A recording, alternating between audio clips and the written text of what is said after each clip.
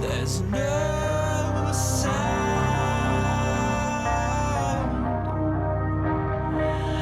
but the engines drone.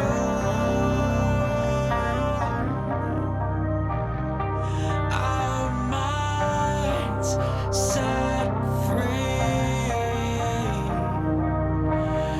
to roam.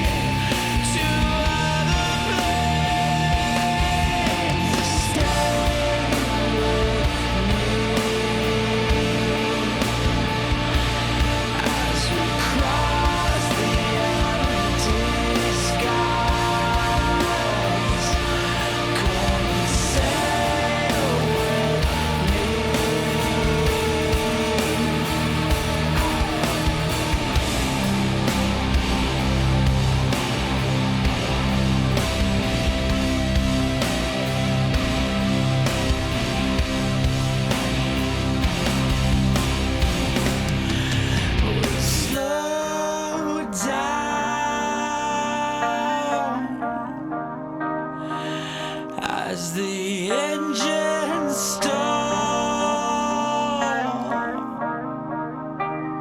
our eyes catch sail, explode.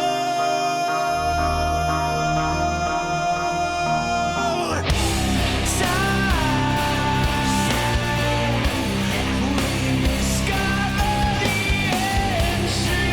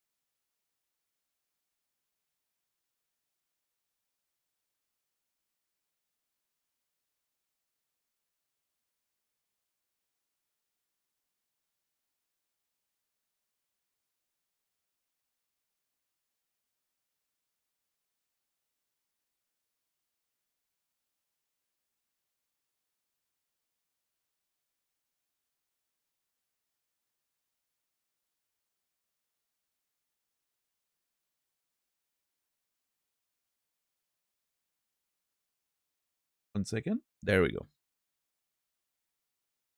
Oh, I'm aware, cleric. I was fixing it.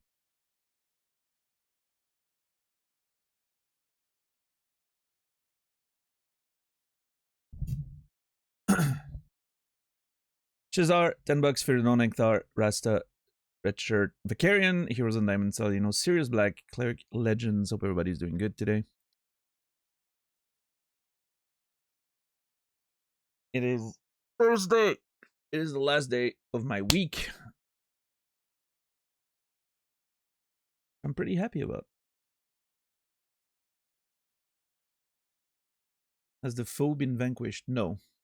I have not been able to locate the centipede after yesterday's stream. No more sightings have been happening. I don't know where it is. I think that means that this is now the centipede's room and I'm just a guest. But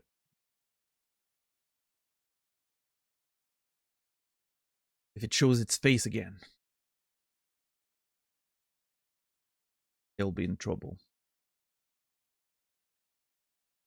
Uneasy coexistence. I mean, you know, as long as it's doing its thing and it's not getting close to me, I think we can coexist for a little bit at least. Maybe it found its way out. I don't fucking know it. It was so warm in the room.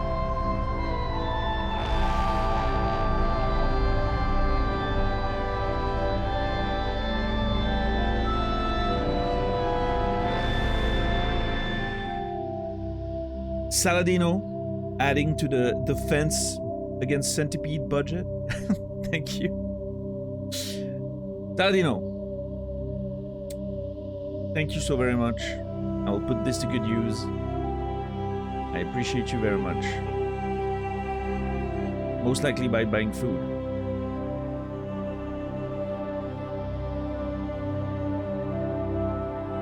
I'm actually thinking of let me press that so that the volume goes lower.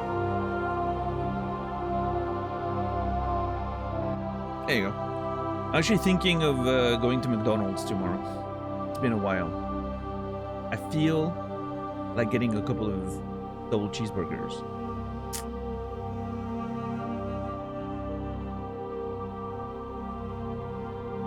Just a couple of double cheeseburgers. That's it. We'll see.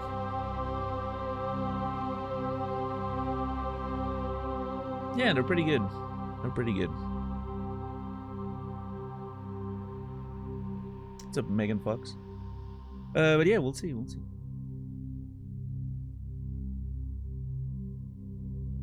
Thank you, Sadino, once again, for the humongous contribution. It is very, very generous of you. Thank you.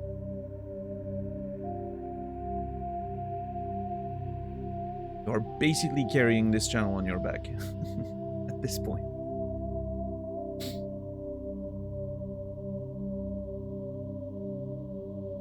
Which I hope you don't feel responsible for.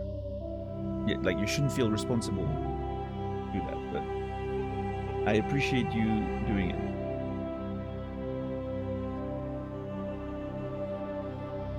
Kaiser, good to see you.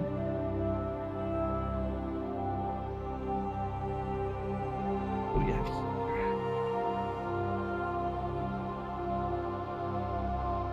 My nose is running for whatever reason. I don't know why. I'm not allergic to anything, as far as I can tell. I mean, it's a little warm in here, but that shouldn't...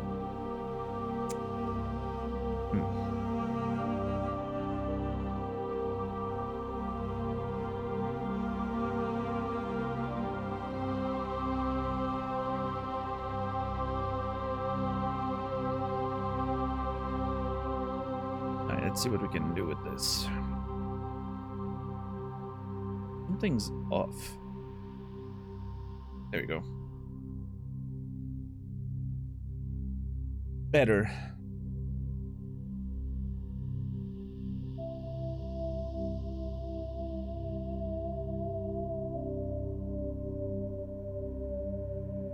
Dun, dun, dun, dun. Yeah, last day before my weekend. Hold on, there's something I need to check.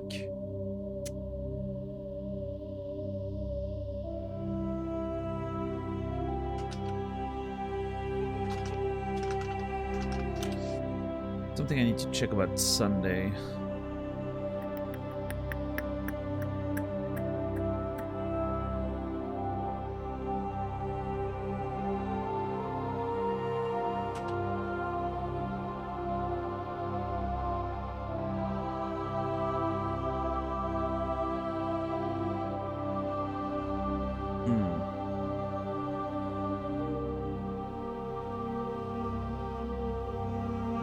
So on Sunday morning, very early, I need to go get my mom at the airport.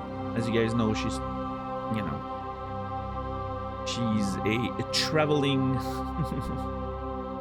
retiree, enjoying her time, and I'm on taxi duties when she's going back and forth from Switzerland because parkings are way too expensive, and so are trains. Well, trains are mostly a convenience issue. So yeah, I volunteered to drive her from and to the airport. She's coming back to the country on Sunday, so I'm gonna go drive. But it's early in the morning. That being said, there is an off chance that I won't be streaming in the evening. And the reason for that is that there is a chance that Switzerland actually plays the finals of the World Championship of Ice Hockey that's happening in Switzerland right now. And if Switzerland makes it to the finals, I'm gonna want to watch that match.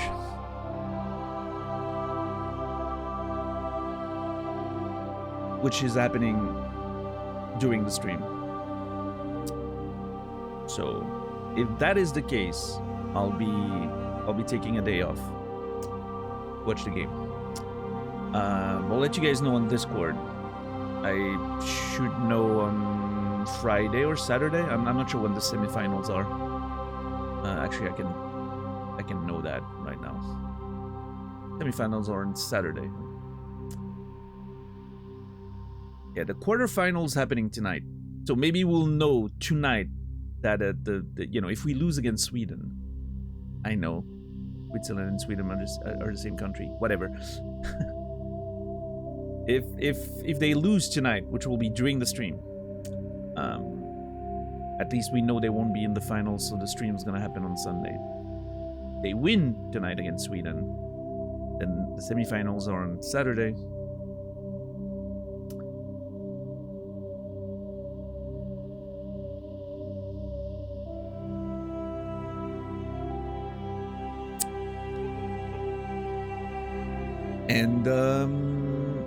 And then on Saturday I'll know if I'm streaming on Sunday or not.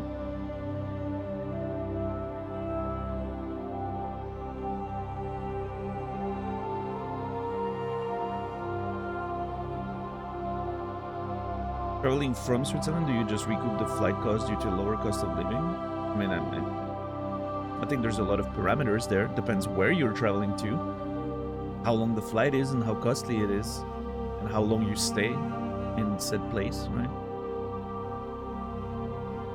So, it's a hard question to answer in a vacuum.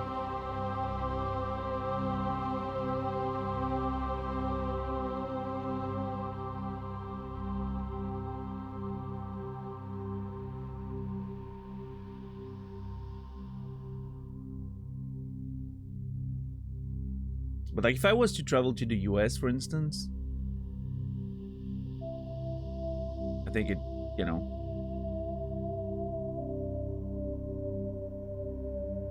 if I was to travel to the US and stay there for a prolonged period of time, I think,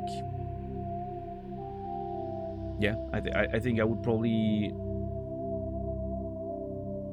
you know, neuter the cost of the flight with the lower cost of living for a few months. Although, I mean, it all depends, because like, in most cases you would still pay rent back home, right? which means that the majority of your cost of living is still happening.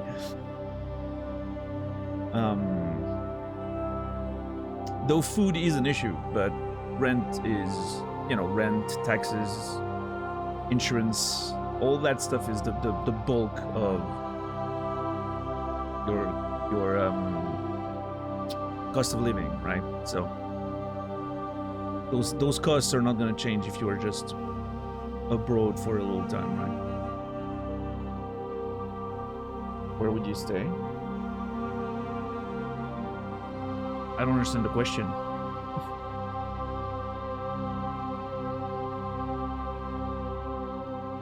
Are you asking me where I would like to go in the US? Like, if I was given a choice?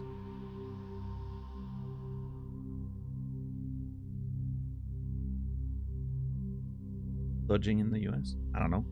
Montana? So I don't have to deal with it. But that would be like living in Switzerland. Wouldn't be... what would be the point? I don't know. I'd like to see New York one day.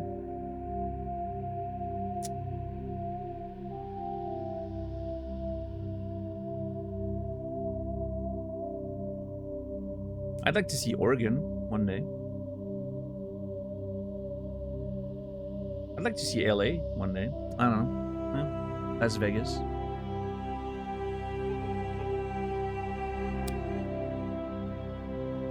I don't know.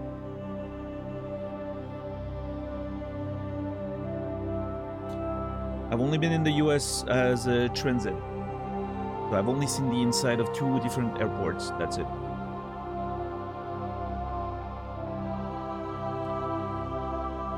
I've never set foot outside of an airport in the US.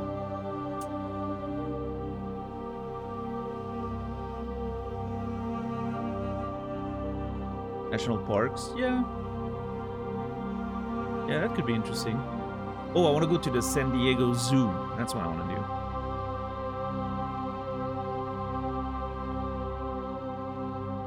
I know it's a very touristy place, but it looks awesome.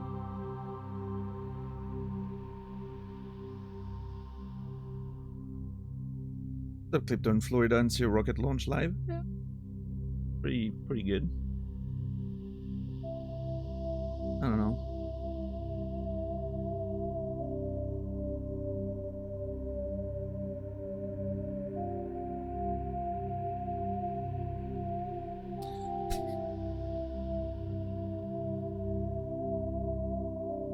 I was gonna say something about going to DC and throw a couple of Molotovs at a big building, but I'm joking. In GTA 6, of course.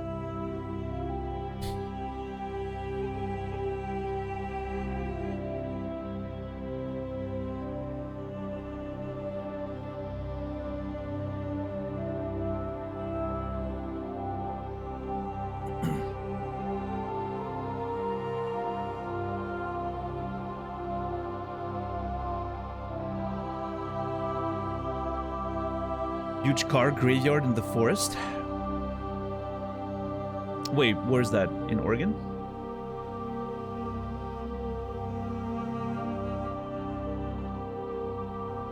I don't think I'm familiar with that, Kaiser. It's a cool gear. The screen brings you back. Oh yeah.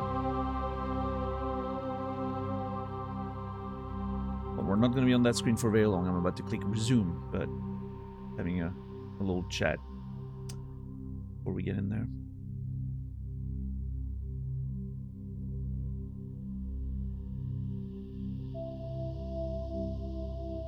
Yeah, I don't know. There are a few places in the US that I wouldn't mind seeing, but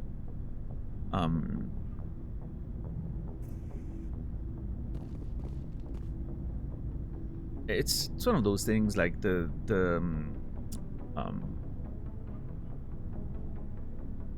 landscape and the you know, nature and all that is great, but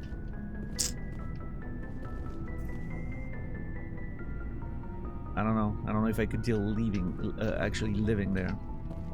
You know, the general direction of things over there, but No, not about to start, but we're, you know, we've, last thing we did main story-wise was Pharaohs. We did a bunch of stuff at the Citadel. We found Liara. We saved Pharaoh's colony. And our next big step is probably going to be to Noveria. We have some side quests to do before that. Done a few. There's more.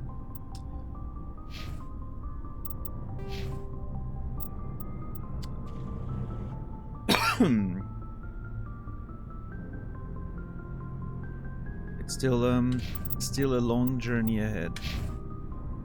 I think the plan today, we were in the middle of conversations yesterday when we stopped, so we need to talk to Ashley, we need to talk to Tali, and then we need to go back to the bridge and figure out what the next travel is gonna be on our way to Noveria. And if we want to go back to the Citadel or not, I'm not sure. Not sure if we're gonna do a little quick stop at the Citadel, see if there's some new stuff over there.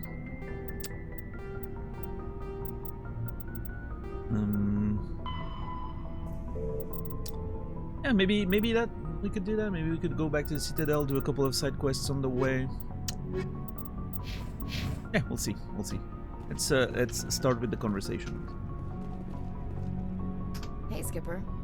Any interest in a small drink? It's a special occasion. Okay.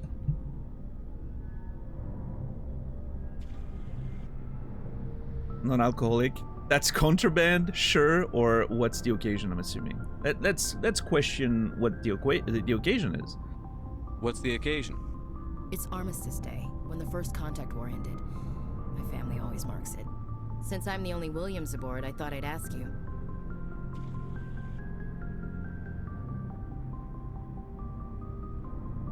I'm flattered. Why celebrate? Why me?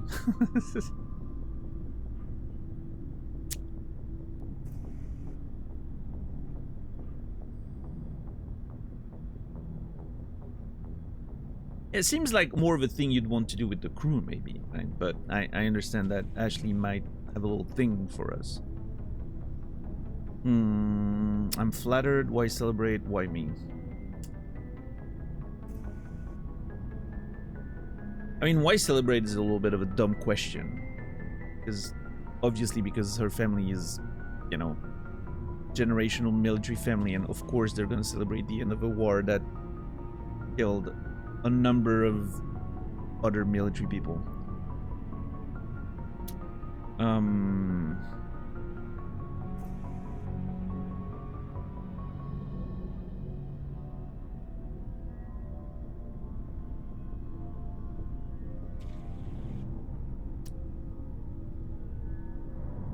Sure, I'm flattered, I guess.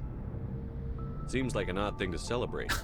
That was 26 years ago. That is not what I In said. our family, it's not really a celebration, more like an obligation. Don't tell me you don't know about my family. My commanders always find out. It's not in my files or something? It's a bribe boot. So with her family, special about it. It's what a weird thing to say. Like, you know, why would we still celebrate that? It was like 26 years ago or something. Has Shepard not learned the history?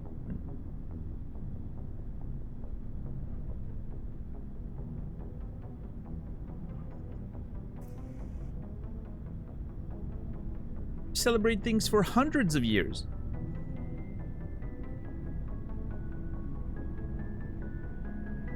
I wouldn't be surprised if they still celebrate, you know,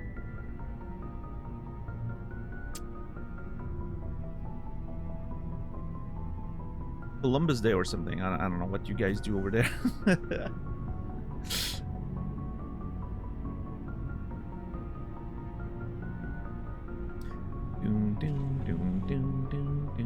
People celebrate birthdays longer. Yeah, no, I mean, we still celebrate, you know, even like speaking just strictly about war stuff, we still celebrate the end of, you know, the world wars and all that.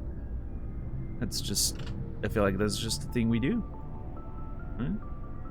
No? Okay.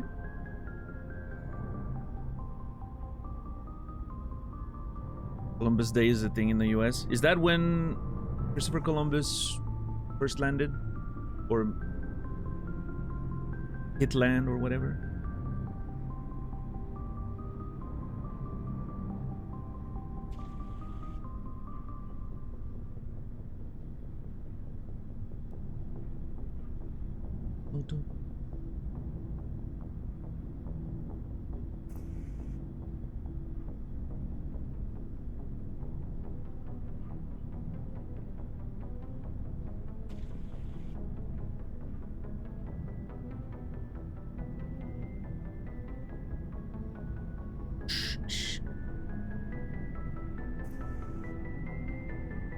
Are you just gonna repeat your name over and over? Do you have... Before I ban you, do you have a mental disability? Just to know, you know, what level of rude I can be with you. Because if you have a mental disability, then, you know, I empathize and I'm sorry. But if you're just being an idiot, you know, I'm gonna chew you out before I ban you.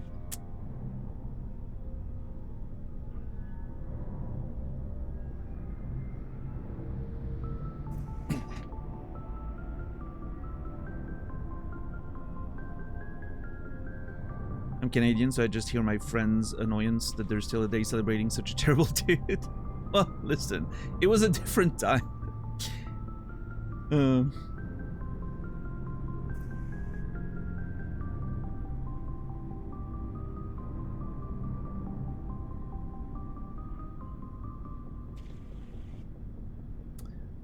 Yeah, I mean, a lot of, you know, I think a lot of those, quote-unquote, great explorers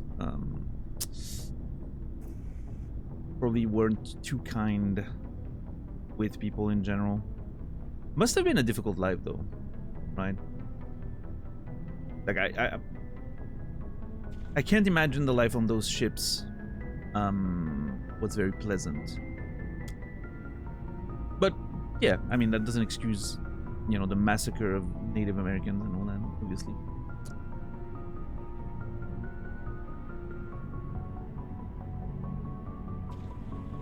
Even then he was considered a terrible dude. Okay. Yeah, I'm not too familiar with that part of history, I will say. Was ordered back home and arrested, everything for the atrocities he did. There have been efforts to replace it with a day celebrating Native Americans, but you can guess who opposed it. Yeah.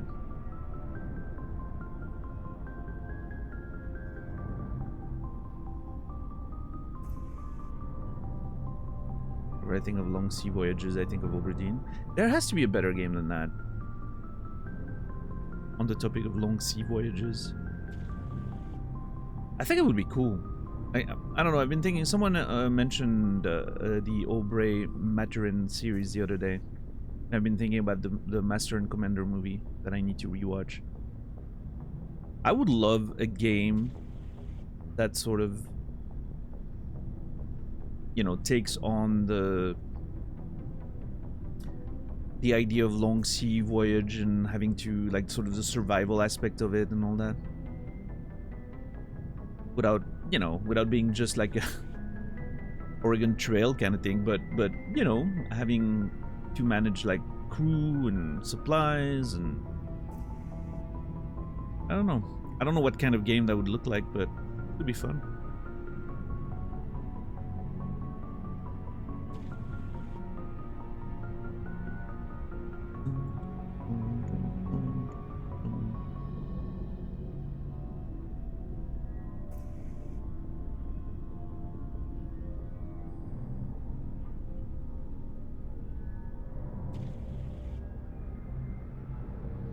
Yeah, the movie was really good. Always made me want to read the books, but I never got around to it. The Shepherd. I really like the movie.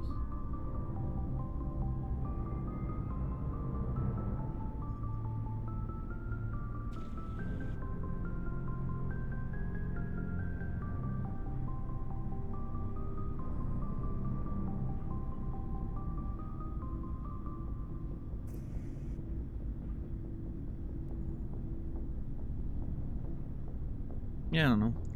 Survival game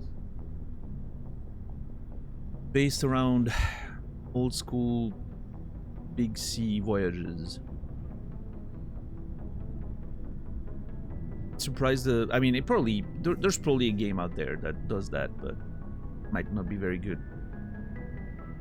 Otherwise, I feel like we would have heard about it. Seems like such an easy concept. Well, you know, not easy in the sense that, oh yeah, just make a video game. No, in the sense of, you know, seems like an idea someone would have had to exploit, like the fertile ground for survival stuff.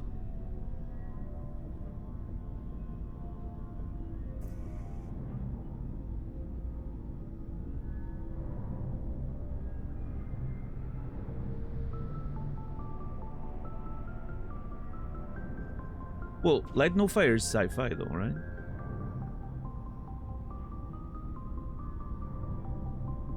Isn't it another, you know,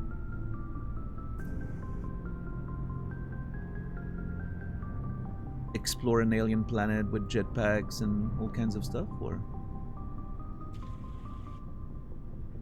It's like, I feel like I've only seen that one trailer they showed a while back. It felt like they were literally like jumping around with jetpacks and all that.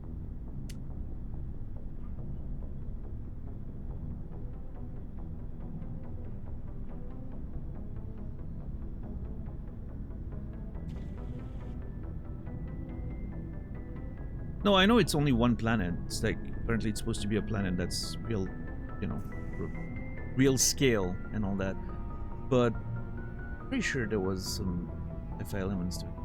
Did I misremember that? Let me check that trailer again. Yeah, I mean, they're riding... Okay, not jetpacks, my bad. They're riding dragons. And there is apparently some sci-fi-esque elements of that very sci-fi... Well, light sci-fi, fantasy-ish. Yeah, that's not what I'm talking about. I'm talking about, you know, a somewhat realistic sea travel video game. I don't know how you go from that to what Hello Games is doing, but like most games with sailing have to deal with the fact that sailing is ultimately pretty boring. I mean, I guess so, but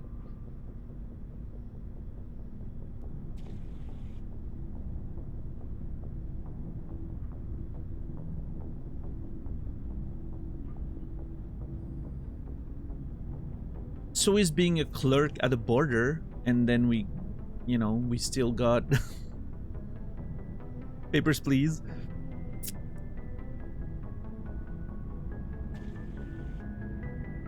I don't know, it's a video game. There's a lot of freedom. You can condense all the good stuff.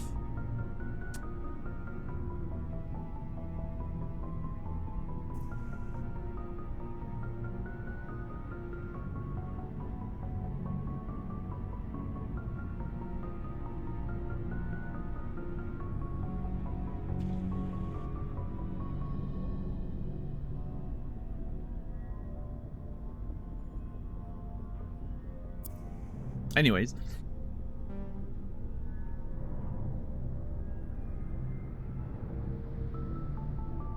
Your files are clean, what, or spit it out. No, your files are clean. Tell me more about your family. There's almost nothing in your files. Technical scores and a list of crap assignments. There's a reason for the crap assignments.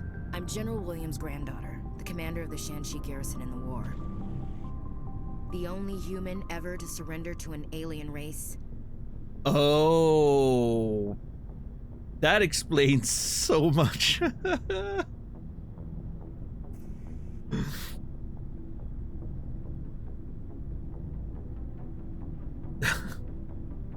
Suddenly I'm like, oh.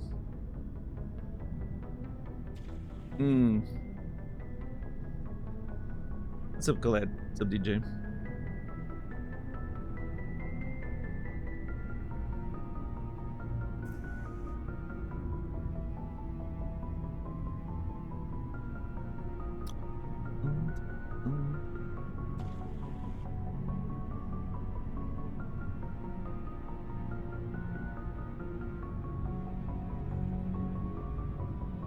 Oh, I wasn't aware that voice actress was in Subnautica. Still need to play Below Zero. Eventually.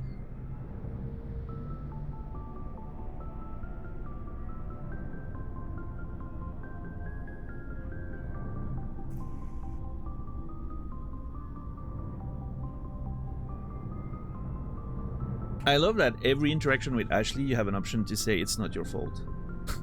It's every fucking time.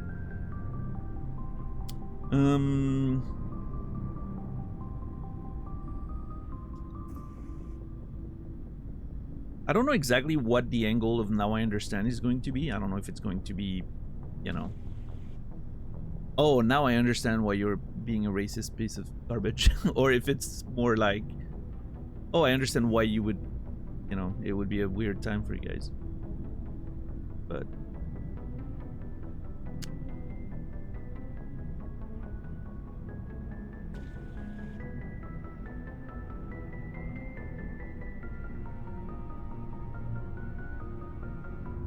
let's go for it and see what happens, I guess.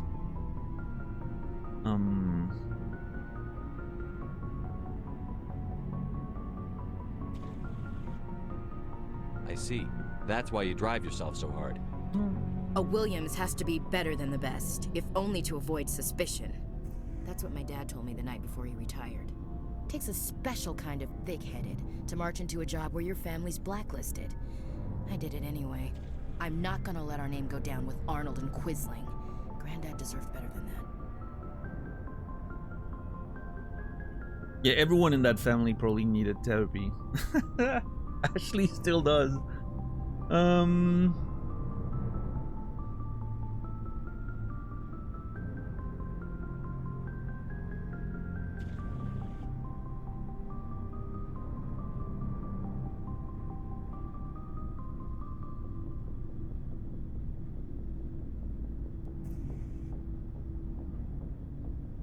How can I help? I should have figured this out myself.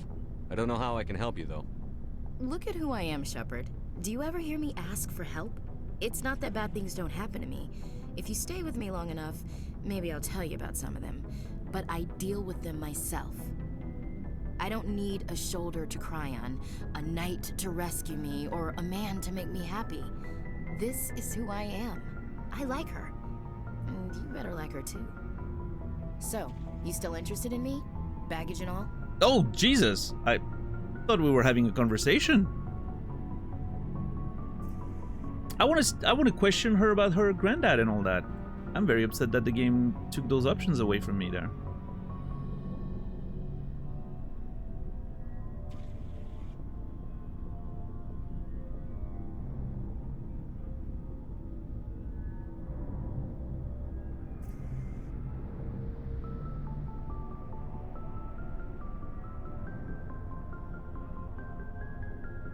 Toxic. Of course, what about me? I like a challenge. Wait, where's the... Oh, Jesus. Did I accidentally talk my way into a relationship?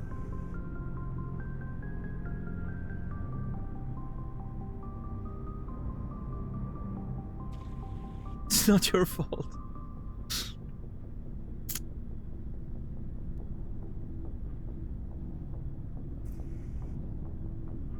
Yeah, I'm annoyed. I thought, I figured the game usually presents those conversations in the right side is going to lead to like the next step, and the left side is questioning things. That's most often what happens.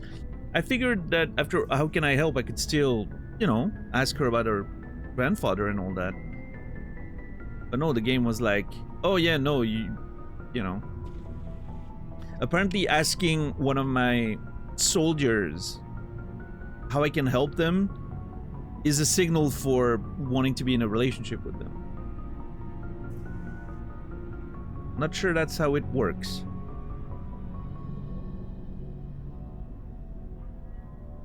Not sure that's how it works. It's not as bad as Baldur's Gate 3, but this is pretty close, I will say. This is getting close to Baldur's Gate 3 territory. In how poorly the romance aspect is managed. Goose, thank you for the tier 1 to Toxic Industry. 30 total subs. Appreciate that. Thank you, Goose. What's up? Anal fist. I have a feeling we're gonna have great conversations, you and I. I can tell. Something tells me we're gonna have great conversation.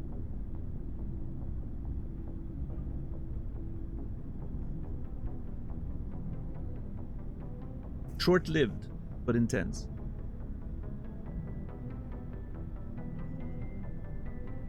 How are you doing, White Wolf? Dun, dun.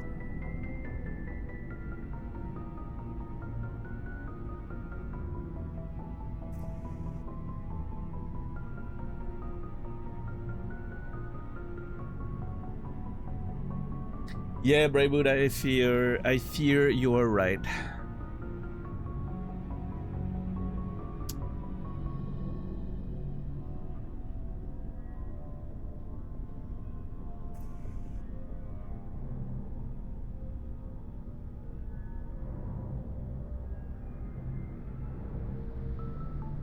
I feel like subtlety was not much of a thing back in those days when it comes to interpersonal relationships in video games.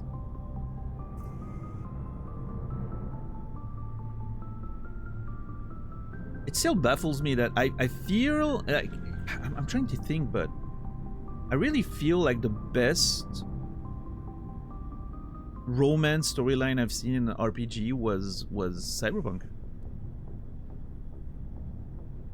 Cyberpunk did it so well in how natural and sort of progressive it felt, and you know,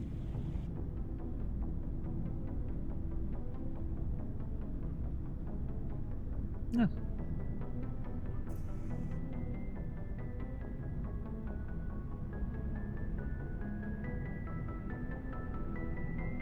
And I'm talking about like pure, you know, like romancing sort of angle. Because if we're talking about like interpersonal relationship in general, nothing beats Disco Elysium so far.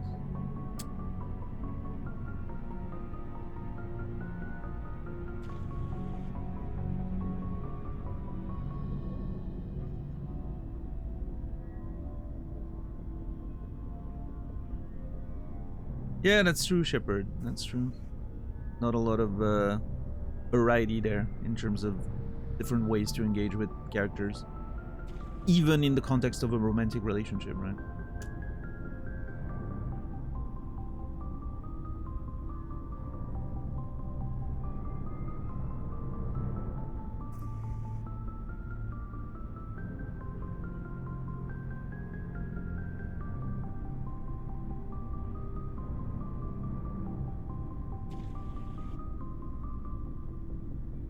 Yeah, I'm not quite sure. I'm not quite sure where to go from that point. Listen, I think Ashley is just, you know, she's attractive. I have some issues with her personality, but you know.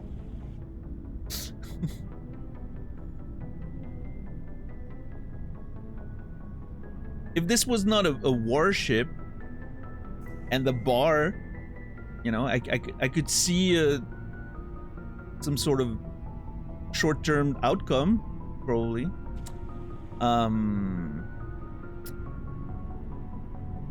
But on a warship, it feels a little awkward.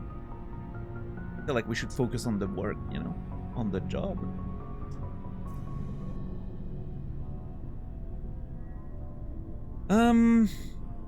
I think I like a challenge is the best answer I have here.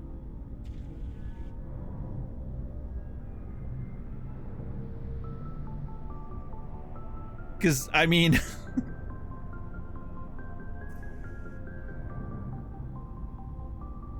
it's not... No, it's not a lie. I do like a challenge. And she definitely is one.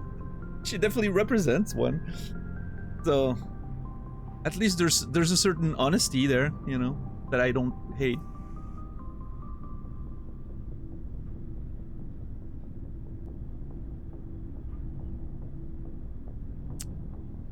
My main issue is really that I missed the opportunity to talk to her about her granddad and the Shang-Chi situation. Missed out on a little nugget of lore. Probably nothing majorly important, but still.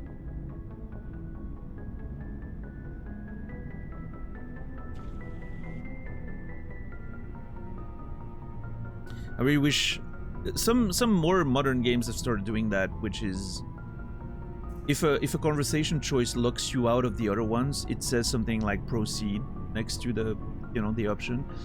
I think that's great. I like that very much. I like when the game sort of makes it clear. Not every game needs that. I'm not saying like a game that's more of a like interactive movie. I think it makes sense that every choice feels a bit more meaningful. Something like Life is Strange or whatever. But in RPGs where you have those conversational trees and usually you have the opportunity to really go in depth with conversations and repeat them and all that. I like when those games tell you, okay, this choice is gonna make the thing proceed. So if you wanna exhaust all those options, you better do it now. I think that's always a nice little QL option.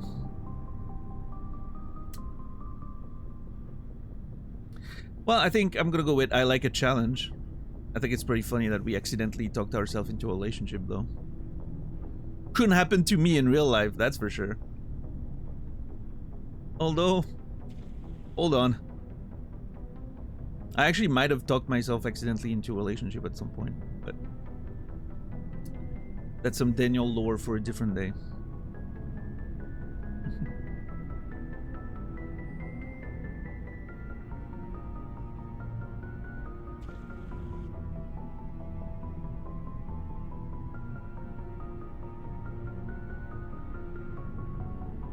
It's so far that every option has an icon telling you what it means. Yeah, it doesn't need to go that far. Just, just a little...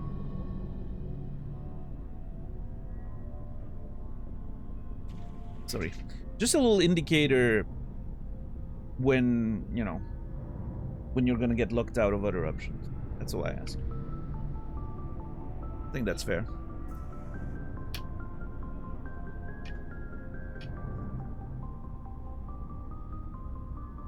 See, for those of you who are not in Europe, you don't know about this nonsense. I actually like it. But legally, our bottle caps are supposed to be attached to the thing, right? Love that. I actually quite like that. Because it makes it easier to just not lose the bottle cap, and, there's no downside, and the environmental upside is pretty evident. Now the problem is some of them don't really like. Some of them hold like that, which I think is great. Some of them you can like break them away and then they just flop around, which is a little less great. But then some of them are so tense that they automatically like sort of come up like that, right? I'm pushing it now, but this one's very much like, yeah, see, it just came back up by itself.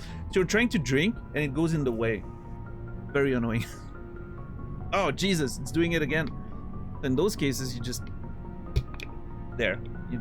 detach it and now it's just flopping around. Yeah. So yeah, the issue is when it's floppy and you're trying to pour a glass, sometimes it just flips under and then it sprays everywhere.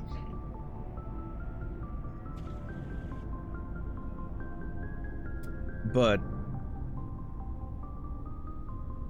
without even going into like the environmental aspects that are obviously positive, not having ever to pick up a cap from the ground and then washing it, it's nice. There's nothing I hate more than when you're trying to, cork a cap again and it just, for some reason it doesn't take and so it just flips to the ground. Hate that shit.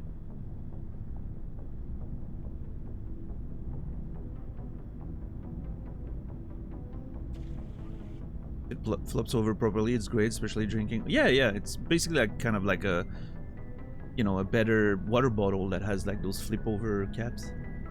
Very good.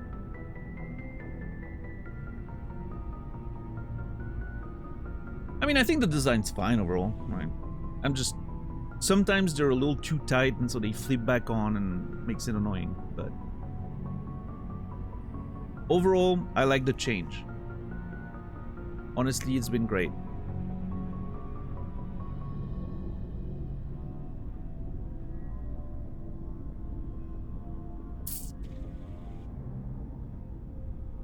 And clip it, and yeah, that's what that one's supposed to do. Like if you open it properly, it should stay like open to the side. But this one was a little tight, so it would flip back on.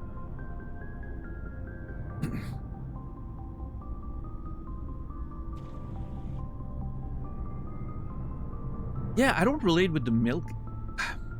I never buy those milk bottles that have like plastic caps. I always get the ones that you have to like tear a corner, right? Old school bricks. So I'm not familiar with the milk issue.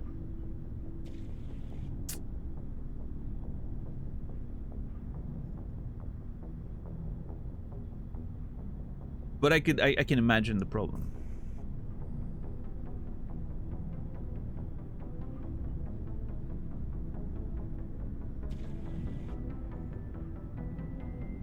All right, I think we need to move on from this situation. we need to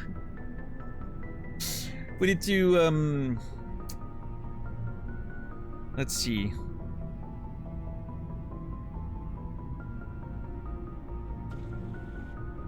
I don't know what the "what about me" option will do, but I fear like it's gonna be a thing like, oh, you know, what about my baggage, you know? And she's gonna be like, oh yeah, that's just fine, which is not really the kind of conversation I would like. So I think I'm gonna go with I like a challenge. Listen, let's be honest. Let me be honest for 1 second. If I was in Shepard's shoes, I know myself. I think she's a pretty attractive lady.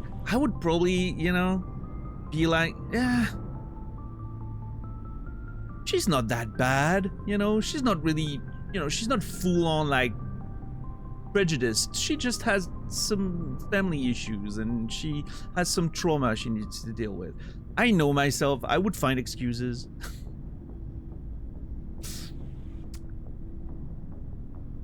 So it wouldn't be completely unlike me to find myself in this situation.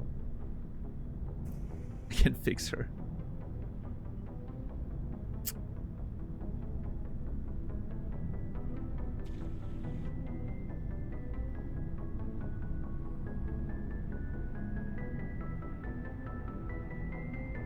My dating history is full of nonsense, so you know, I could see it happen. I could see it happening to me.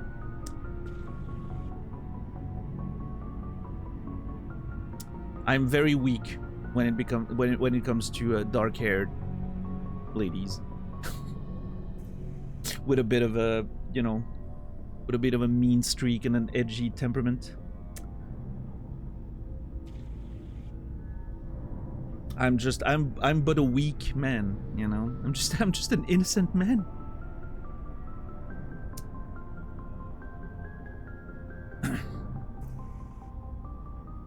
What's up, random? Alright, I'm gonna go with I like a challenge and see what happens.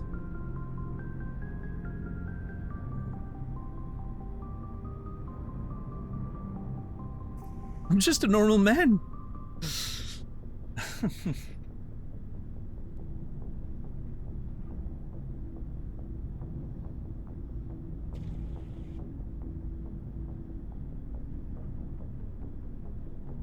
I love that clip. It's pretty good.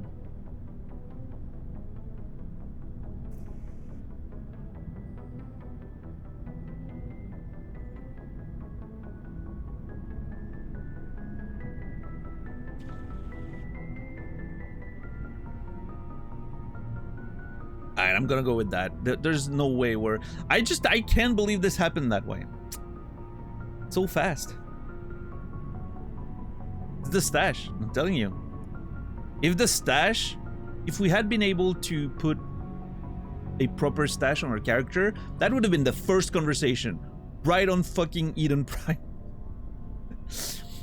she would have ran, you know, after like in the middle of the battle and been like, so I know we're about to fight for our lives, but are you interested in me?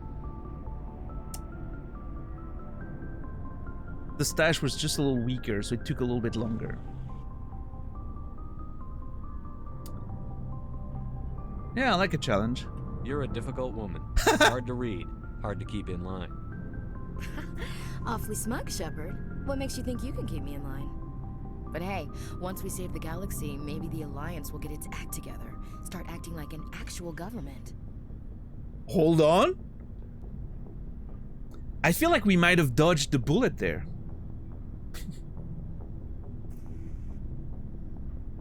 We might have been able to reset the dynamic a little bit.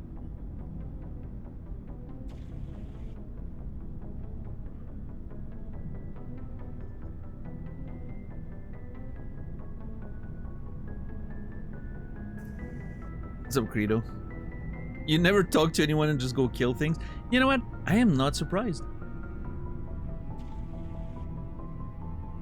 I love that Credo plays video games for hundreds of hours, and then he watches me play it, and he's like, oh, I didn't know there was a story in this game. That's not the first time it happened.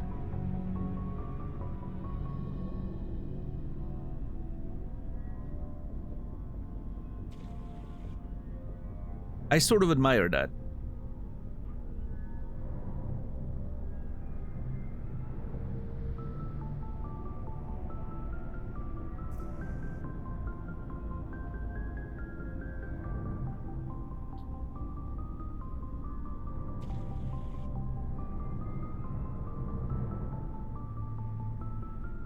I mean, listen, I think, okay, that's, to me, that's the attractive part of Ashley. The fact that she has a little bit of a, you know, the Alliance sucks. All those, you know, that government, those political nerds, they don't know what they're doing. You know, we're on the ground, we actually see what's happening. I like that part of her, right?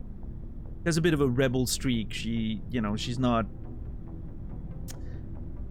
blindly following, you know, she's not the military type that blindly follows the government. Like, yeah, no, the Alliance is great. Go Alliance, right?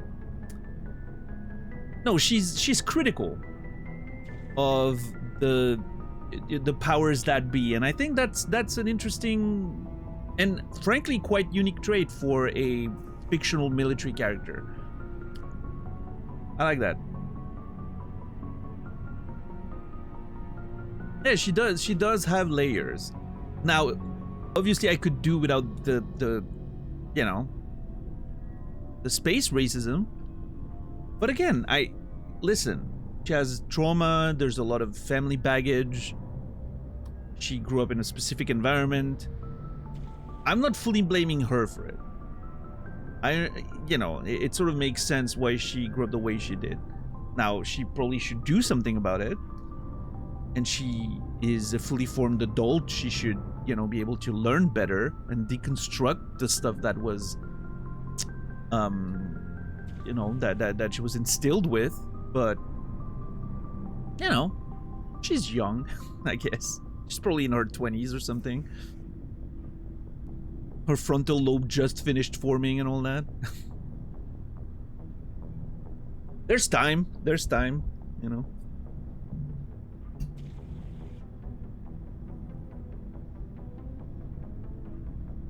I thought you were going to say the brattiness. Oh no, I like the brattiness, of course. I like the interactions with Ashley. I think she's one of the most interesting characters in terms of the way she responds to you and talks to you. She definitely shows personality, which I think is great. In a way that I think is somewhat attractive.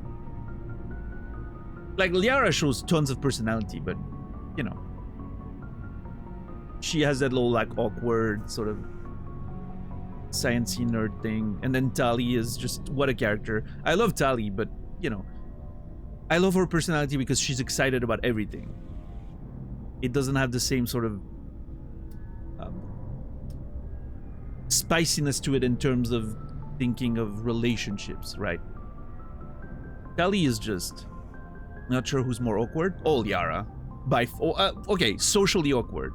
Liara by a mile, I think. Tally's not really socially awkward. She's just, I don't know. She just doesn't care very much about humans or people. She's just excited to look at machines and study computers and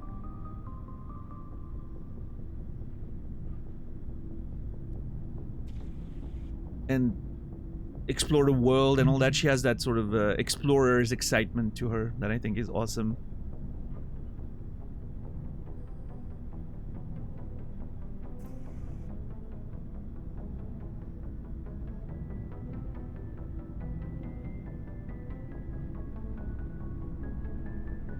But anyway, every character in the game is super interesting. Again, like yesterday we had that conversation about Rex, and the man's storytelling skills are unmatched so far. I could listen to Rex telling stories about his past all day.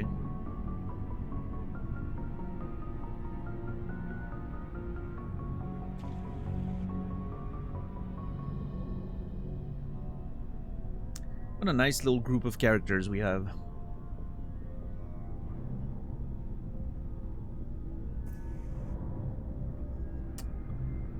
The Alliance is alright. Commence the saving, they will. The Alliance is alright. I mean, they don't seem too bad, it's just... They're not as bad as the Council, I will say that. At least it seems to me. They just have more to prove, like they're not in a position of power in the galaxy, so that they sort of have to strive for that sort of recognition.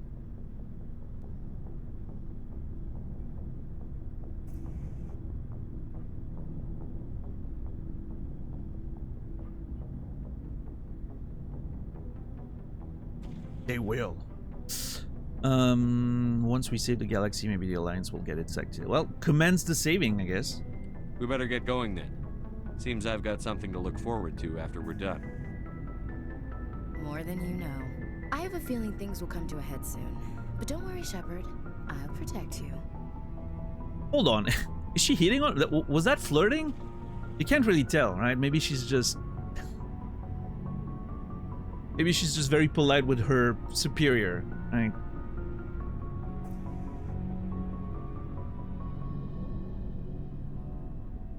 I think that was sexual innuendo. Written by people who haven't been in that situation very often. I'm joking. I'm joking. Ugh.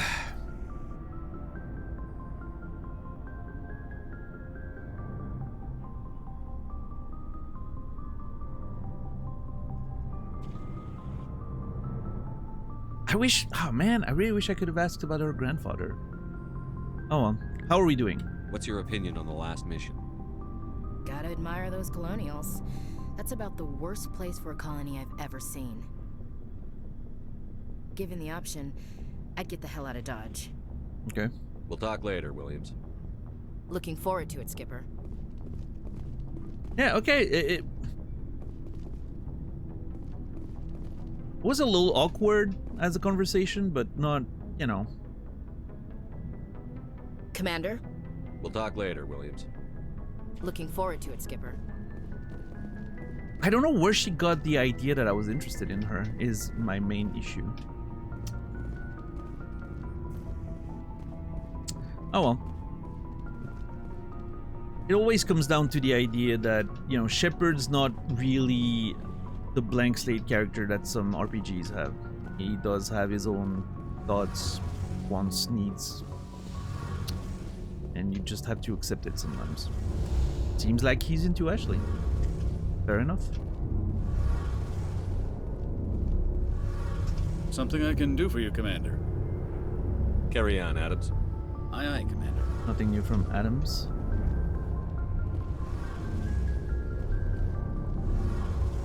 Tally. It feels like we're getting near the end, doesn't it, Shepard?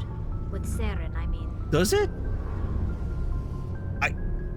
It doesn't feel that way for me, but my crew is way more confident than I am that we're getting somewhere.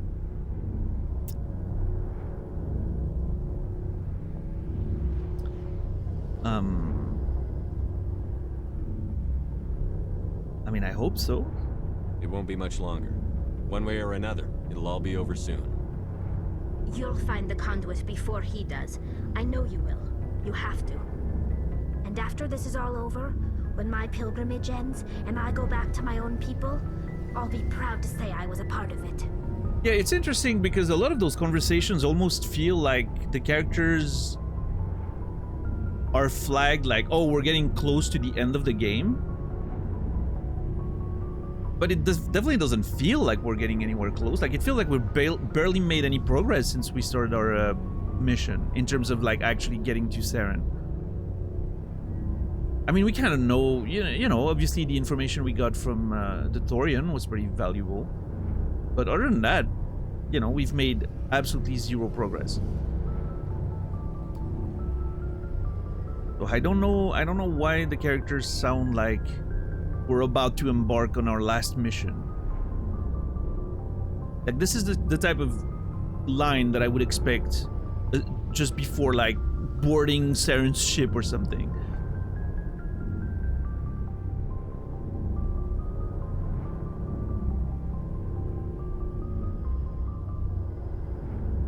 This isn't about you.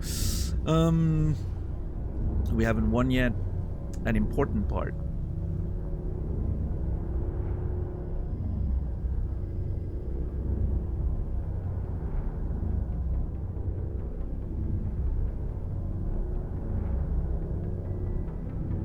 Yeah, I mean, no, you know, I think Tali is definitely an important part of this whole thing, but we haven't won yet. So should I be encouraging or should I be realistic?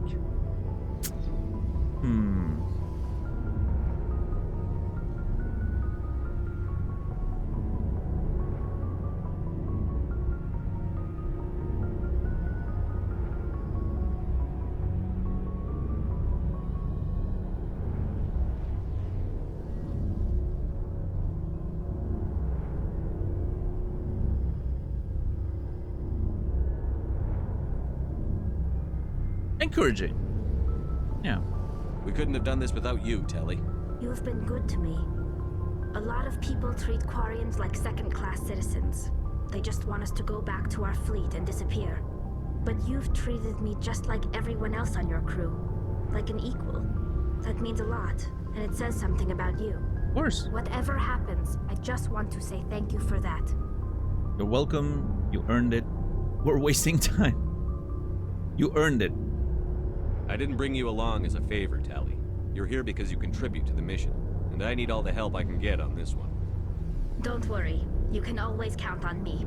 Nice. I should go. See you later.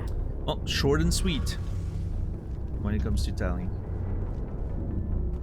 I love her. She's such a great character.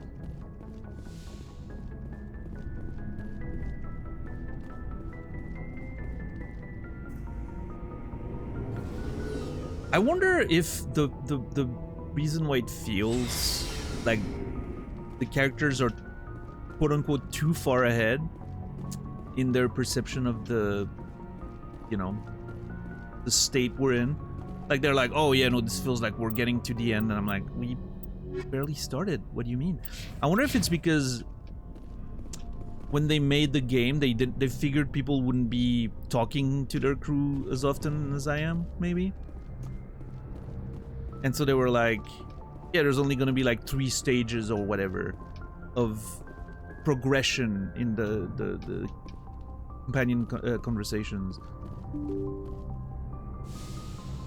And the fact that I'm talking to them after basically every minuscule step of the way, I just sort of went through too much of it too early. I don't know. We'll see. We'll see how it keeps going. Or maybe they're just optimistic and they think we're getting closer. And I'm not.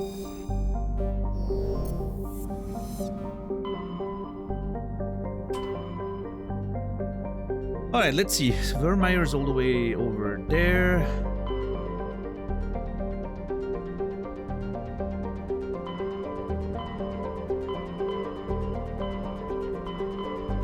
Oh, that's where the Maroon Sea is. We have stuff to do there.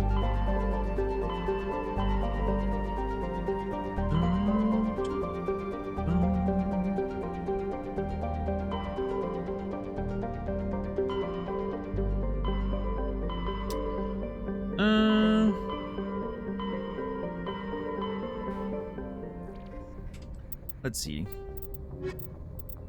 I need to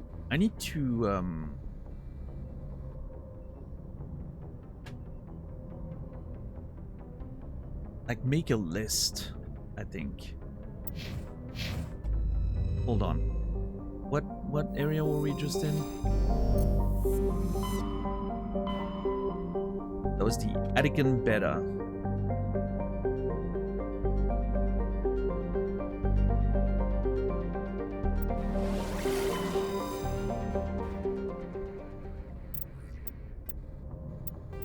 Okay, let's see.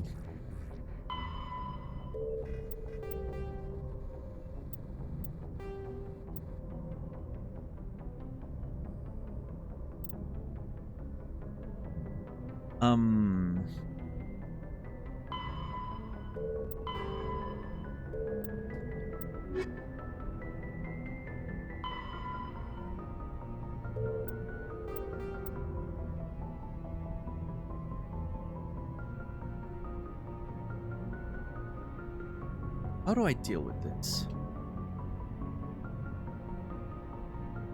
Maroon C.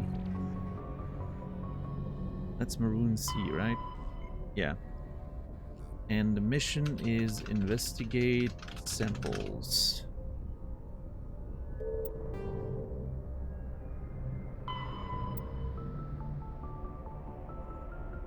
But we also have investigate facility.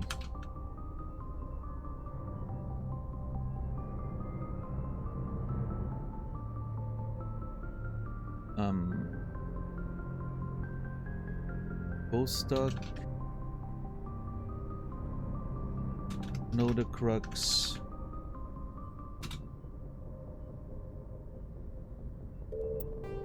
I just need to organize so I know where everything is. A tunnel.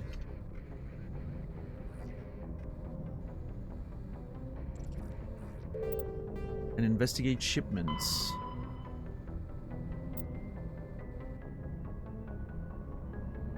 It's a Voyager. Amazon. Investigate shipments.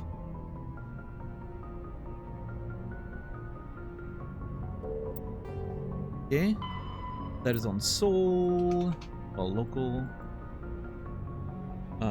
Local. Sol. Moon.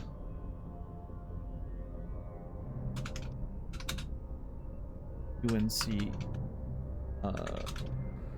PI.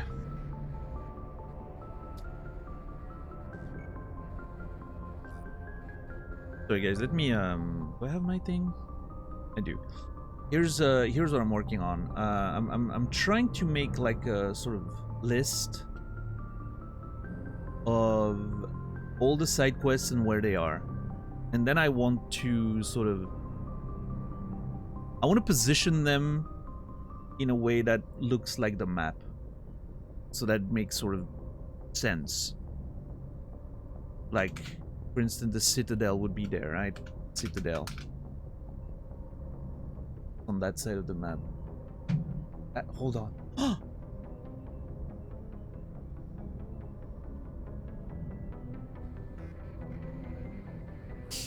I thought I had...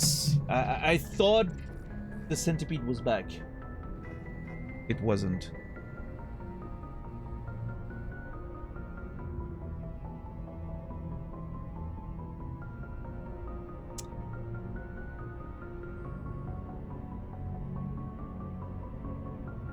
Yeah, I think the idea of having like a proper map will make it easier for me to organize my side quests.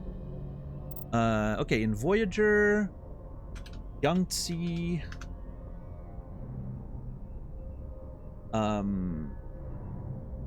been through. And it's UNC Cerberus.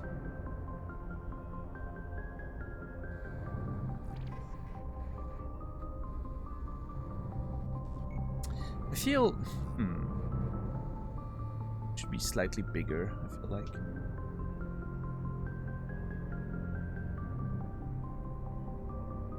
Yeah, much better.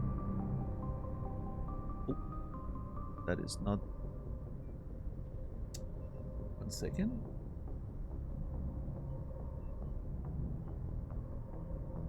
There we go.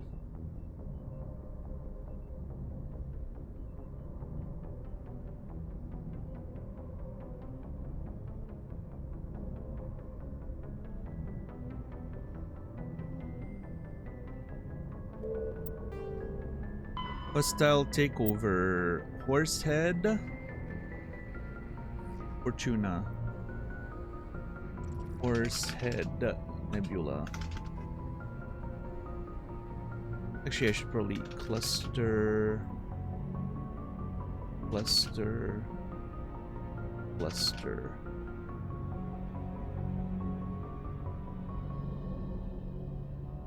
Back. Fortuna. UNC. Hostile takeover.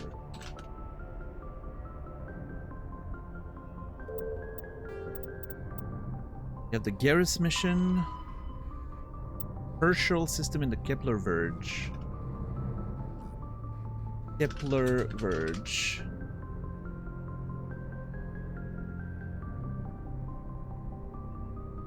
Back. Herschel.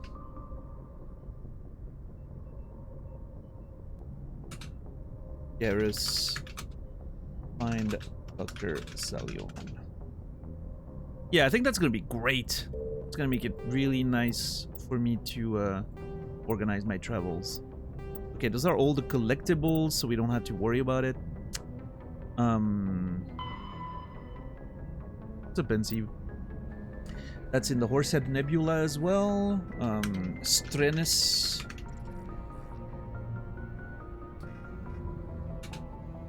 UNC. Privateers. Citadel the Fan. Oh yeah, that's Conrad Werner. Nonsense. I don't think we have to do anything about that. And then there's the Commune. Is in Hawking Eta Cluster. Hawking Eta Cluster. Stack. Century.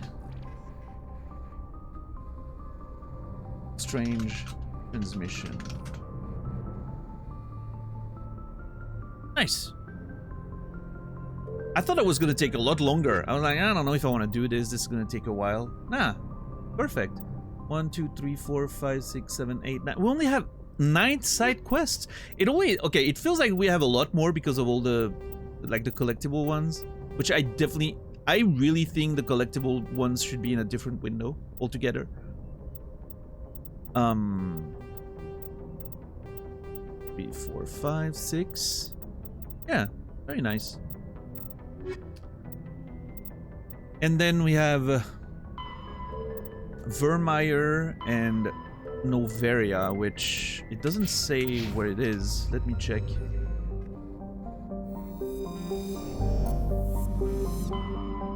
If it's part of Vermeer is in Sentry Omega.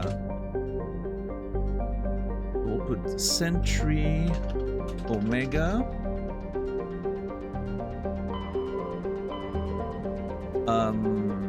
And that's where Vermeer is. So we'll leave this one in big, you know, capitals to show that it's part of the main quest. Actually, that blows. Like that. Just a little bigger.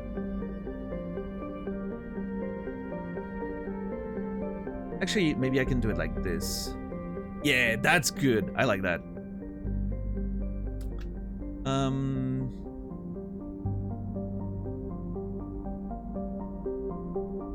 Can I stack them? I don't know. I don't know if I can. I'll do it like that. That's fine. And then Noveria is in the Horsehead Nebula, which we do have here.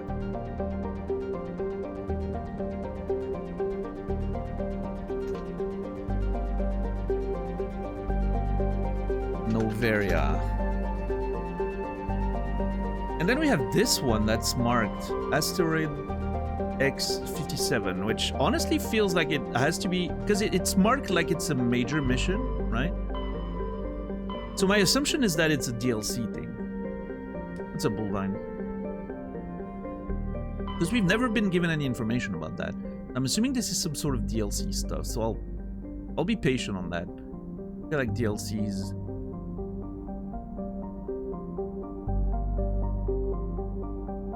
not be a major priority. I don't know. I'm not sure. I'm starting to get a little worried because of the characters saying, you know, like, oh, it feels like we're getting close to the end or whatever. This makes me worried about getting locked out of stuff, but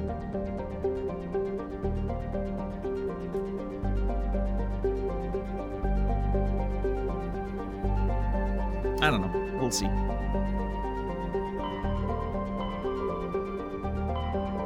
That's the Exodus cluster. Do I have it? No, not yet. Exodus cluster. And we have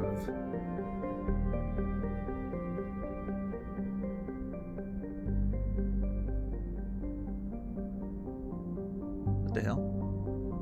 Arrows to move, please. Yes, thank you.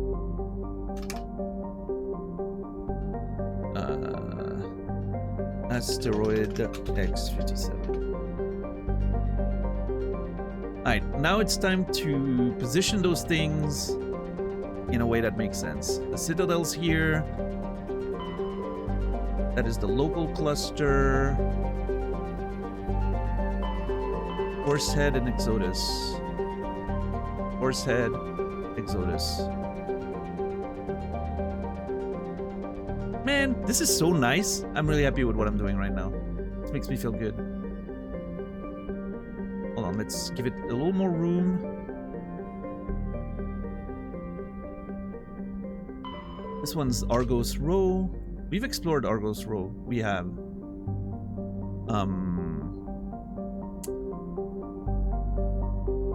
I'm still gonna put it on the map.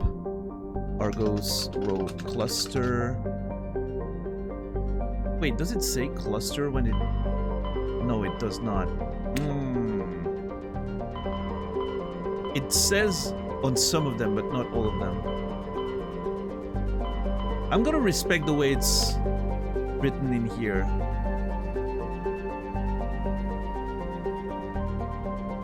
Argos Row is there. This is starting to feel like a Daniel Matt stream. Well...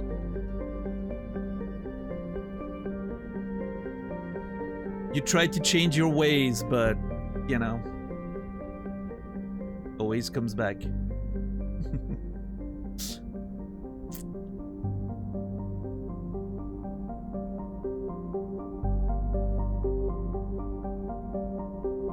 Stuff can be more here for now. Argos Row is there.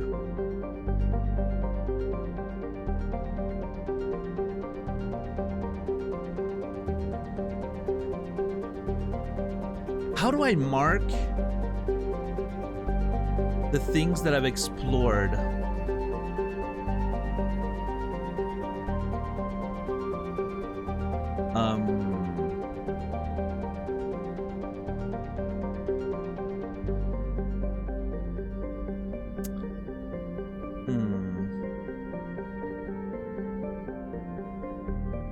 Oh, hold on.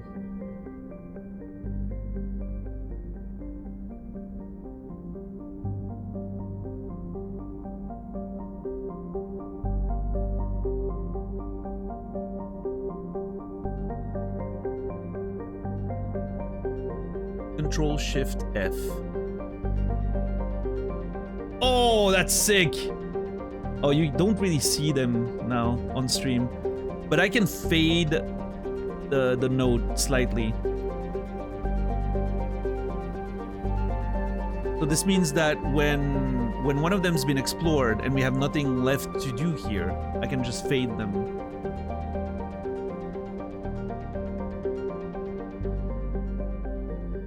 It's pretty cool. If I control /F, okay, it comes back.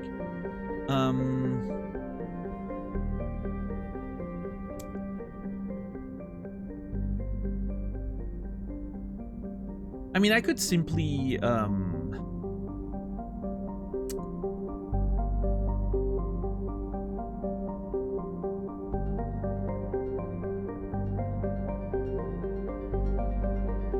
because the problem is we might have some side quests in systems we've already explored.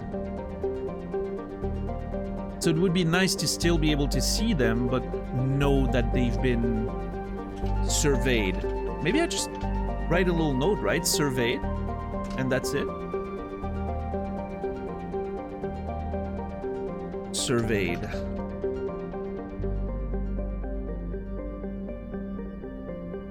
This is just so we know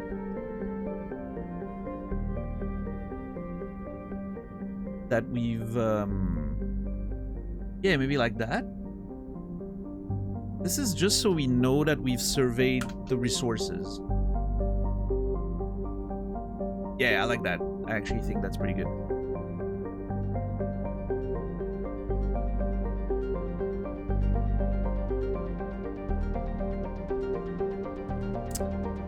Very happy with this. Which other ones have been surveyed? Artemis Tau, Attican Beta, and Hades Gamma, which are not on the map yet. Okay. Okay, let's keep going. All the way over there, that's Hawking Eta.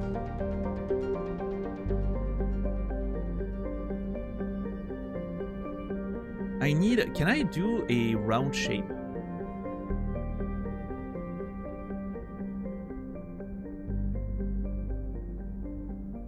I think I can do a round shape. New background shape. Oh.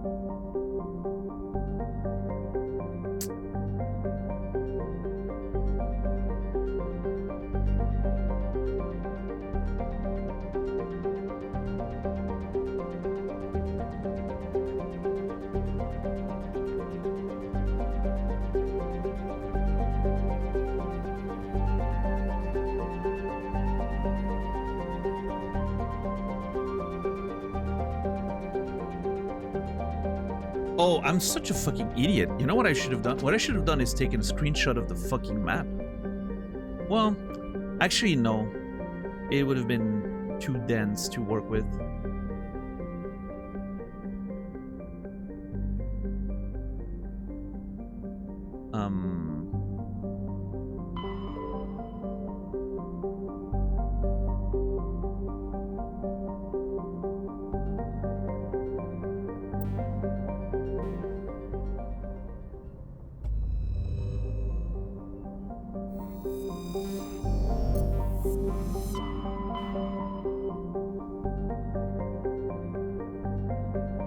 Let's see.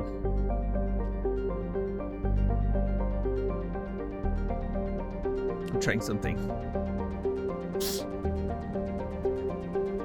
Yeah, there we go. Okay, perfect. I just wanted a visual indicator of where the center of the galaxy is.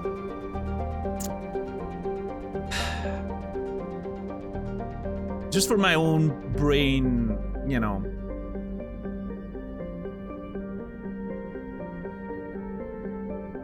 It just helps me position things, Shepard, okay? To help me position things.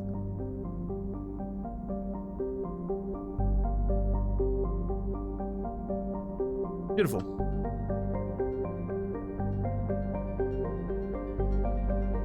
Our galaxy is so beautiful. It is, it truly is.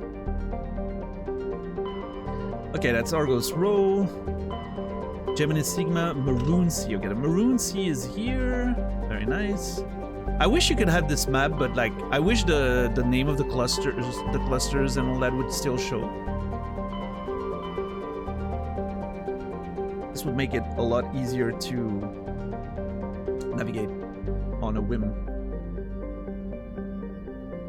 All right, that's Voyager, right? No, that's Armstrong. Voyager's this one then. Yeah, okay.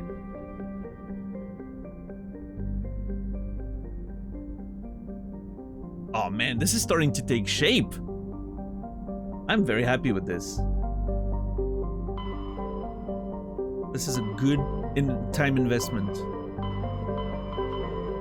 Gemini Sigma.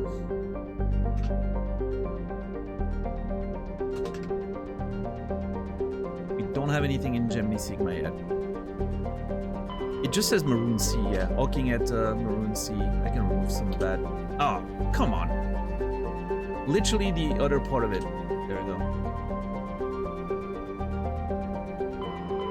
Kepler Verge. Centauri Omega. Voyager Cluster. Atican Beta.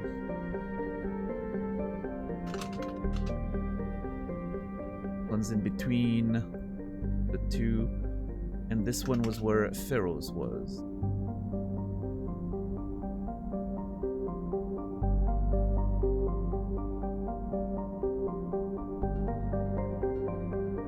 It's still marked on the map, even though we were done with it. So I'm just gonna, I'm gonna leave it there for now, even though I'm pretty sure we're done with it. What's up, Xpli? How are you doing today?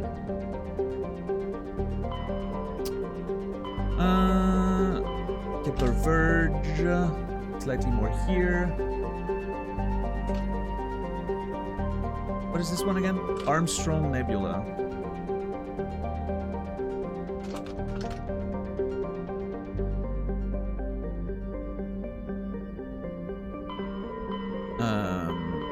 Hades Gamma.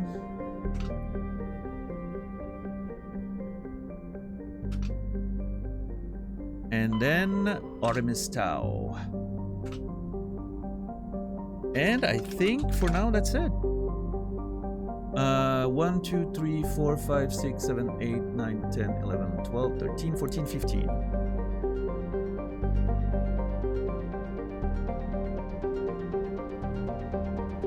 Yeah. No, we haven't been to Noveria yet. We're not even undocked from Pharaohs. We've been in the ship this entire time. Today, I've decided to do a map. I've decided to map the whole galaxy because I was starting to be overwhelmed by the side quests and unsure of how I wanted to proceed. So I was like, you know what? I'm just gonna map out the whole thing.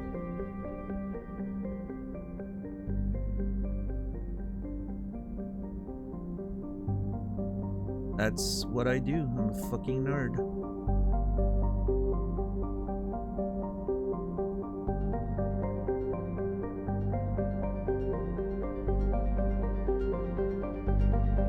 Yeah, that's beautiful. Look at this. Oh my god. This is so pleasant to me.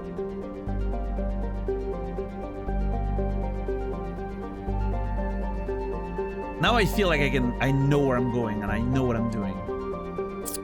You can imagine this on the board in my captain's quarters. Okay, so we have more surveyed. I can actually delete that once we're done. Hades Gamma, Artemis Tau.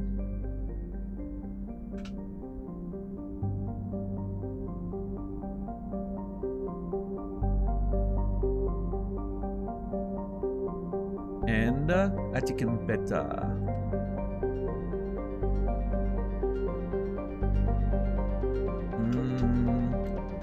Yeah, that's gonna move this one, so we're gonna have to do this. Yeah. Slightly. There we go. We have 4 surveyed. Yep. I feel like surveyed should be in a different color.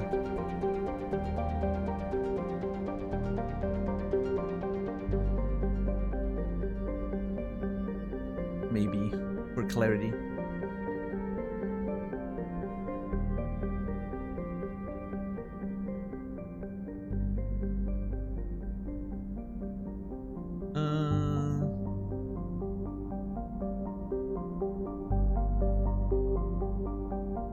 Green?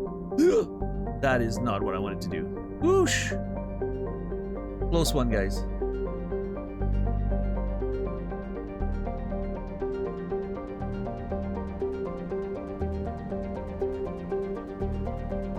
Yeah, that's not bad.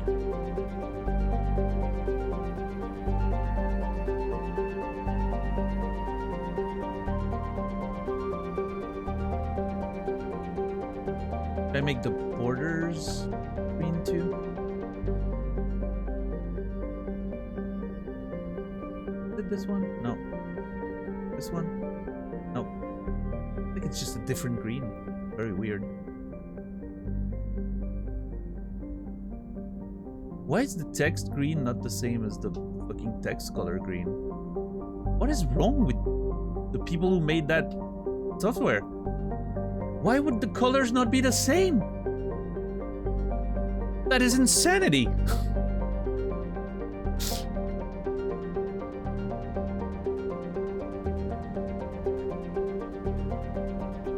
Anyway, that works.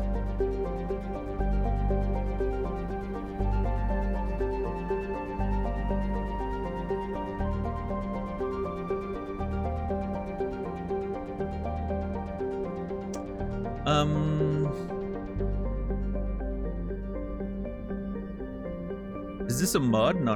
That's my own personal note-taking overlay that I use on stream.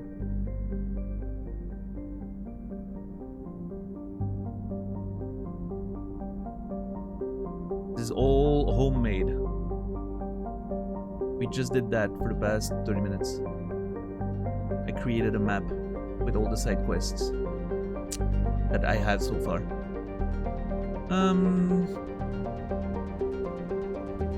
Cool. Yeah, I think so too. I wonder if I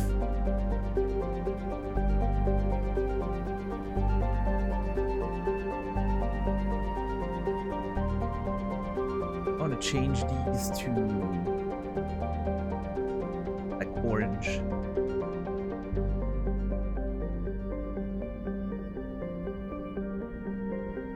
I don't hate that. I'm adding colors. Who am I? What is happening to me? I'm adding colors. That's a new one.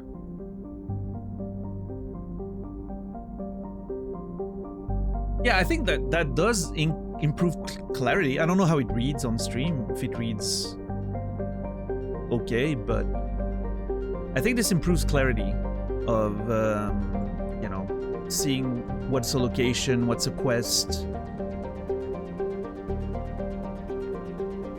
Maybe some garish pink. I think this works. I think this works.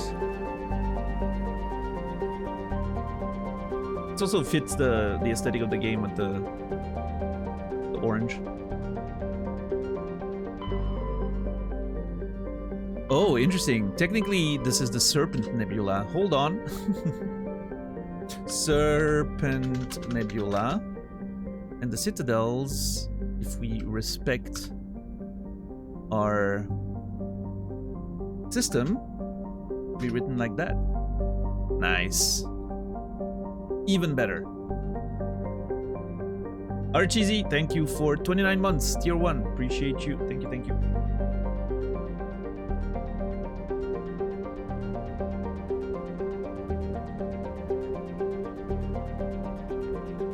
I feel like I could go one step further and do something like turn these blue or something.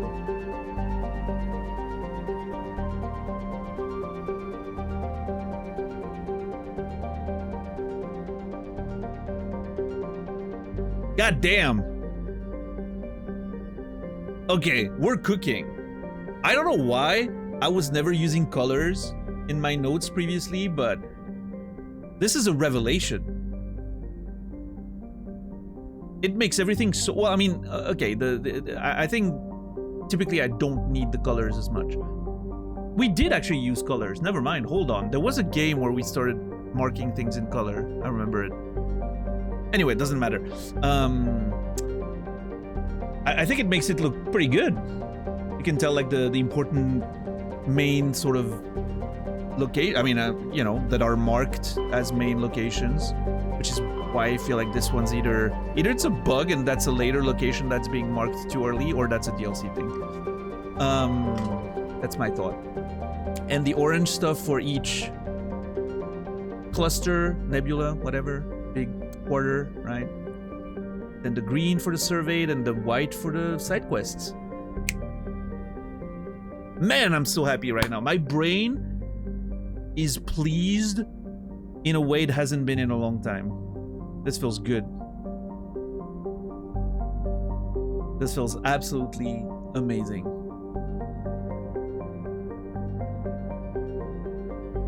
But I love being a nerd. I love being a nerd. It's so fun. I don't know. It's just... There's something... there's something reassuring to know that at my old advanced age, I can do something like that and feel so satisfied and happy and just excited about it. You know, sometimes I think like I'm an old jaded guy and I'm like, you know. But no, this makes me realize I'm still, you know,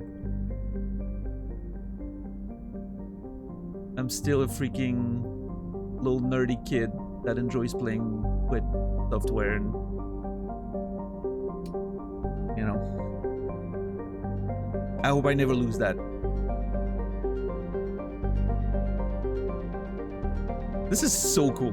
I'm so happy. Fuck yeah. Alright.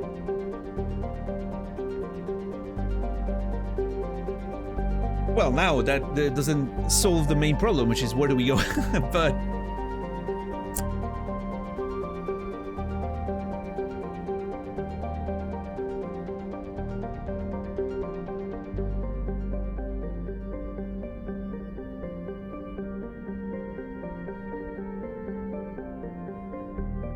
we're currently on Feros.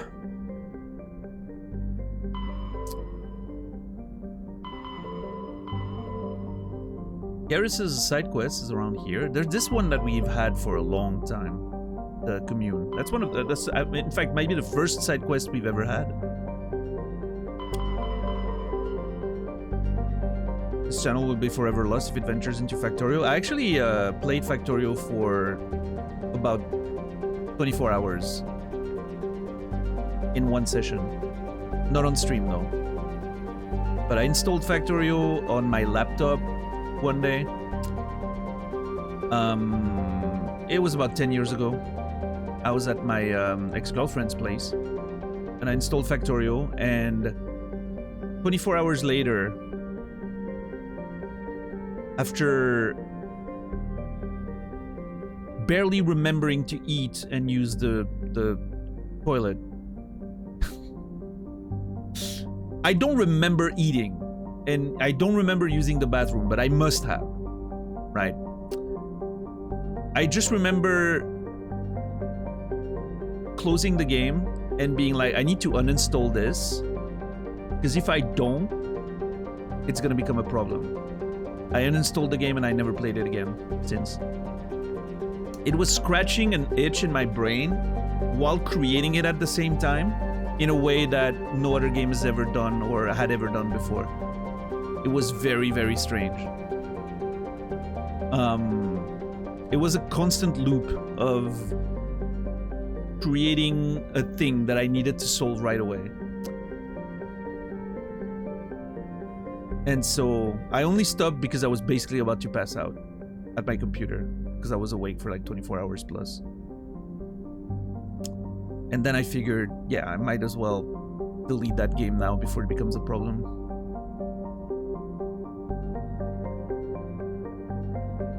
Was it a good 24-hour session? It was amazing. The game's great. I don't want to risk it.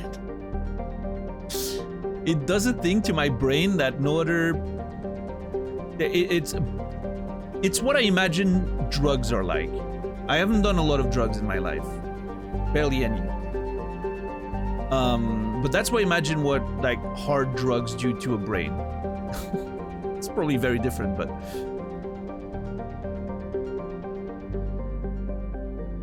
it made me lose track of time, of my own conscious body. Like I don't know, it was a weird thing. It was stimulating my brain in a very, very unique way. Constant, you know, engine running at 100 and but yeah, it was a great game. I feel like I don't have time for it. I only have one life.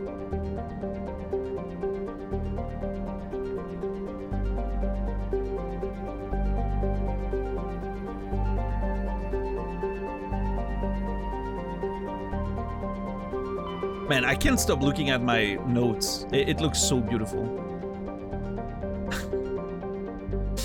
I am so happy.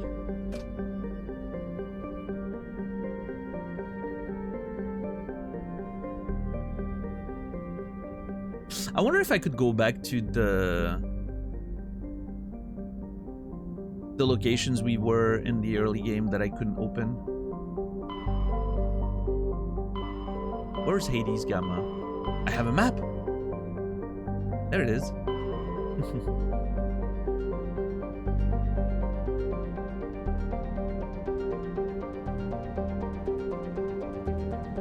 Yeah, Bryboot. I don't think it translates 1-to-1 depending on people, but yeah.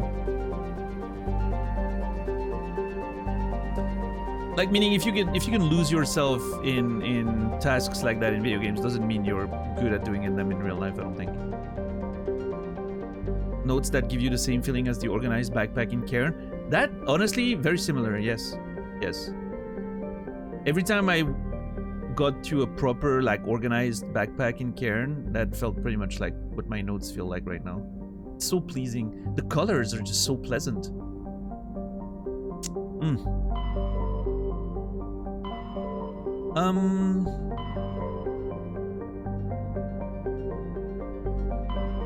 Okay, I'm gonna give it a quick try. We're gonna go to Trebin, which I wish I had taken note of where it's supposed to be. See, I wasn't organized before.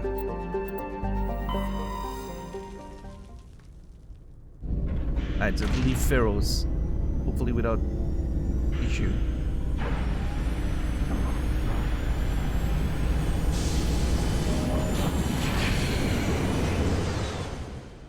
Anyone to give 50 subs so I shake my notes? Yeah, I wouldn't do that. How would I even do that? Oh yeah, I guess the equivalent would be select all notes and then use the stack function, and it would just organize them in a stack, which would be a mess to undo. I mean, unless I press Ctrl Z, but you know. That would be more than 50 subs. I wouldn't do that for less than I don't know, 100. And I would probably Ctrl Z to go back to, because there's no way I'm reorganizing everything.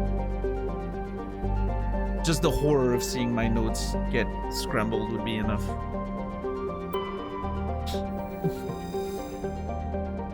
Alright, let's go back to Trebin, and let's just quickly try to see if Tali can open that thing. Let's see if Tali can open the debris now in the probe, or if that's still something we can't do. Imagine doing that to your blueprints notes. Heartbreaking. Okay, so that's where the debris is. Probably has some upgrades, right? Yeah, Garrus. Garrus is getting a whole lot of sniper rifle and medium armor. Nice. Ooh, even Tali has a bunch of stuff. See, now I have the temptation to be like, I just want to max out electronics and decryption. Which I could.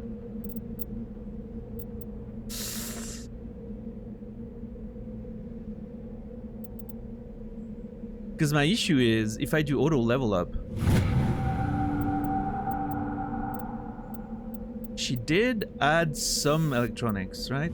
Why is she going into shotguns? That is so weird.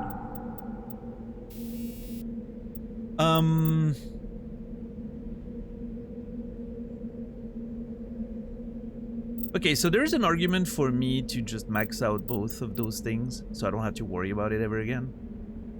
Provided I have Tali with me, which...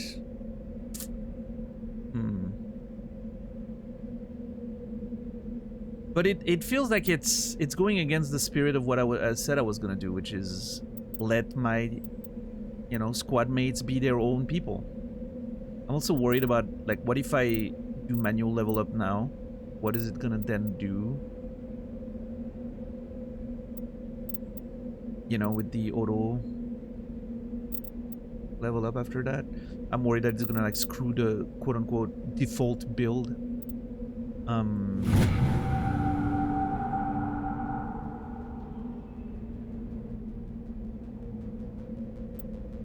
Yeah, no, I'm gonna respect my own rules. I'm gonna let them be who they are.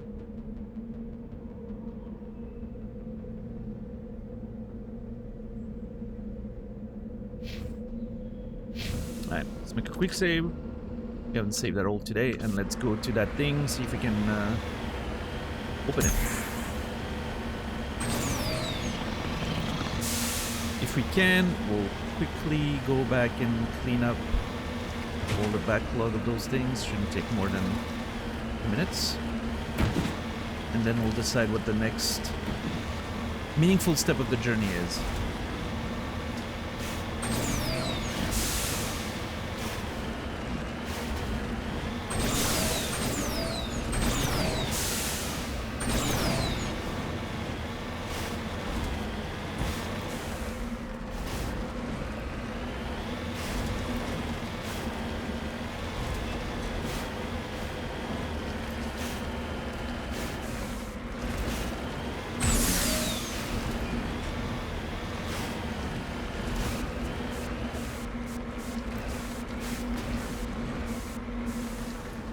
I mentioned it the other day, but I've been playing a little bit of the... I downloaded the free trial of The Division 2 on Steam.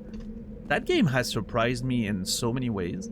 It's a lot more fun than I expected it to be. I mean, it's a Ubisoft published game, which, you know... I don't carry Ubisoft in my heart, I will say that. Modern Ubisoft is... for me, represents everything I hate about video games. I loved old school Ubisoft, but modern Ubisoft, not great. And the fucking Ubisoft Connect thing is such a pain in my ass. But the game itself, damn, it's a lot better than I expected it to be. It's just fun. It's fun to progress, it's fun to explore the world, the shooting's fun, like the aesthetic is kind of cool, like that sort of military, techie, sci-fi thing. I mean, obviously it's a Tom Clancy thing, so, you know, like that kind of aesthetic, of course. If you like that sort of Ghost, you know, not Ghost Recon, but what's it called, like Rainbow Six. Well, Ghost Recon is part of it, but yeah, or yeah, Splinter Cell sort of aesthetic, right? That's kind of the same thing, in the sort of thematic and all that. Yeah, I think it's a super freaking cool video game. Very fun to play if you ignore all the monetization nonsense. It's on sale right now. I might need to grab the full version. You good? Yeah, for me, Splinter Cell was already, well, it was fine. When I say like old school Ubisoft, I'm thinking like 90s Ubisoft.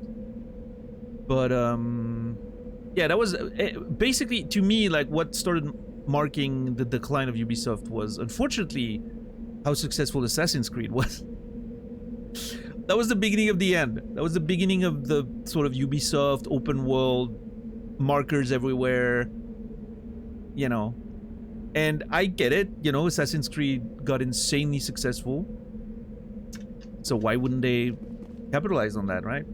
I get it. It makes sense. But yeah, to me, that was the beginning of the decline for Ubisoft. And I still don't like the impact Assassin's Creed has had on the entire industry in terms of defining sort of what the basic open world game structure was going to be like.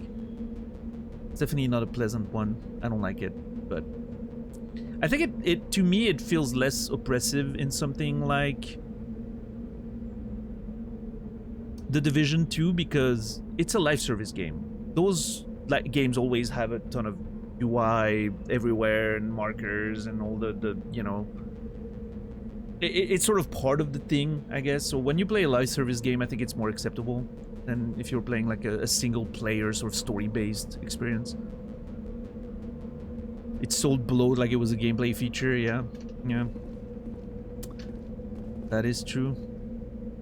And just to me, it's the repetition, right, of the structure of an open world Ubisoft style. It's the repetition, like clear this outpost, clear this outpost, clear this outpost, climb that tower to reveal that map, do that again here and here and here and here. It's sort of that repetition of which in a single player story driven game I feel so unnecessary. I don't like it. Now in a live service game, yeah, sure, you need activities to do, right? That completely changes the dynamic, but yeah. Oh, I can do it now. Hell yeah. Okay. Tali is good enough. Oh my god. Eesh. Okay, it does seem like it scales with us, at least. So I'm not going back for nothing. I'm getting a bunch of useless upgrades that I'm never gonna use, but at least, you know.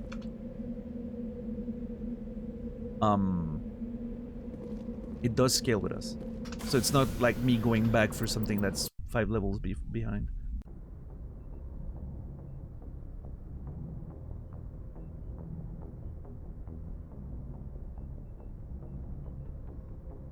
Whoa. Yeah, that was a weird sensation in my leg.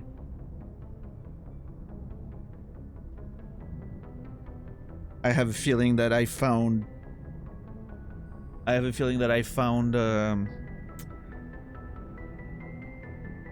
centipede friend. Might have been on my leg.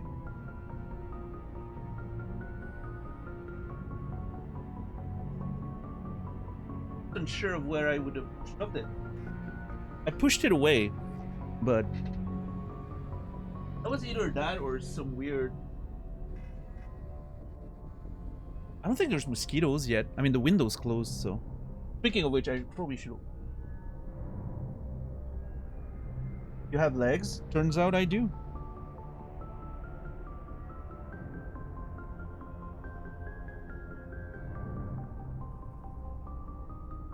Okay, there is a non-zero chance that I might have touched the hair on my leg, like accidentally, and that made me feel like something was on it when nothing was. I'm not sure. You have a pen centipede? No. I noticed yesterday, V, that there was a house centipede on my wall. Which, you know, I know they're friendly. I know they're not aggressive. They tend to stay away from humans. They eliminate other bugs, unwanted bugs. So, if anything, you know, they're the good kind of bugs, right? Those house centipedes. But I noticed it on my wall, and then it disappeared before I could dispose of it. And now I don't know. I looked for it yesterday after the stream. I couldn't find it. So I'm pretty sure that means that this is now the centipede's room, and I'm just a guest, right? So yeah, we're currently in a state of coexistence. As long as it stays on the wall and takes care of maybe other little bugs or maybe spiders, I could see myself, you know, being okay with its presence. I don't want it to come crawl on my legs though. I will say that. Yeah, that will be a little too much.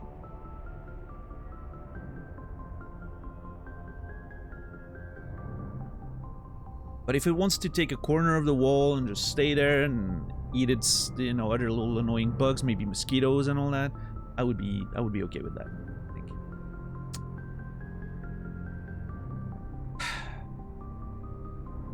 Sending XP boosters in a single player game.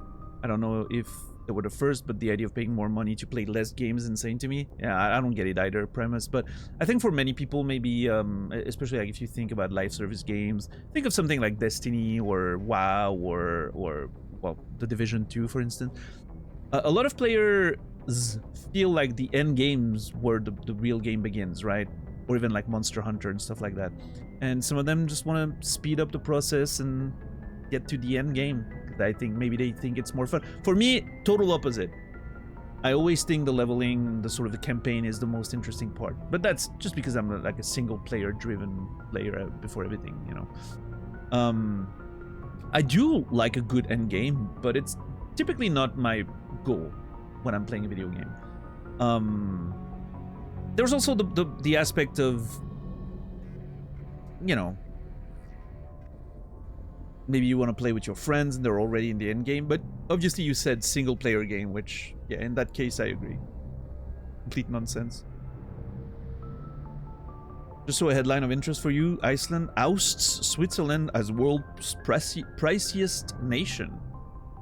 Does that mean that Iceland is now pricier than Switzerland? Well, there goes my retirement plan. I always thought I could see myself living in Iceland. It seems like the perfect country for me. It's quiet. It's cold.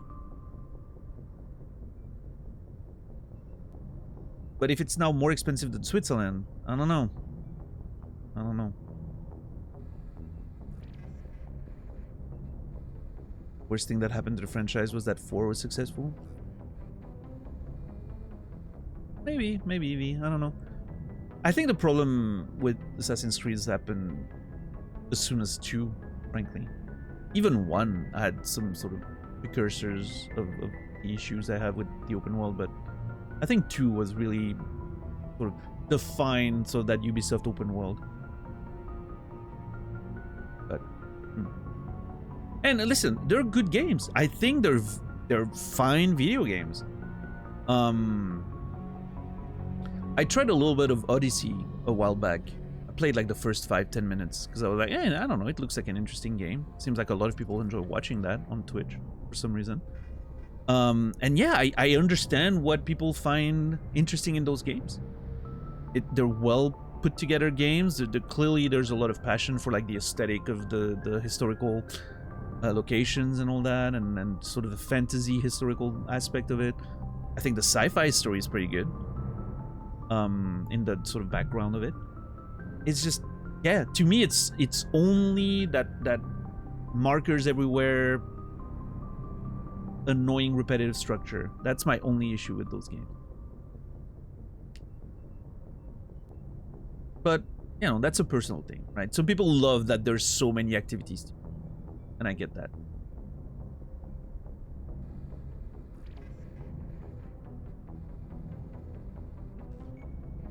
Yeah, I guess so, Quasi, yeah. Like, almost the MMOization of single-player games, yeah.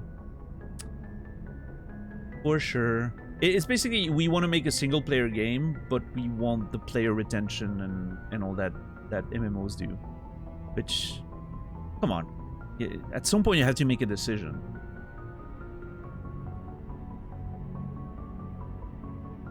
Have some vision, please.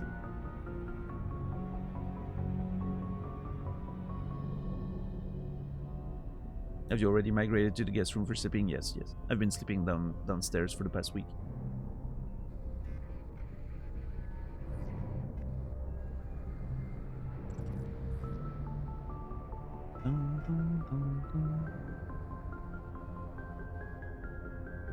Yeah, Clip Turn, interesting. Yeah, for me, I played Assassin's Creed 1 back in the day, and then I started playing 2 and I never finished it. I just got lost in the sauce. Yeah, that was the beginning of the end. I never played 4 though, and the reason. Sorry, I'm checking for a leg friend. The only reason why I'm interested in 4 is because of the pirate aspect of it, like the sea exploration and all that. We talked about that earlier today, right? But I'm fascinated by the sea travel, pirates, all that stuff. I love that. So I don't know. I know they're like remaking 4. It could be the only Assassin's Creed you'll ever see on this channel. Maybe. We'll see. It depends. But there is a chance. There is a chance. Alright, I'm gonna open my window real quick because it's getting warm in here. And then we'll finish clearing up those little boxes to open just so that my brain can be at peace with that. Even though it doesn't look like I'm gonna find anything useful. I just want to do it. And then we'll get into a more meaningful mission. I want to do one tonight for sure. I'll be right back.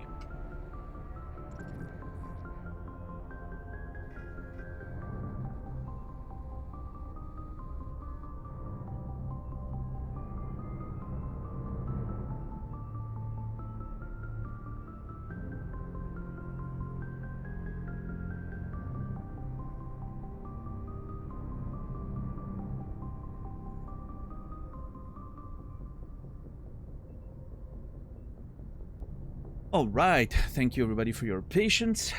Appreciate it. It's a nice, beautiful day outside. Well, night. And it looks like the temperatures are going to go... Okay. Might get into 13C. And next week's colder. Great.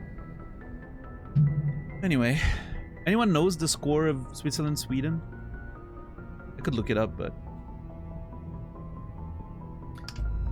if anyone knows, that would save me a Google search.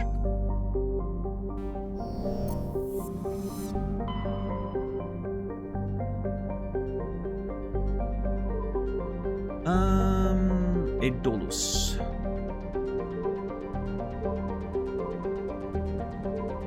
Okay, hold on. What was that in there? Aedolus.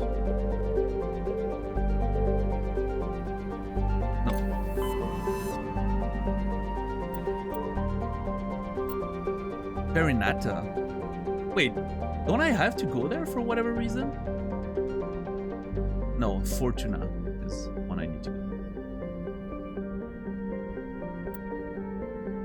Switzerland 2, Sweden 1.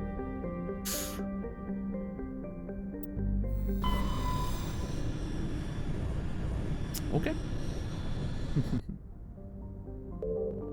So yeah, like I said, for those of you who weren't here at the beginning of the stream, if Switzerland wins tonight and again on Saturday, and they get into the finals of the World Championship that's currently taking place in Switzerland, I won't be streaming on Sunday because I'll be watching the game.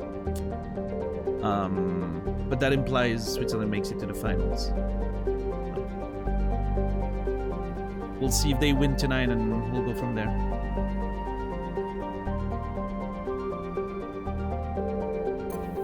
Okay, hold on. Aedolus is not here.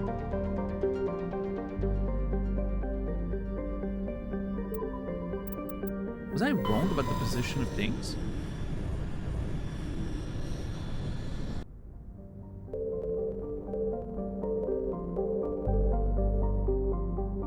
Huh?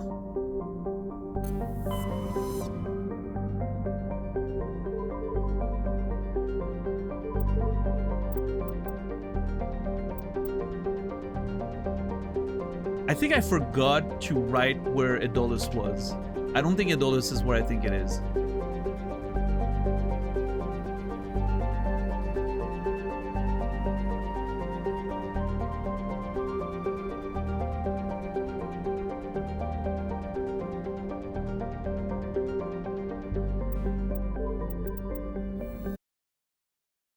Oh, that's interesting. That cut out the sound there.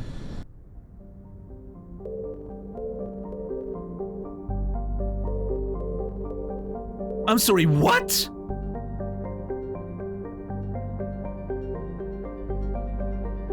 I accidentally clicked on that or hovered over it.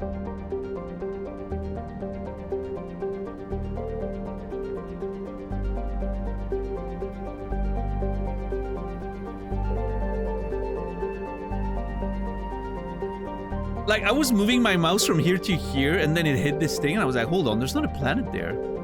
I was about to call it a bug, and then I'm like, hold on, it's called unknown. I thought, like, the planet didn't show or something. Huh.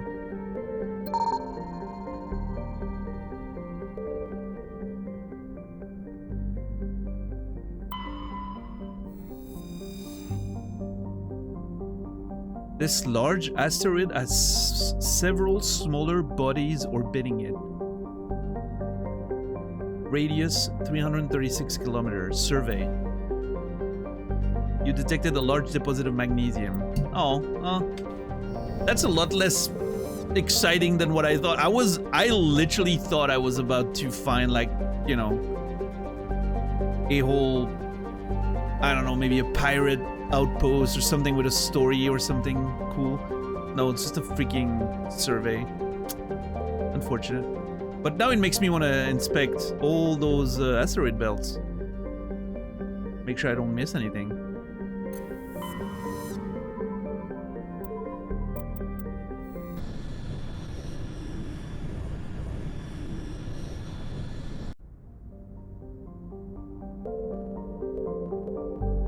Yeah, I'm interested to see how that World Cup in the US is gonna go. Because obviously, what a wild situation to have people from all over the world come to America, right? Hopefully it goes without incidents. But yeah, I'm sort of, we'll see if Switzerland gets a good run. I'll try to watch a few matches if I can.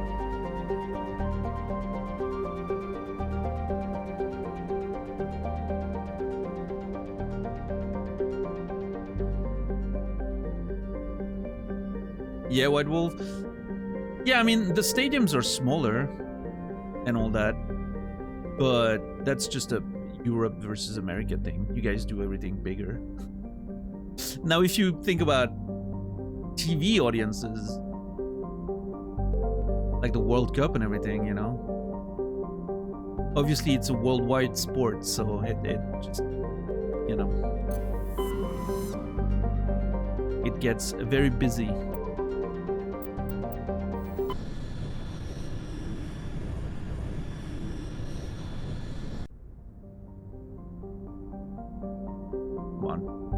Show me another unknown.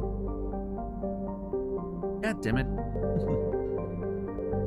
Okay, so I must have clearly forgotten to write the name of the system, because it's not in the Hades Gamma system.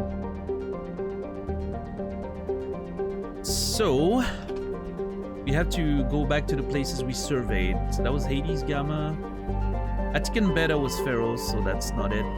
We'll go to Artemis Tau and quickly check if we find something.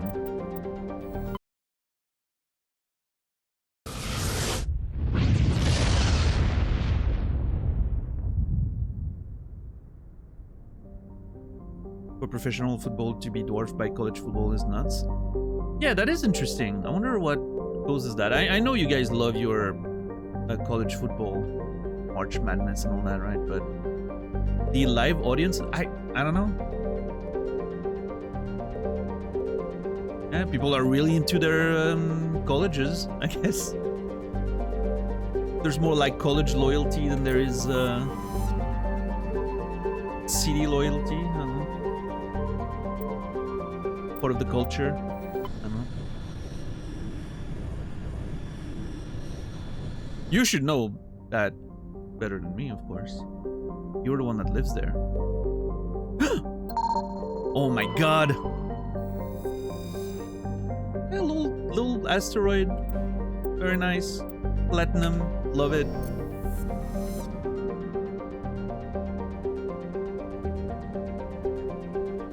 Oh! Hey. Carbonaceous asteroid. 83 kilometers. Scans of the asteroid field in the Noso system revealed some strange readings. Upon closer inspection, Navigator Presley discovered the remains of an abandoned Solarian fighter. The only thing of interest on board was the League of One medallion. I cannot believe I was missing all that. Armeni, Therum, Thaistos, Dacros Arcanes. Okay, it's definitely not there. Go to Macedon.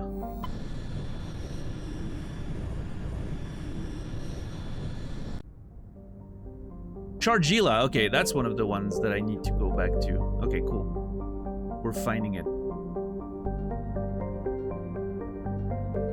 Hey, metallic asteroid.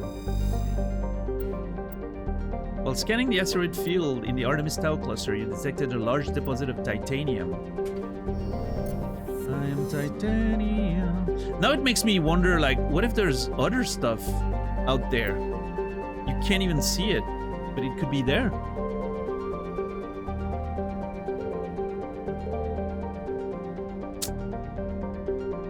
I would never finish playing this game if I was looking for everything, I think. How are you supposed to even find that? Anyway, Chargila.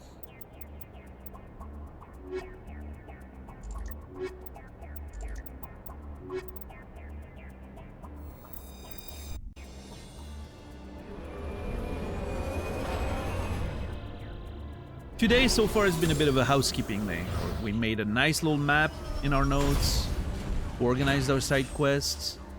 Now we're doing some, you know, cleanup of the things we missed before, couldn't open before. But I still want to do like try to do a mission of some kind before the end of the week.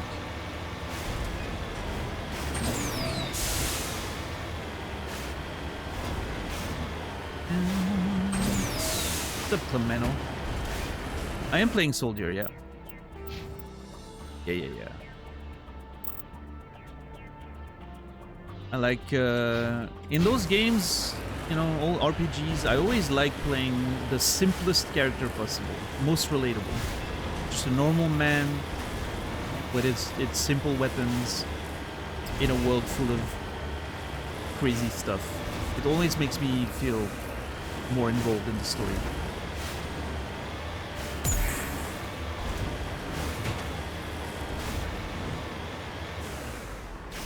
I don't like playing magic and stuff like that too much.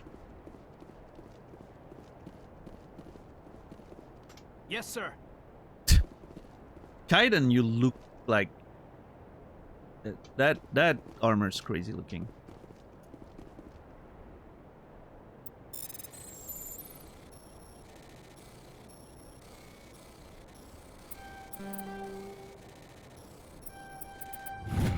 There we go. Kinetic buffer and exoskeleton level 6. I can use there.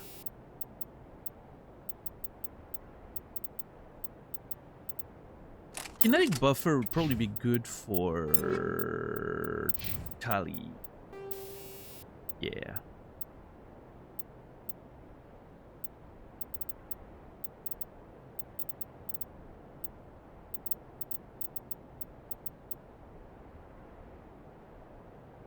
Although I wonder, yeah, why not? You helped find it. You deserve it.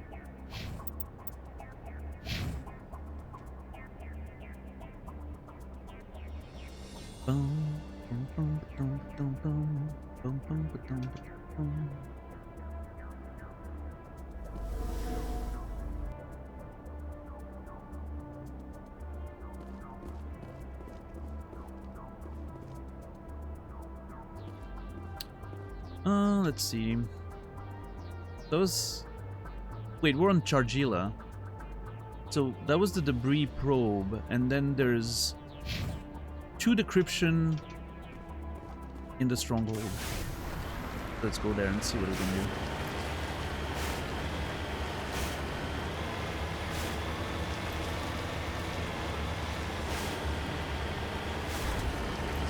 But yeah, it's like when if I'm playing like a fantasy game or even like Souls games, I always like being a simple warrior, knight-ish character, armor, piece of metal in my hands, and dealing with like crazy, super powerful, mystical creatures. It just makes it feel good, you know? Sort of a against all odds type situation. Feel the same about Mass Effect, you know. I like the idea of being a simple soldier against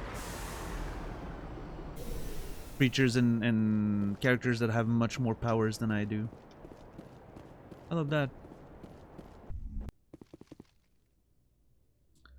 Never liked playing ability or spell-based characters. Each their own, you know. On top of the stronghold, so. No.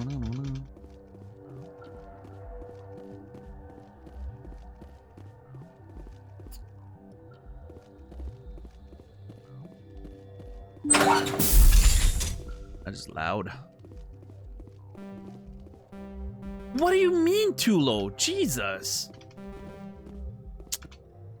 What's Tally at now? Oh, wrong button. My bad. Oh, this is not electronics. This is decryption. Okay, so decryption still a little too low.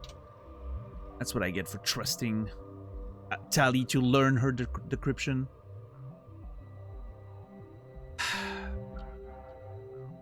Okay, well. Guess we'll have to come back. At least, like I said, at least it seems like the stuff's leveling with us, so it won't be useless to decrypt it.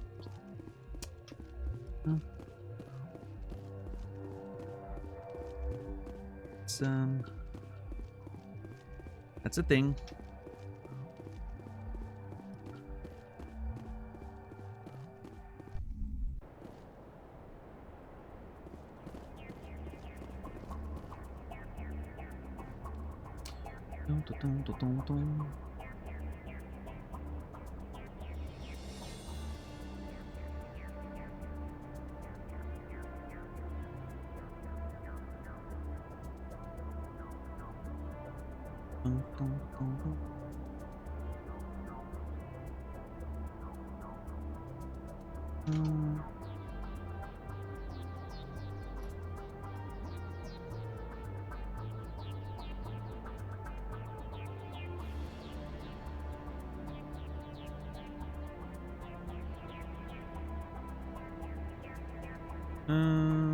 Shrink. Okay, so I need to keep Chargilla, and now we need to go to... I hate that when I press left click, it automatically brings out my weapon. I get it, but not great. We need to go to Edolus, which could be in the same system. Here. Let's see.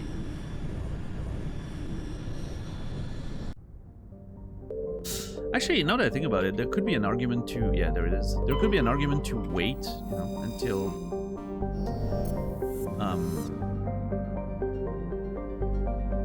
later to get better stuff out of those containers.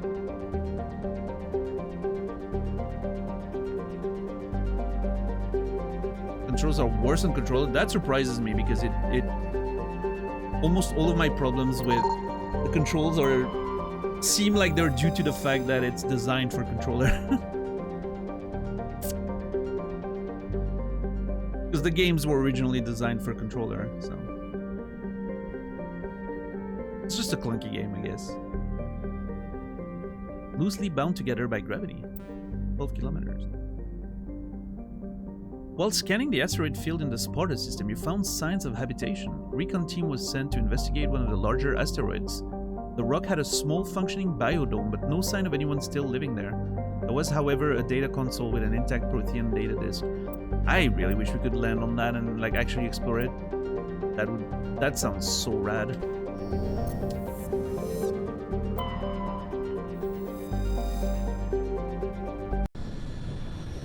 Alright, let's quickly get that done.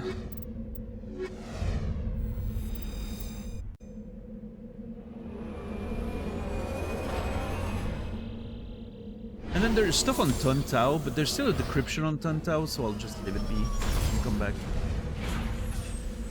I know, Megan Fox. I know. Well, later it was ported to PC.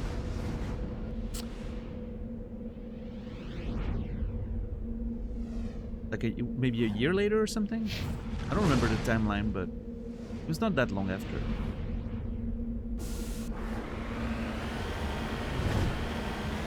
But it was definitely designed for controller, for sure. I mean, it feels like just looking at the default keybinds makes it pretty obvious. Like sprinting and activating things being both on space. Like, what the hell? Which is clearly because on, you know, on Xbox it would be like X or A or B or whatever. I'm thinking X because of the PlayStation controller.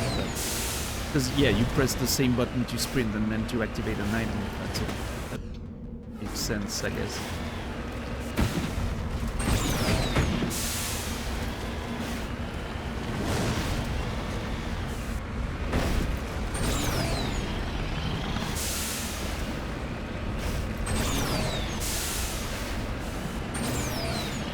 And the whole overlay, like UI to control your squads and all that. Yeah. Does not feel good with a mouse and keyboard.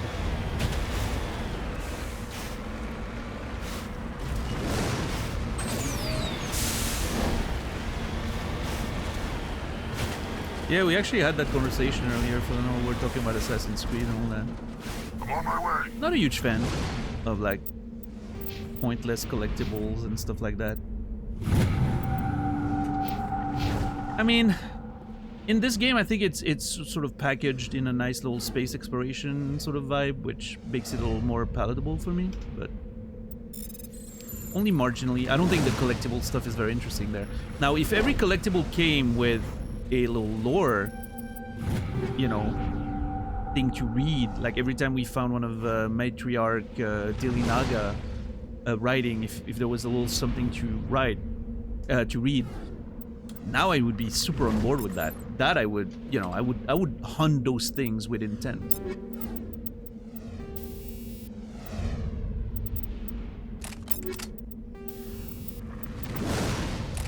We're already on level 6, right? Yeah. Pointless collectible actually good. Witcher 3? I don't know. I disagree. I thought Witcher 3 had all the same issues as a lot of those open world games. I ended up again, like same problem as most open world games, is at the beginning I'm like super immersed in the world and it's nice to explore, and then suddenly you start seeing the seams and you start seeing the repetition, and the stories are too slow as a result. And yeah, Witcher 3 ended up being so boring to me. Like I couldn't see myself play more of that game. And I never finished it because of it. The only game in recent memory, the only open world game in recent memory that has escaped that for me was Cyberpunk. I was never bored for even a second in Cyberpunk. I don't know. Even though I don't think it's fundamentally that different. I just don't know why Cyberpunk felt so much more engaging. I think maybe the first person immersion, the fact that it was a sci-fi story, to me is more appealing. I do like sci-fi slightly more than fantasy. Yeah, I don't know. Yeah, clip turn. I think it's interesting. They're making sort of a setup DLC for 4, right? Makes sense. So that's in Artemis Tau on Macedon. Do I use the map from now on, or do I just...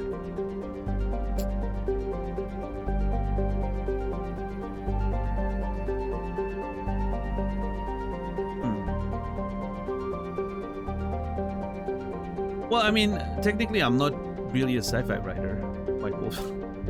It just so happens that my 2 published novels are considered sci-fi by my publisher, but I don't see myself as a sci-fi writer. What's up, Rico?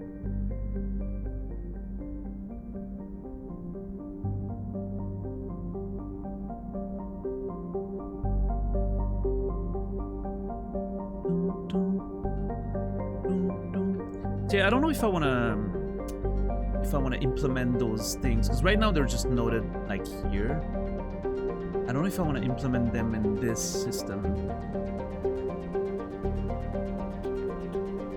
I think it would be better, probably, right?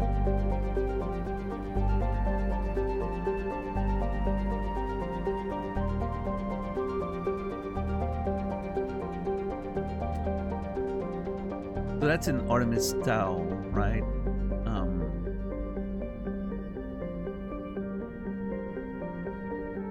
And it's in Macedon that Shargila is located. But then the problem is that it's gonna... I don't want to be confused with like... because it's gonna make it look like there's more stuff to do when it's just a little cleanup.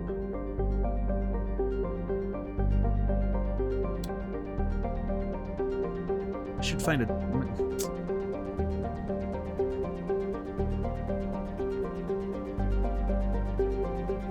Could be in a different color. Like, okay, let's try. So I would go something like... grab one of the... and I would stack it with that. And then I would go... Macedon... Shargila...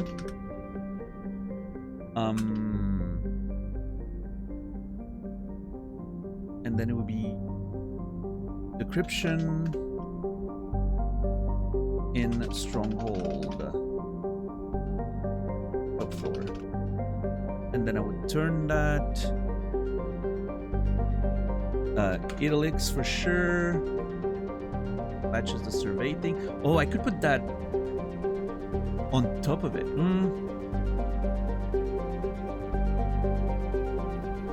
Yeah, actually, hold on. That could work.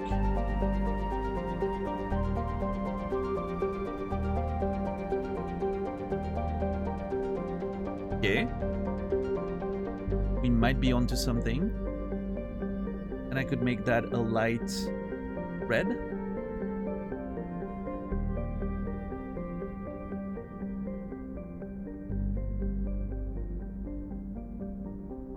To show that it's something that we haven't been able to do so far.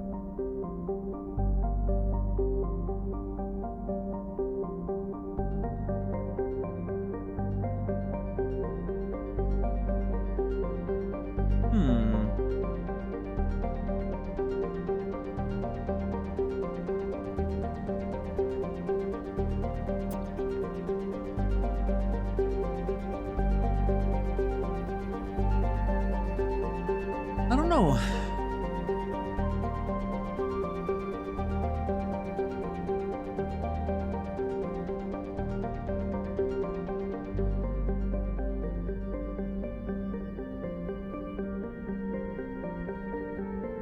I don't hate it. I mean, it matches the organizational system. I'm just a little worried about it being a little overwhelming and there's more things. I mean, the more we play, the less likely it is that we're gonna have more stuff, right? It's the opposite is more likely. We'll eventually be high level enough that we'll just be able to open everything, basically.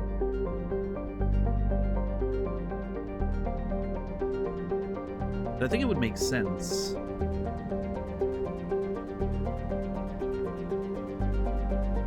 Oh.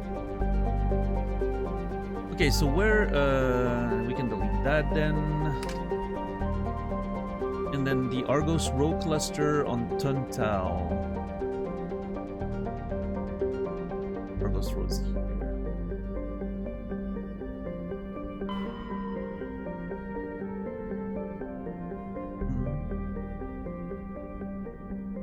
Yeah, Rico, I'm pretty happy with it.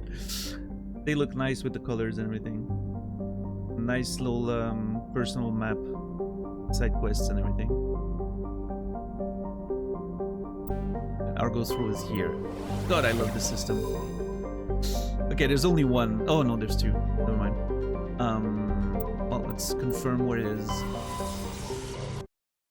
We're just traveling right now. Joker's probably super mad at us for wasting precious time and resources.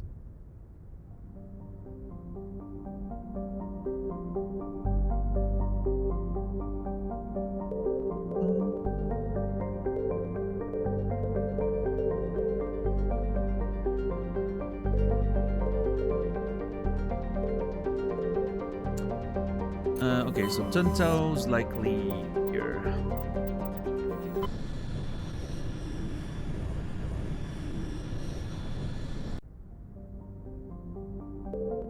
Yeah.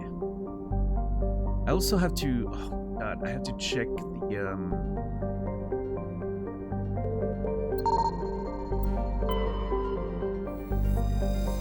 Asteroid is emitting a weak, intermittent signal at a frequency of 1540 megahertz.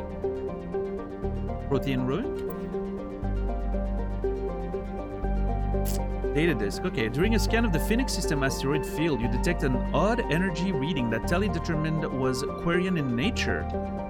She led a recon team into the asteroid field where she discovered an abandoned freighter. The team could not determine why the ship was there, but they did find a Protean data disk on board. Awesome. And that's Tuntao. So, okay, so that's Phoenix in Argos Row. I'm gonna double that, put that here, do this, stack, bam. And it's gonna be Phoenix, Tuntao, and we have the probe plus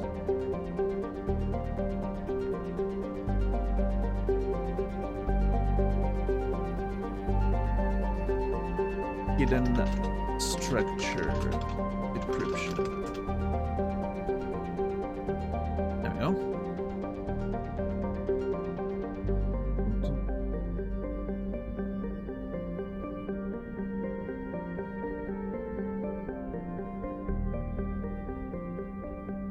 Okay. I am not mad about that system.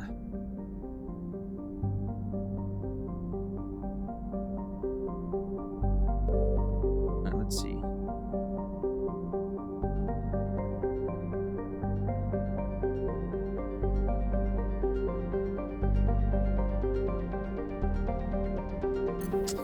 Nope, nothing there. There was no asteroid here, right? I would have done it if there was, but I'm just gonna triple check. Sorry, Joker. A lot of work for you today, I know.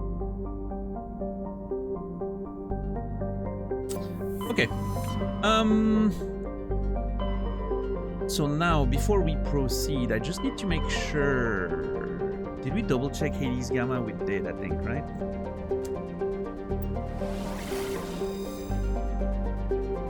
I'm not sure, actually. Hold on. I'm just really going all over the place.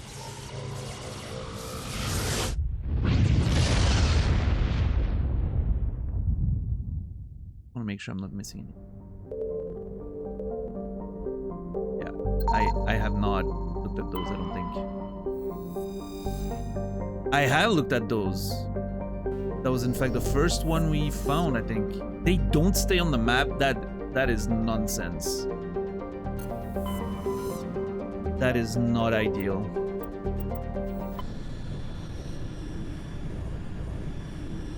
Has anyone in chat played Zero Parades, you mean? Yeah, someone played it. I don't remember who it was. I think the sentiment was that... Oh, I haven't done this one. Maybe the other one didn't have anything? Deposits of lithium. That person's opinion, I don't remember again who it was, but was that it was better than they expected. Not as good as Disco. Which seems to be a pretty prevalent opinion, what I've seen. I have a feeling I'm gonna love it, based on the 5 minutes of the demo that I played. The world seems so fucking interesting to me, but yeah, we'll see when we get there. Hold on, I need to triple check this. I know, Joker, I know. I want to make sure, because... Okay.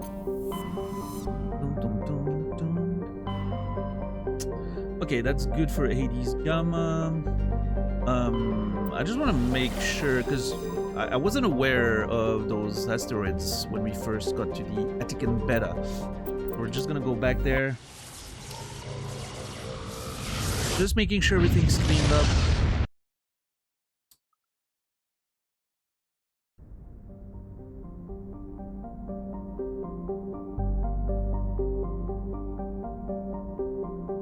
Where was the... Oh, that was Artemis Tau. Yeah, yeah.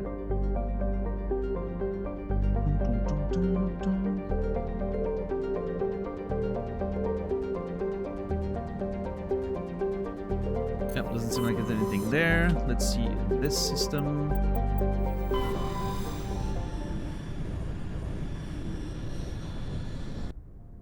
Yeah, Rico. I just for your information, I'm planning on playing it at the end of the year as the big, December game. So if you wanna, you wanna make sure you can watch me play it live, Rico, you're gonna have to be ahead of me or done before that time. The plan is to play it in December.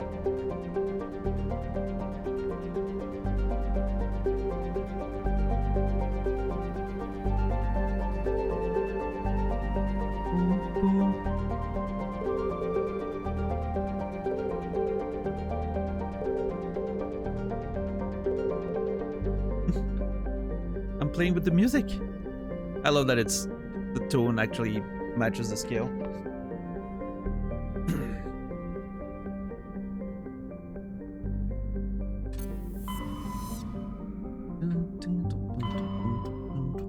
Okay, I think we're good. We're finally caught up on all the backlog.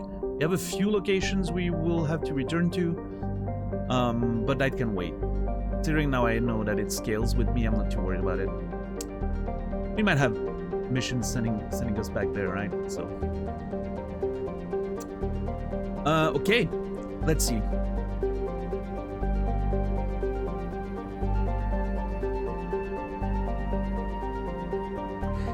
There's a part of me that kind of wants to go to Hawking Etta because there was that's literally the first side quest we've ever gotten at the Citadel, so kind of feel like we should probably get onto that. But I also do want to go back to the Citadel. I have a feeling I might get more side quests since we progressed the main story a little bit.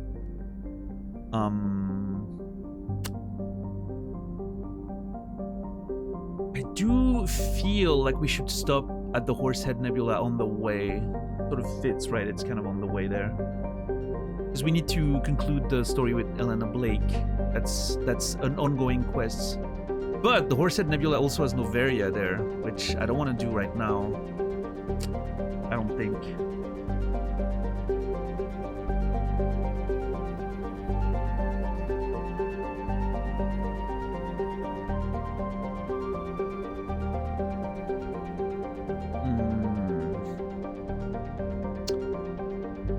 What about Pharaohs? We've already done Pharaohs.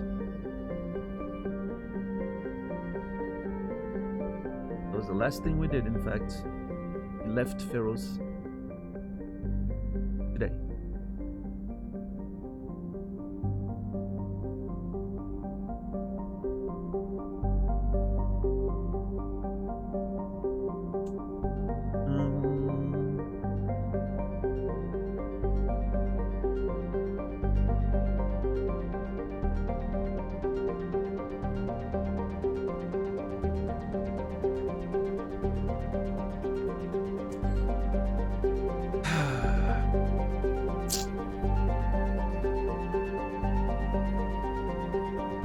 I think I'm gonna go to the commune. It's been a long time that we had that mission. We did a Maroon Sea on the way.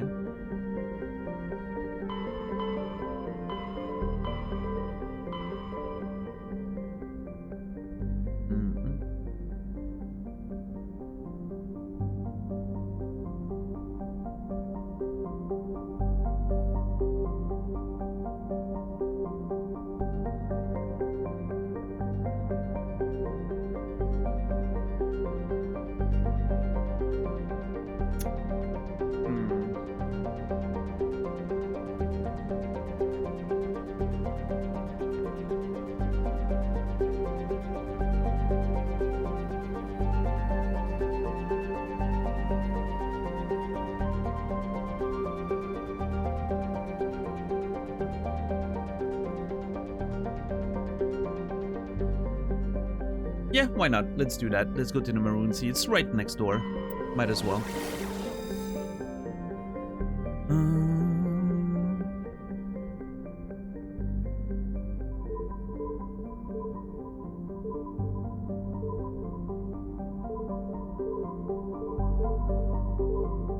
Vostok, Matano.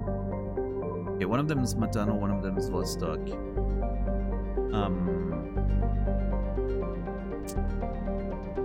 It's a playful. Yeah, we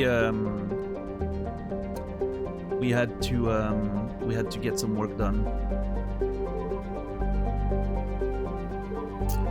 I was getting overwhelmed with the amount of side quests and all the locations that I had to explore and all that, so I wanted a bit of organization, so I made my own map. It's a lot better. Yeah, John got his face blown out, Clemeno, but please be careful about the questions you ask, because that spoils the fact that he could have, there could have been another outcome. And we do not want any information or spoilers on this channel. Not even for things that I will not get to see. You have to be really careful with the questions you ask going forward.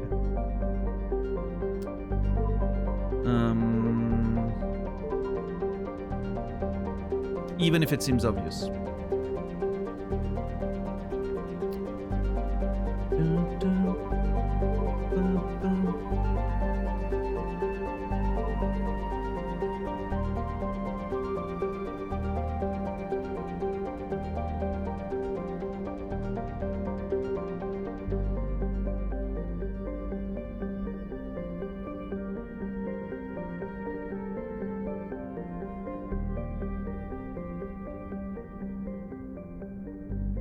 So I think I'm gonna go to Caspian first, because we don't have anything to do there, so we can just survey the system and then be done with that.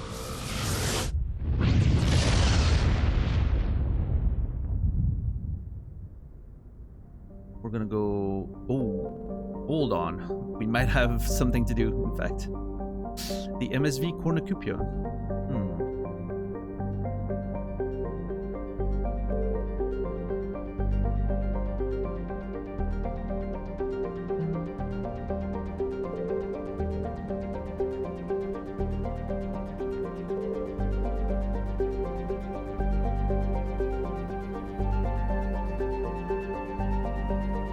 Yeah, it's pretty cool, Rico. The way the Mass Effect relays are designed looks like a giant gun shooting you through space. I love it.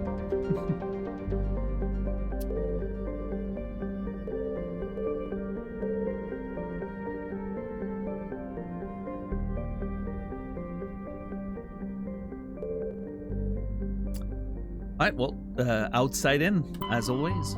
Let's go for it. Antida is a standard hydrogen-helium gas giant. Its atmosphere is darkened by traces of sodium. It is one of relatively few planets known with an orbital period of more than a millennium. 1,296 years orbital period.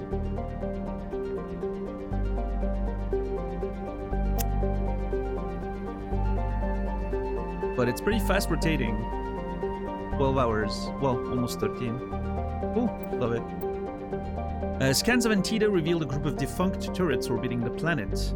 The recon team carefully retrieved one of the turrets and brought it on board. Tali dismantled the weapon and found it was marked with a Carthan outpost insignia. Very cool. Almorcrux.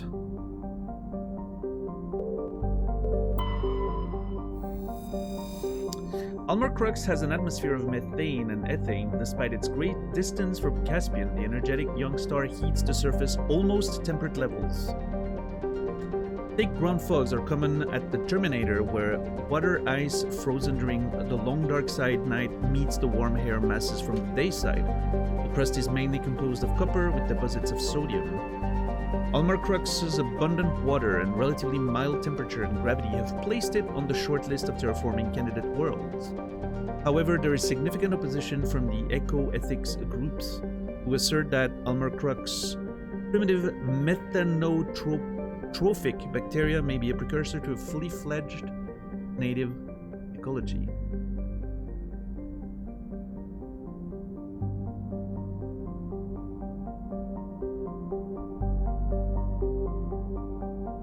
At least some people care about not. Some people care about the world not get like life on primitive worlds getting destroyed. I think that's pretty cool. I don't think it's gonna stop the corpse from terraforming everything, but what about stuff outside the game, plot or lore? No information whatsoever that pertains to the video game.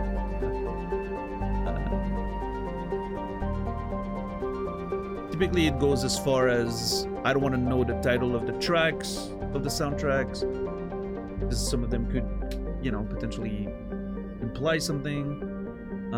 I don't care about what's being patched. I don't care about, you know, no information whatsoever. I want to know exactly what the game tells me and nothing else. I like figuring all the stuff out by myself.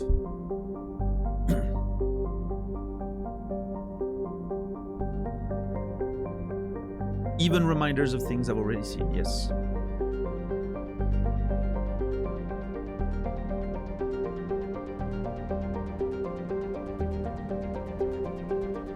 Backspace games where you make choices that impact the galaxy. You might want to try The Last Federation. It's not showy, but your choices and their impact is really well crafted. The Last Federation. I don't think I've heard of that one. That sounds pretty cool. And do you like a good space game?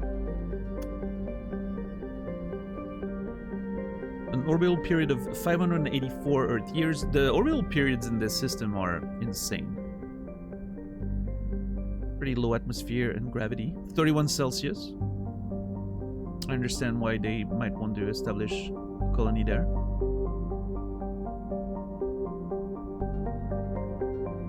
Okay. Very cool. Let's see. Fornuri. Fornuri has a trace atmosphere of carbon dioxide and helium. The surface is mainly composed of silica laced with iron oxides, indicating the world has had an oxygenated atmosphere at some time in the past. Given the relative youth of the blue star Caspian and the significant gravity well of Fornuri, this must have occurred with astonishing swiftness, perhaps a result of some cataclysmic event. Further research is required. 0 Earth atmosphere, minus 98 Celsius. Sounds great. Right now, I would take minus 100 Celsius outside right now, rather than what we're having. That's how much I hate the heat. Caspian's such a cool name for a star. I need to listen to that band again, Caspian. I wonder what happened to them. They're still making music.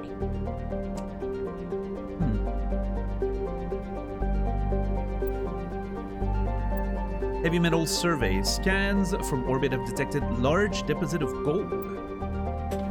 We're finding a whole bunch of gold. Hopefully we're investing it properly. So we can be rich later. Klotanka. What a cool name. Klotanka. I love this. It looks awesome. Love the purple hues of the clouds and all that. Or maybe those are lights, I'm not sure. No, those are clouds. Klotanka is a large but low-density terrestrial world with an atmosphere of nitrogen and carbon monoxide. Its crust is composed of sulfur and unremarkable silicates. Occasional deposits of heavy metal, usually the result of meteor strikes, dot the surface. High-speed winds powered by the hot blue star Caspian present a constant hazard. Atmospheric entry is hazardous and EVAs are discouraged.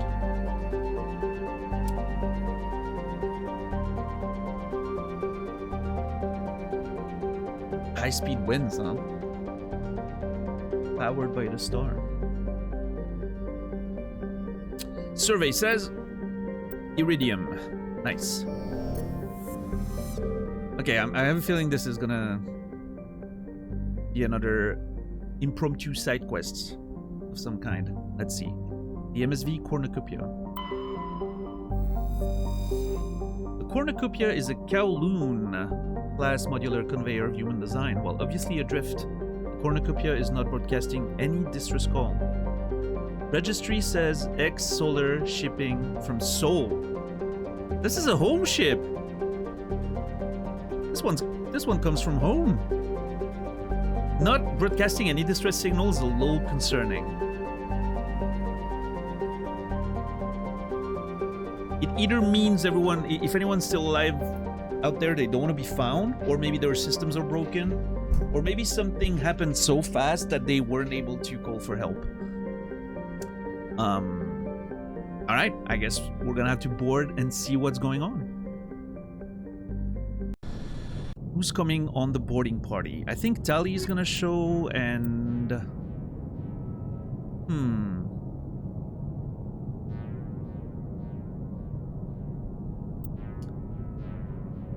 You know what? Maybe Rex? Just the I'm not sure what kind of threat we might find, so maybe Rex, you know, having a little our little tank could be good, and Tali for tech stuff.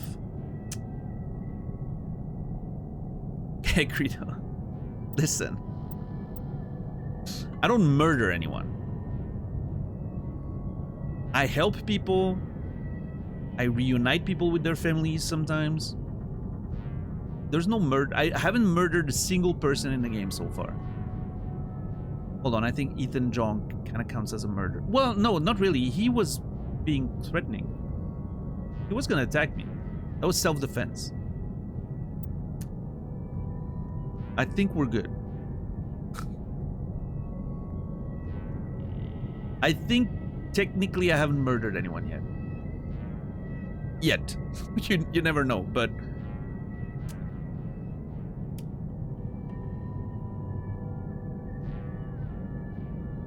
mobile AC systems will replace the pipe out of your window. Pretty effective. Yeah, well, every year we're having that conversation, Rico, and every time I end up with the same conclusion, which is it's only warm for like a few weeks. It's not worth spending the money, and you know, I have a roof window, which makes it a little more annoying, like, because you have to install a special sort of cover for the shape of the roof window, right? It's not that big of a deal, right? It would be like a 10-minute fucking installation process, most likely. It's mostly the price, right? Because obviously fucking ACs are almost $1,000 here if you want a decent one, right? That's not gonna be so loud that I won't be able to stream, and you know. But you're going to live hopefully for 40 plus more years. Yeah, but maybe not here, right? This is not meant to be a permanent situation.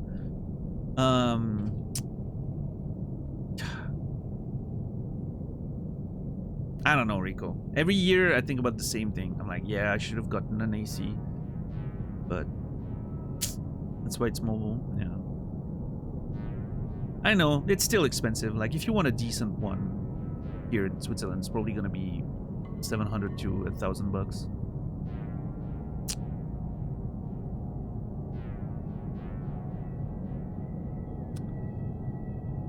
Yeah, because it has a lot to fight against.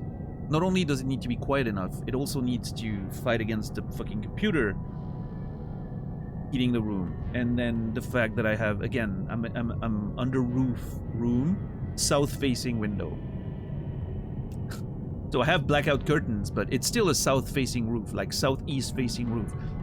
It's the worst. Literally the worst. Who did that? Why would you build a room like that? I understand it's because then you get sun in during the day, but well, this place was not made for me. I'll tell you that.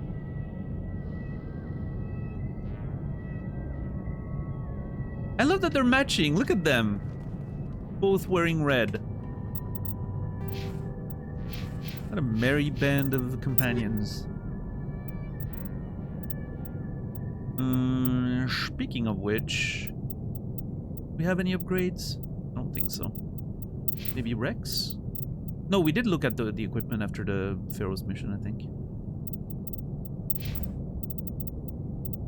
Yeah, no, nothing new. What are you rocking? A Raikou. You have a Raikou 6. There you go. Straight up upgrade for you, Tali. We do need something better than polonium rounds.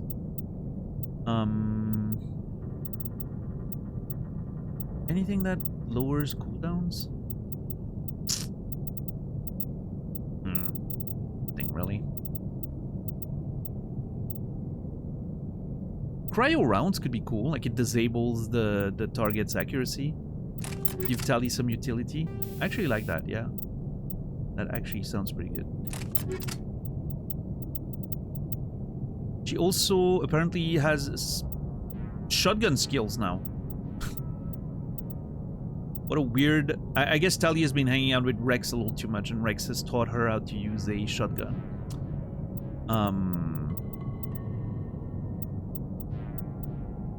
Yeah, you know what? Get a Firestorm. Fucking Elcos combined. You don't want to keep using their equipment. They suck. And, yeah, nice shield bypass. Blast those nerds through their shields. Sounds great. What do you rock? You know what? Let's go with a Firestorm as well. I think I'm seeing some sort of emergent storyline there.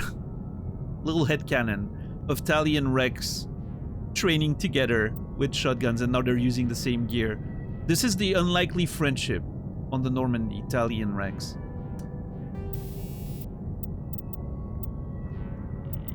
I think that's my headcanon for now.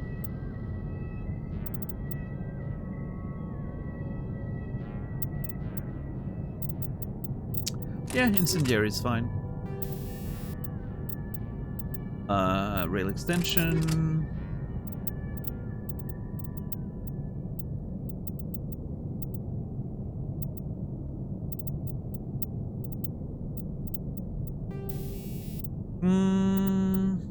Get an exoskeleton 6.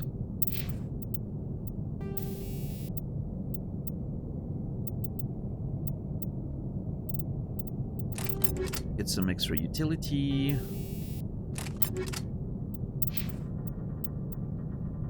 I think we're good.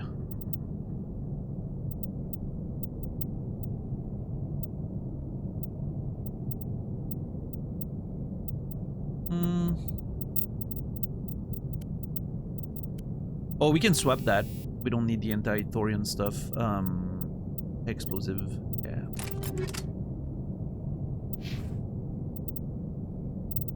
Alright. Let's see. Let's stay sharp, everyone. We don't know what we're up against. Oh. Wrong way.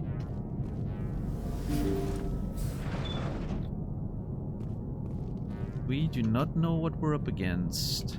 Pretty classic layout.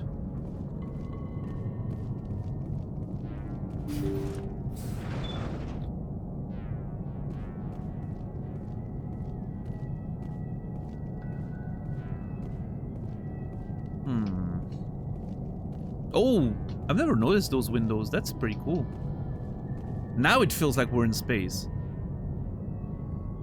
This actually feels like we're in space a lot more than when we're in the Normandy's cockpit. For some reason, the skybox is better here. I mean, I know it's the same texture, but it feels like the box is bigger. It feels a little better. In the Normandy, it really feels like the skybox around the cockpit is like right around it. Small box, so you can kind of tell that it's a texture on a flat, you know, surface. This actually feels somewhat immersive. Nice.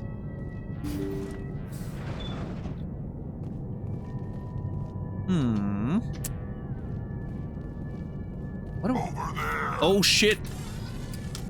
What have you seen? Oh! The ship's Worry about survivors. All targets down. Well, okay, fuck me, man. Those husks came out of nowhere. Thank God Rex was more aware than I was.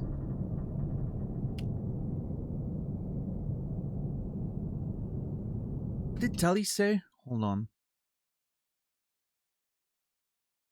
The ship's probably crawling with them, is what she said. Okay. Uh-oh. Good. Sorry about that. This game does not enjoy the Steam overlay. I need to be very careful with using it. Okay, whoever shot that, thanks.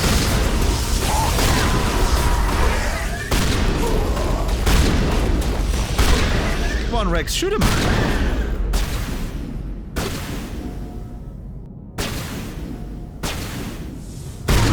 What were those two doing?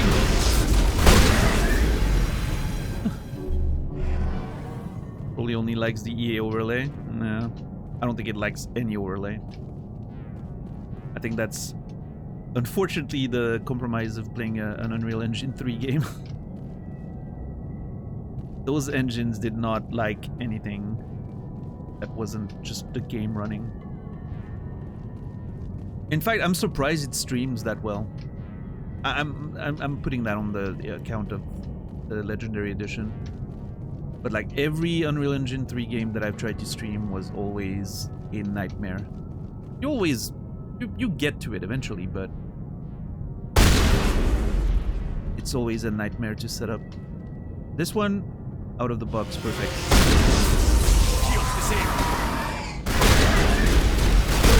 Okay, so those things do like that.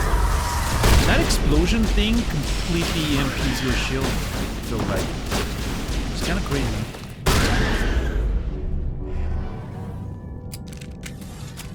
I think we're good, Commander. Yeah, I don't know. Were those all the occupants of the ship that they got turned into husk by the Geth? What were they carrying? Why would the Geth be interested in this particular ship? A lot of mystery there. Also, why is this set up like a labyrinth? Who organized this place? This is terrible. Why would you store stuff that way in your ship? Makes it completely impractical. Like, freaking need food and water supplies to go to the other side of the ship. Freaking adventure.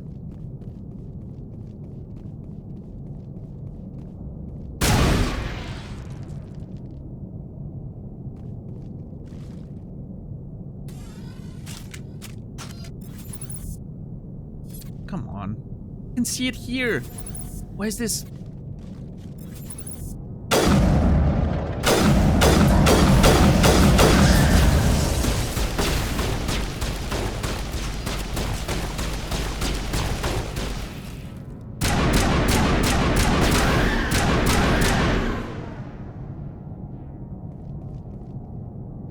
Hey, I stacked the container.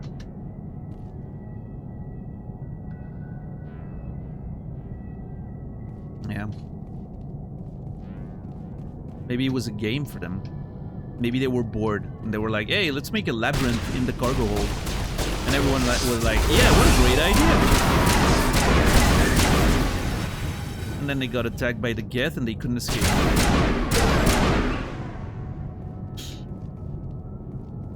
That's my headcanon. Until anything says otherwise. Okay, Tali, you're gonna have to... Oh god, okay, I do not like that. I was too close to Tali, so my gun was like being pushed.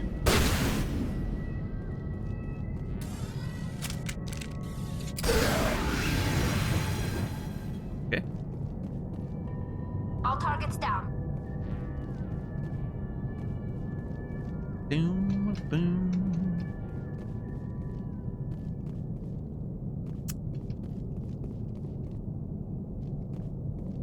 What a mess.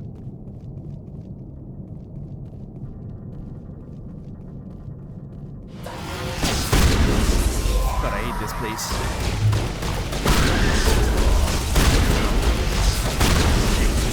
Can someone use their skills? Guys, you have skills. Use them. Rex, push those nerds.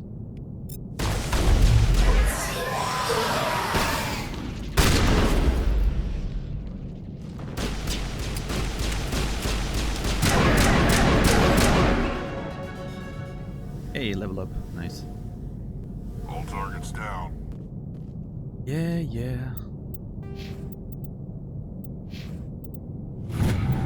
Advanced throw. Yeah, that is never gonna use. Okay, please get some points in decryption. Okay, electronics is okay. I would love points in decryption though. As far as I'm concerned, I only got 4 points this time. Well, 2 technically. I will put 1 in sniper, 1 in pistol, and call it good. What's up, Naz? Hard save. Flex is doing his best. Well, his best is not enough, okay? I want results, not excuses.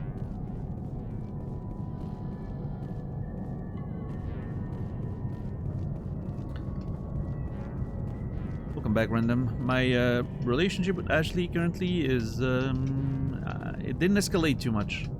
I said I liked a challenge. Which I think was a pretty honest answer. She does present some challenges. She's an attractive lady, but she does present some challenges.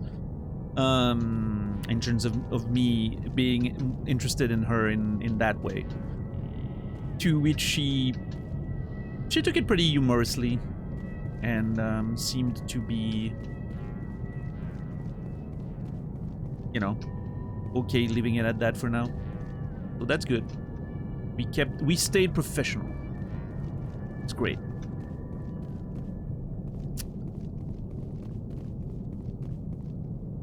And then we kind of, apparently there was a little bit of flirting going on, like, oh yeah, once this is all over, I have something to look forward to. And I was like, oh.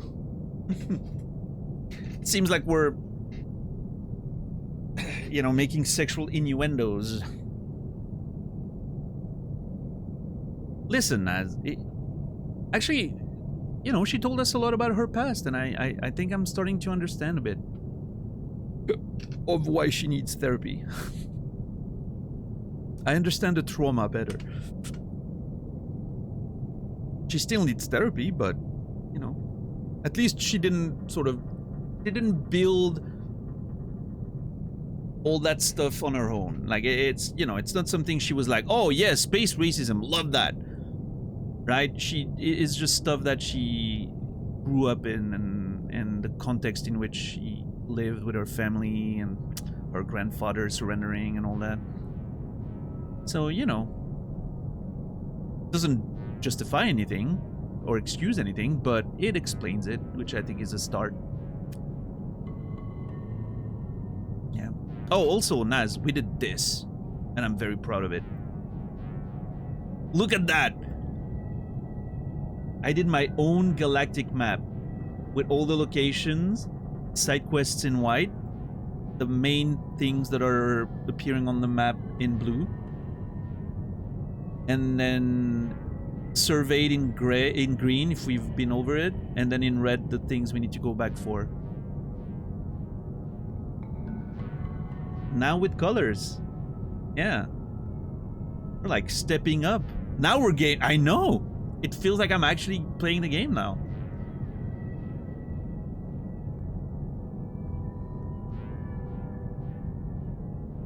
Beautiful. Now I just regret not taking notes about every little character and everything.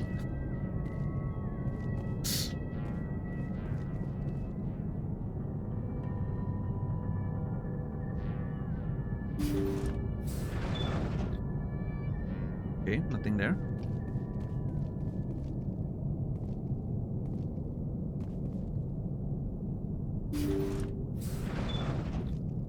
Uh-oh. Oh, those are the spikes that turn them into,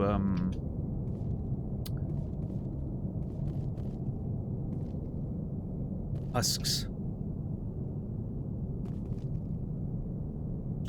Can you imagine sleeping here and you look up and there's space?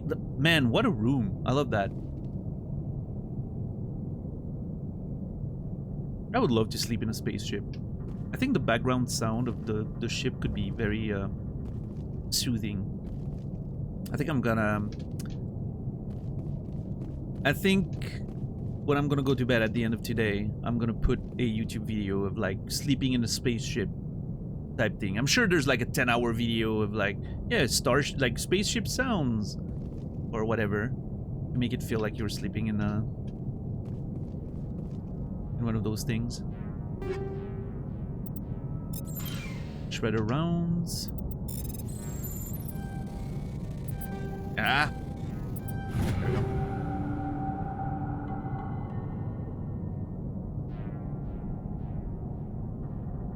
Not sure how safe I'd feel with only a set of large panes of glass between me and the vacuum of space. Well, I mean, you're already in a spaceship, so you'd probably be okay with it at that point, right? You know, putting yourself in this particular world of... You've probably been space traveling a little bit. It's not like you're, you know, randomly thrown inside a rocket ship as a first-time astronaut with experimental rockets or something, right? I don't know. Also, I'm sorry to say that, Engthar, but there is less than a large panel of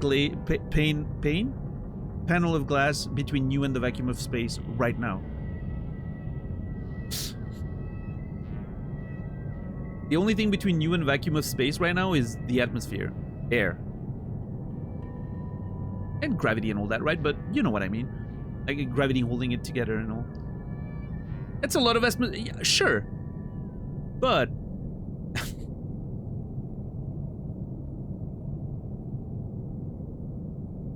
huge solar burst and all of that atmosphere is gone, you know?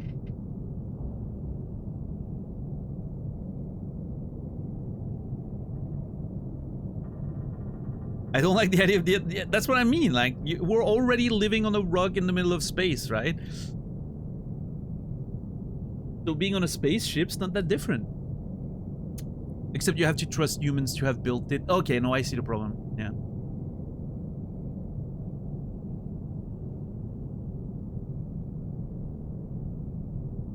I trust nature more than I trust humans.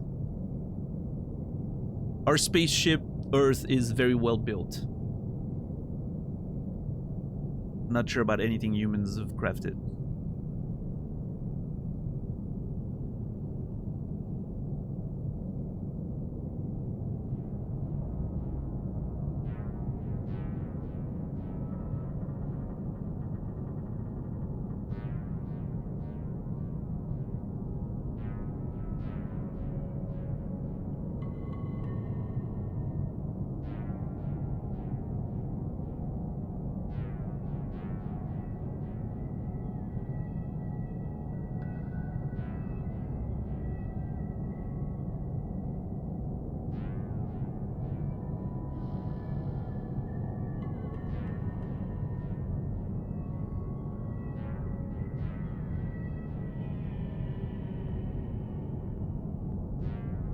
They're probably used to it, but thinking about it actually concerns. No, I mean, I get it. I understand. I mean, listen, I'm not one to talk. I'm uncomfortable in a plane. And planes have a lot more, you know, experience than rocket flight, like space flight. We're, you know, we're at the point where planes are somewhat safe at this point, right? I still don't like the idea of it. So obviously, I probably wouldn't be a fan of space travel. But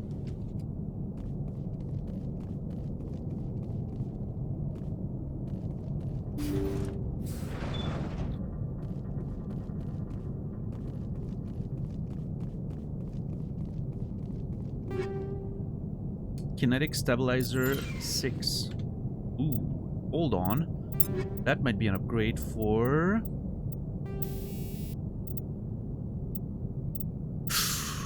no, if I was blasting a stronger... I think it's fine. If I had like an auto assault rifle, full auto, I would definitely put that on, but as it stands, I'm okay with this. Like, it's pretty accurate anyway. Definitely manageable.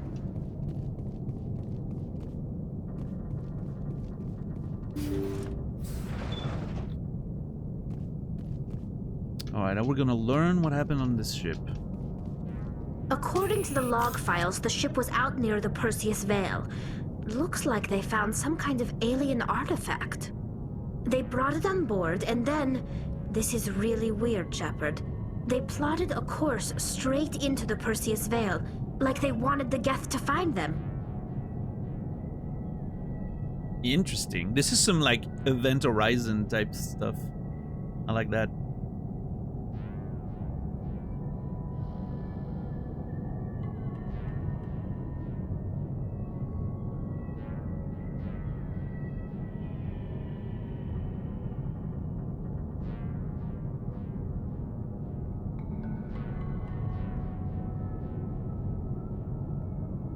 What else do the logs say? The entries don't make a lot of sense after that. It's like the captain's mind was falling apart. I don't see anything about how they got back into human territory. The Geth turned them into husks and left the ship where someone would find it, trying to show us what happens to organics dumb enough to enter the Veil. I mean, that's possible. Or they sent it as a sort of contamination factor, right? Maybe more people get taken over. I don't know. Could be a message. I'm just curious to know what happened to that ship and why. According to the log, they brought it on board, and then... This is really weird, Shepard. That artifact must have done something to them. Why else would someone fly into Geth space? The entries don't make a lot of sense The after Geth that. turned them into husks. Yeah, well, that wasn't even a journal entry, I don't think. Oh, it was. Never mind. The Cornucopia was exploring a region of space bordering the Perseus Vale when the crew discovered a strange alien artifact somehow connected to the Geth. They appear to have been brainwashed and transformed into husks and sent back into human space, either as a trap or a grim warning. Yeah, cool. And left the ship where someone would find it, trying to show us what happens Pretty much to what we organics were dumb enough thinking. to enter the Veil. Enter the...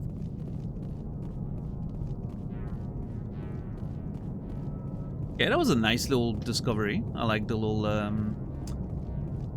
you know, peppering of flavor all over the galaxy with random encounters like those. Well, not random, but it's not a mission we were sent on, right? It's something that was there for us to find. I like that.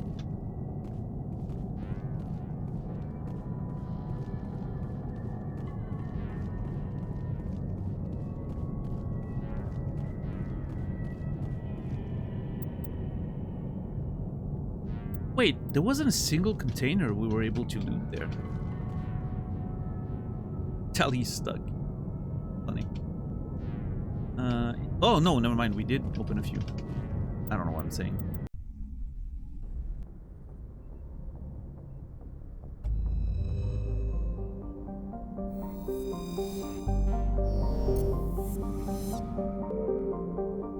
Alright, that's it for Caspian. Now we have Matano and Vostok. Matano requires us to investigate a facility, and Vostok requires us to investigate samples. I'm gonna go to Vostok. I'm gonna do up and then down.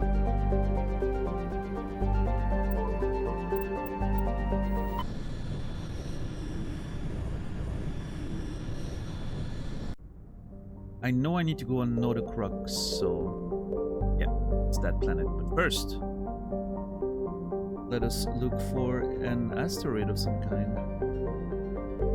Oh, there it is. Metal-rich asteroid. Palladium. What's up, Noger? More tasty lore today? A little bit, yeah. We've crafted a homemade galactic map with all the notes necessary, the quests, stuff we need to survey, yada yada. All positioned as they are in the game. Yeah, with colors.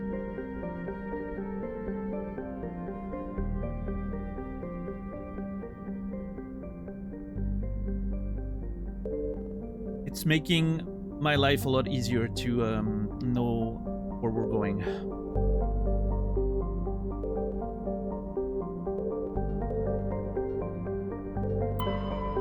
Potato.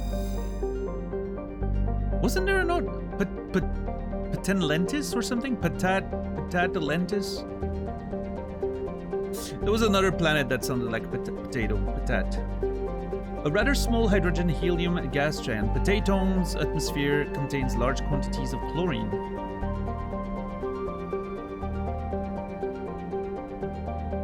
Okay. I guess that explains the piss yellow color? I don't know. Matriarch's writing recovered. Scans of Potato revealed a strange unmanned vessel in orbit around the planet. Tali brought it on board and determined it was Asari made but very old. He discovered several ancient artifacts inside the vessel, including one of Matriarch's Delanaga writing.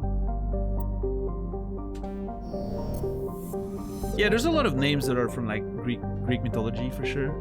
And then a bunch of names that are probably somewhat random. Alco. The geological properties of Alco have been scanned from orbit, but little else is known about it. A fairly typical mixed outer system, terrestrial rock and ice. Alco has a trace atmosphere of krypton and xenon. Its crust is composed of silicates and water ice with deposits of aluminum. Unregistered starship traffic has been recorded in the vicinity of this planet. Travel is not advised. Pirates.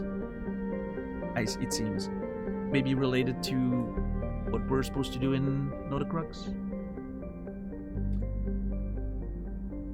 Yeah, it seems like there's pirates in the system. Clomarthu.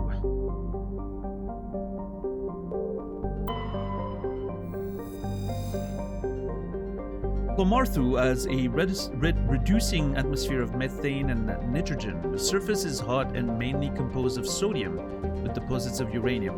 In terms of size and orbit, Clomarthu is a virtual twin of the Earth, but utterly lacks life. Yeah, that's interesting. That same orbital period, similar pressure and gravity. Slightly shorter days, pretty much similar size. Very hot temperature though. That probably explains the lack of life. And finally, where we need to go, Notacrux. Looks like we've got an active distress beacon on the planet below, Commander. No message, just a locator signal. Thank you, Joker. Notacrux is a verdant world, abundant water, temperate climate, and a thick nitrogen-oxygen atmosphere, and a rich ecosystem. It would seem to be perfect for life. The relatively high percentage of oxygen makes humans feel energized and alive, though it has also allowed insect analogs to grow to frightful sizes. Uh-oh. A bug planet, huh? That's unfortunate, as I am fighting for my life against an actual bug in real life. Well, I mean, it's more of a cold war right now, but the conflict's still very much active. Unfortunately, Notacrux is a case of almost, not quite. Thunderstorms are as common as on Earth, but in Notacrux's thicker, oxygen-rich atmosphere, they are deafening and spark constant wildfire. More damning, however, are the large and ubiquitous tuft of pollen that float on the high-pressure air. In humans and other oxygen-breathing species, they cause severe or lethal allergic reactions. Jesus. Okay. This is pollen allergies nightmare.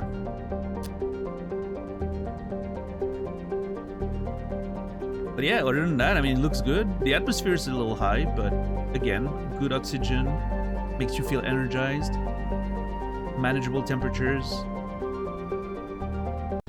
Yeah, what a shame.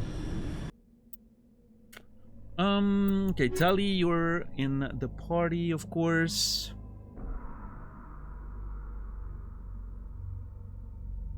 I hate that I have to rely on Tali, although, I don't know, maybe the other ones are getting there. I feel like we haven't played with Garrus in a while. Let's get Garrus out.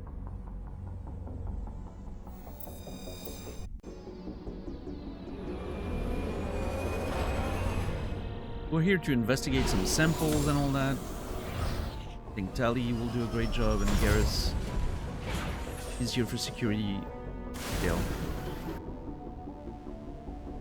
Science facility, anomaly, and some debris. Alright. I can already tell there's enemies in there, which is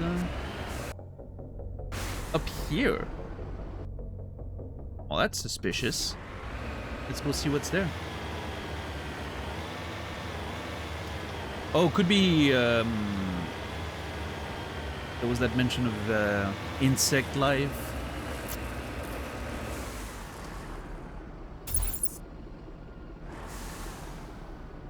What is that?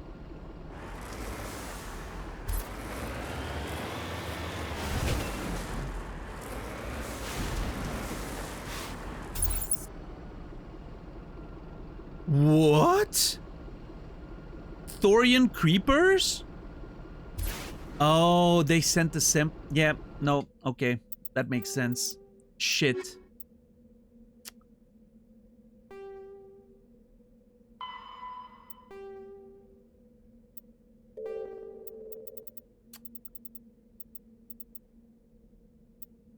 Of course.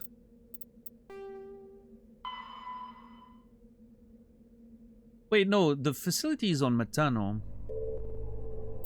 Oh, I was wrong. This is the facility. I reversed samples and facility on my notes. So this one's the facility, the other one's the samples. You have received a generic distress call coming from a small research facility founded by Exogeny on the Maroon City Cluster. But I remember we found the information on Pharaohs, and obviously it looks like they were using this remote planet to do more experiments on the Thorian and what the Thorian produces. Well, see, that's, you can't trust those fucking corporations, man.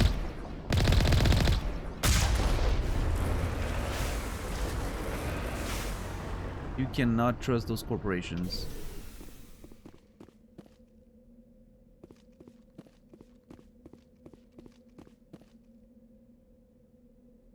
Oh god, I'm stuck. Okay. I was literally stuck on that corner there. Was not good.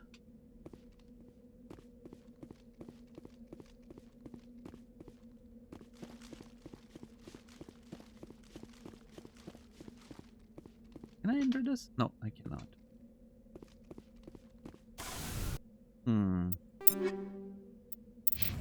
Let's update Garrus's equipment. I forgot about that. Yeah, you get a hammer.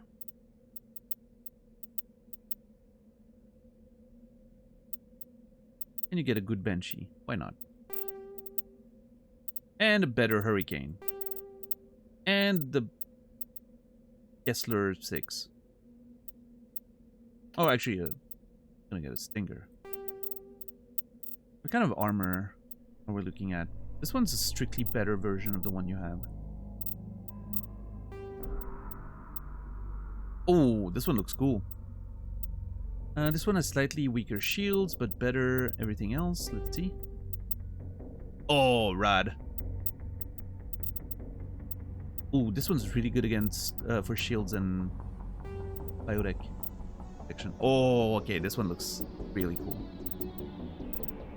Yeah, I think I'm settling on this one.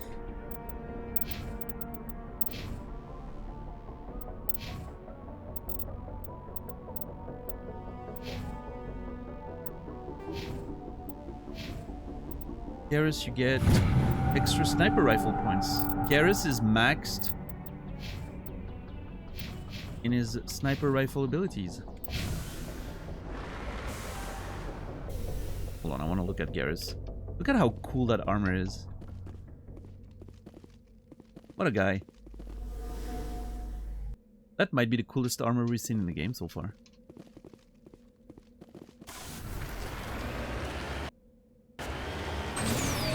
Yeah, there's more Thorian creepers up there. Can we run them over? Boink. They don't die though. Okay.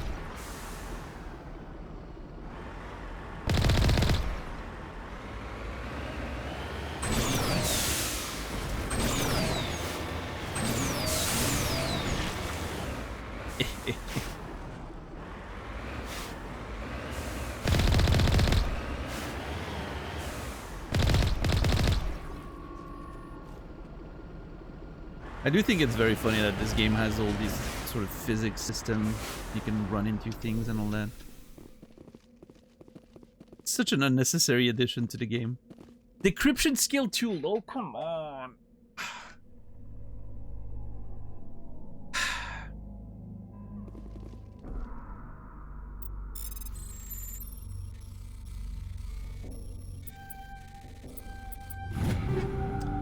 Ooh, okay.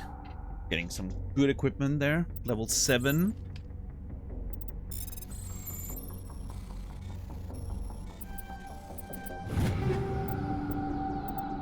Some Elko's combine nonsense. Ooh, new heavy armor.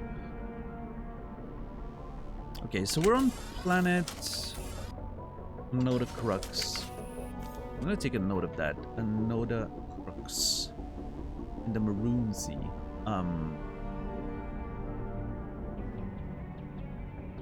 Gonna go in there. How do I do this? I think I do it like that, and then there's that stack. Bam. And now, Vostok, Noda Crux, container.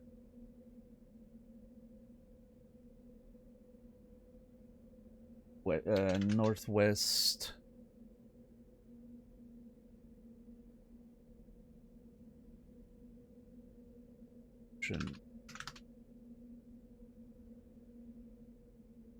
Maybe DJ, we actually today we went on a couple of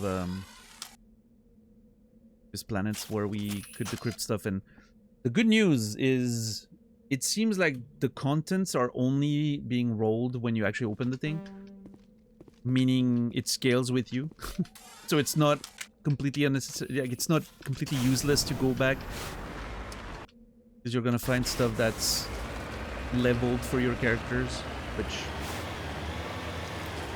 pretty generous of the game, I guess.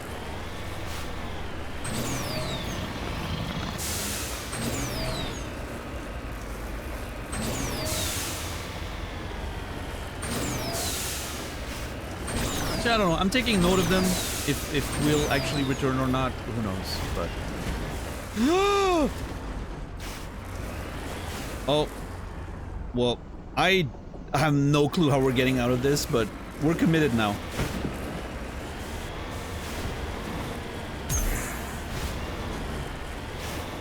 I have no clue how we're getting out of this. We might have to actually go back to the Normandy. Gold!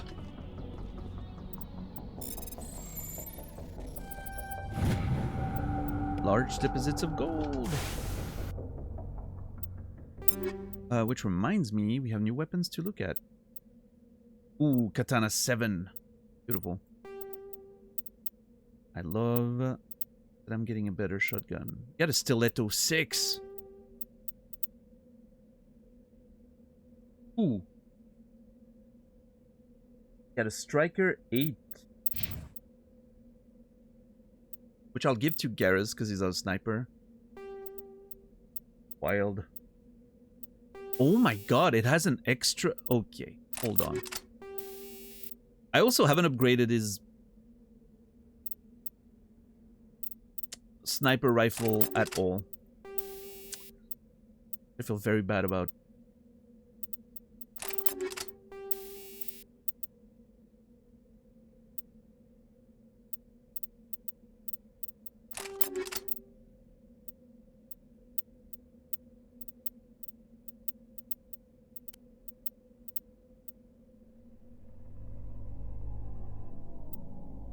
Logic Aris tool number 4. That's a good Omni tool. Could Tali use that? Yeah, she could for sure. Tali, you get the good Omni tool. Garrus doesn't need it.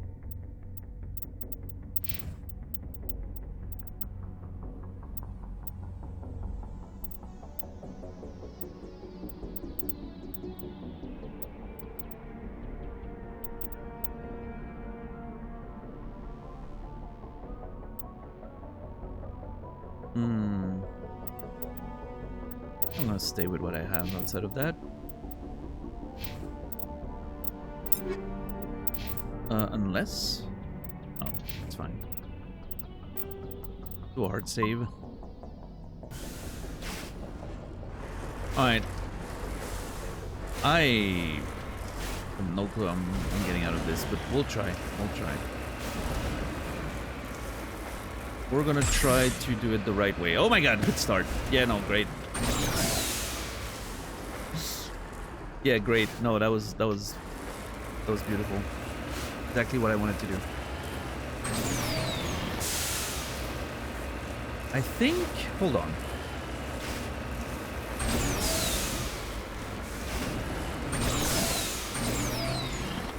Yeah, there's no way we're getting out the normal way.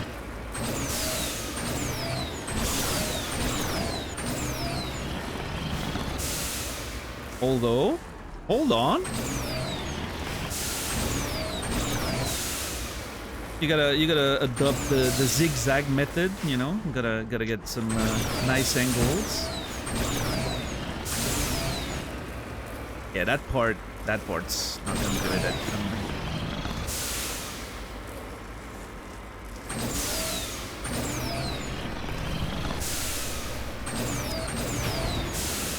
Oh Jesus! Whee! Okay. We seem to have gotten ourselves into a pickle. I think we can get out here, maybe. Oh yeah, this is a lot better. Oh yeah, that is the way out.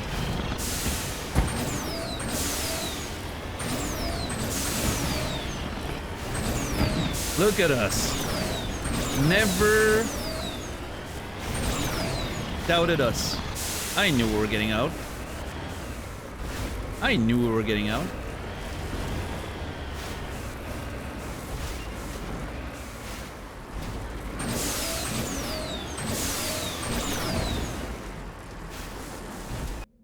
Okay, let's go to the marker now.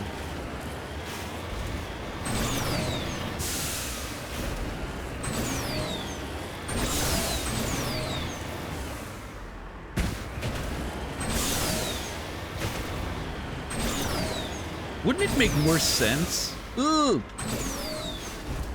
Would it make more sense to have like I'm thinking of something like they have in Alien, in the Alien universe, a flying sort of vehicle, like a small shuttle, right? Is what I'm thinking of. That would be so much easier than a freaking land-based vehicle. Considering we're exploring space, I don't know. I don't feel like suggesting that we should have a flying shuttle is that much of a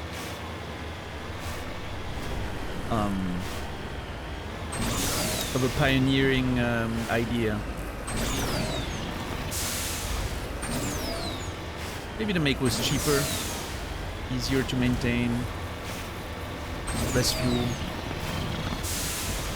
a little bit more rugged and reliable, requires less piloting skills, yada yada.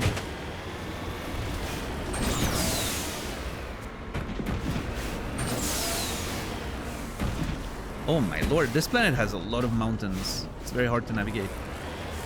Whee! Oh Jesus. Nice, smooth. And this says anomaly? What does it say? Anomaly, yeah.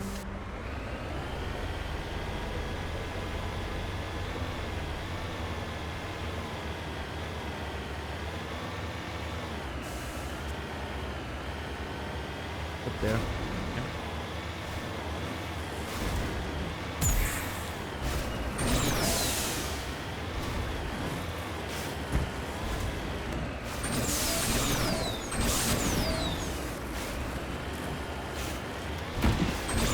The booster sound reminds me of Destiny's Sparrows.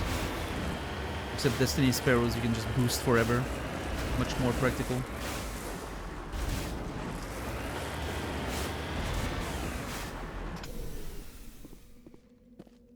Okay, what is this? Ancient debris recover. Just lead the way. No, I'm trying to click the crypting. Tally. Up to you. Current insignia recovered. This escape pod is half buried in material that has washed down from the mountains. Though it has obviously been here for centuries, the computer still has power. Linking it with your hard suit, you recover a batch of files containing data on the Thracia colony. Okay.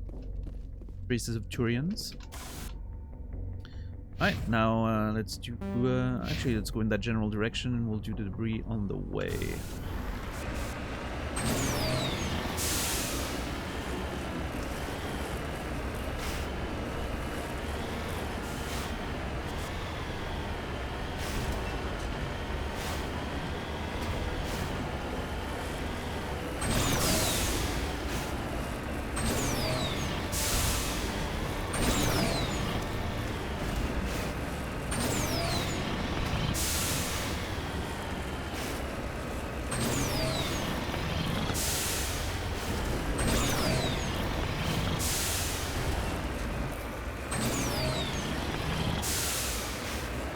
Oh my god.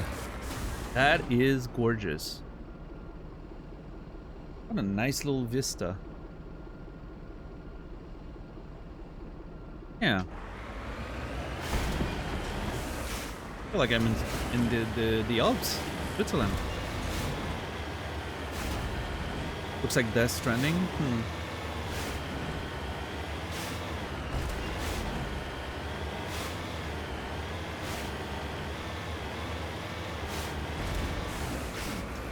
Okay, it seems like, oh, yeah, this is deep in the mountains. Okay, let's go down here first for the debris. And then we'll figure out a way to go around, I guess.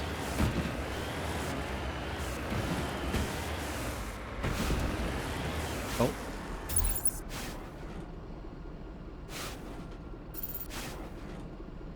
What in the hell is this? We found a life form. Okay, now this makes me think of Spore. Or No Man's Sky, even. Just a random looking creature.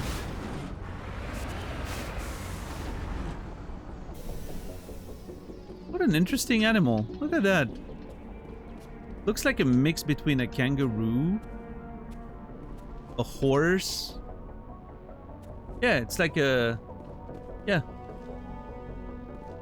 Like a weird marsupial with more legs.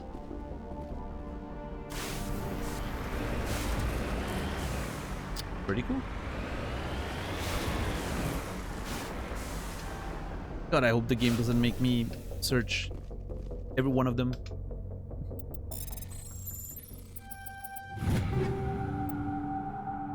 Medical interface 7, shredder round 7. For me. Let's get to try to get to this facility.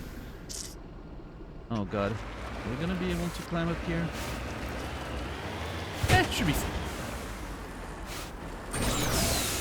With that sound I thought I ran over one of those majestic creatures. I don't wanna hurt the local fauna.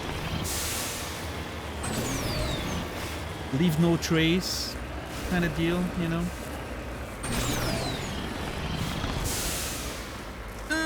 We got there. Yes.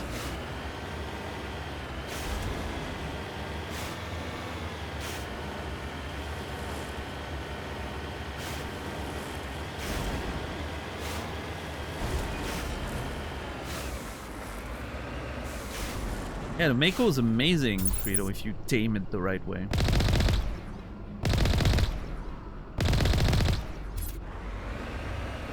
One more. Where are you? Behind here. Somewhere. Oh, sorry. Oh, there it is.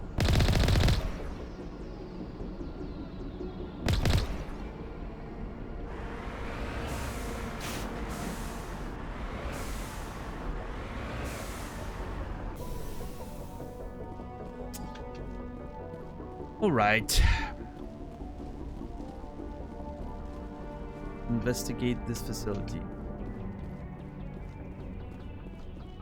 Yeah, I have a feeling that whatever Exogeny is doing here, probably not. I fear no one will be alive to tell the tale.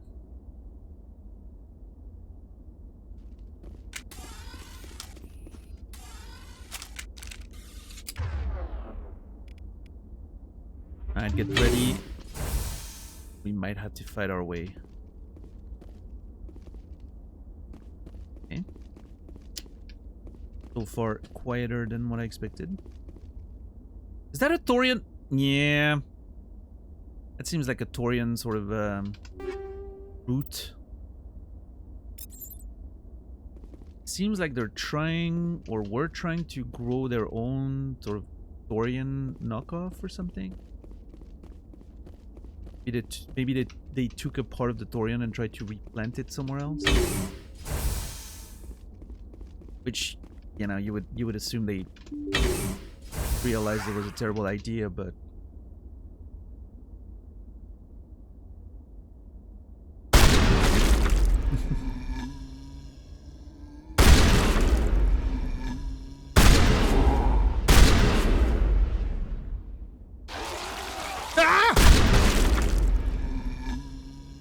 my bad.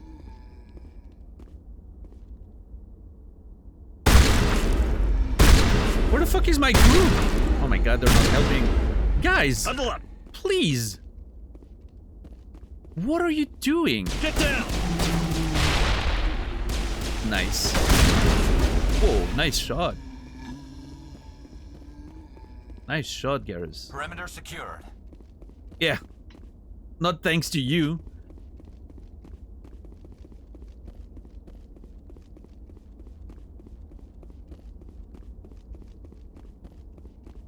Yeah, that's what you get. That's what I get for bringing a mole cop and a scientist on a military mission.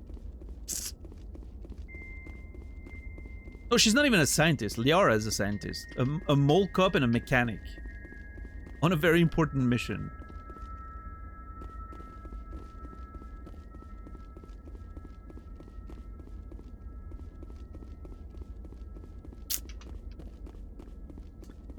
I should have brought Ashley and Rex. A soldier and a mercenary. That's what I should be running right now.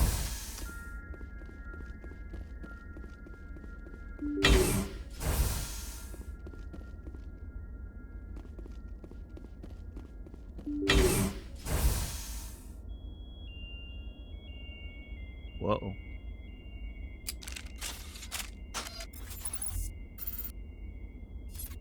Burned body, okay.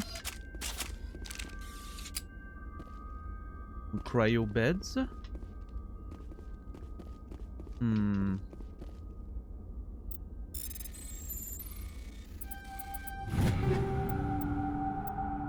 Tsunami 7 and a Ripper. I don't think any of that's an actual upgrade. Fucking Elko's combined so trash.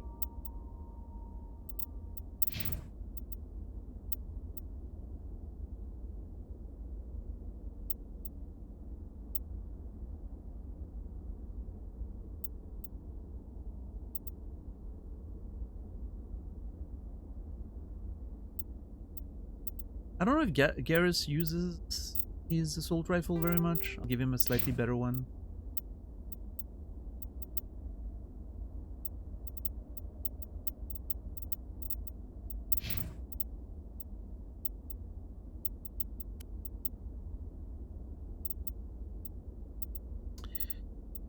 Ooh, we got a bunch of new heavy armor, which is not great in terms of biotics, but overall protection seems insane. We're wearing a Titan 5 right now. Let's see what the other ones look like. Yeah, that one looks pretty good. Oh, that one looks great. Does this armor make me look fat? Chat, be honest.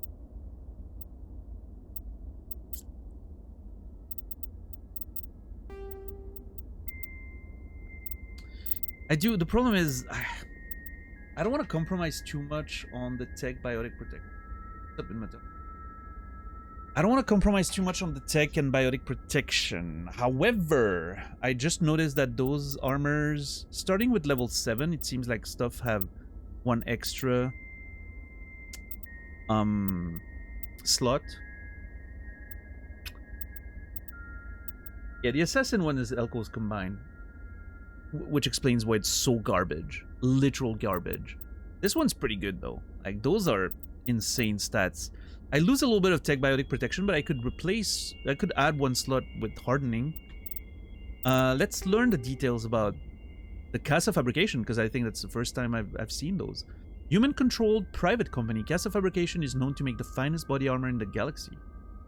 When it comes to personal protection suits, no expense is spared, as reflected in the exorbitant cost of their products. Recently, Casa has also begun to manufacture Omnitools, though it will be some time until the quality is brought up to the high standards of their armor line. It shows. I don't know. This armor looks premium. Like, it feels like this is an expensive thing. So yeah, we have some shield modulators, level 6 on it. And I think if we go with the energized weave, we get shield recovery and hardening, which I think is protection against biotic and tech attacks, right? So this compensates for what we lost here. So I think this combo is actually pretty awesome. I think we just got a major upgrade right now. And aesthetically speaking, that's definitely an upgrade. This looks premium as hell. Beautiful.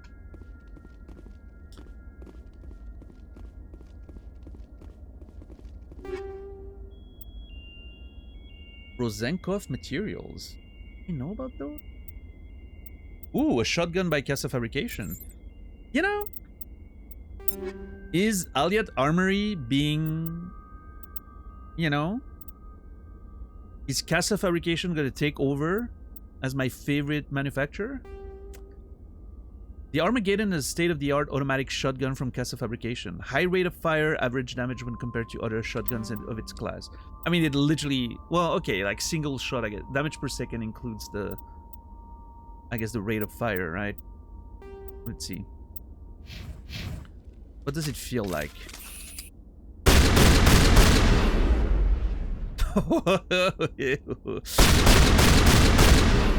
Okay. Listen.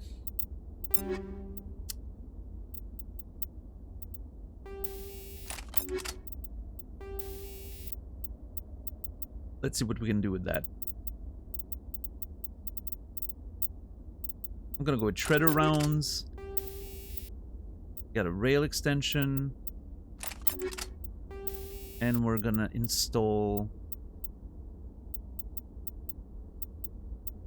maybe another rail extension? I'm a little worried that the double rail extension is gonna make it overheat way too fast, but... okay, I can fire 7 times before it overheats. And if I do breaks, like 1, 2, 4, take a break, 1, 2, 3. Yeah, so it would be like... I would fire in like 1, 2, or 1, 2, 3, and then wait a little bit. It does become a little bit of a problem.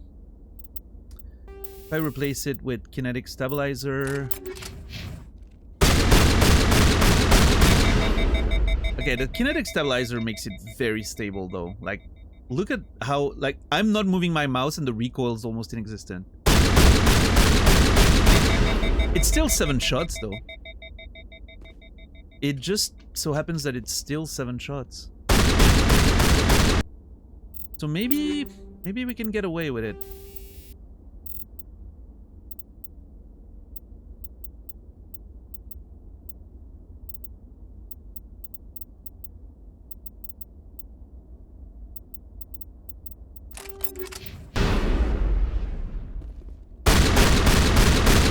has the stability is manageable. I can just pull down on the mouse. Basically always on target. Yeah, I can tell it's hitting slightly faster. Like if I'm controlling my fire, I'm gonna have a little bit of a harder time with this setup, but I think for the power we get, it's very much worth it.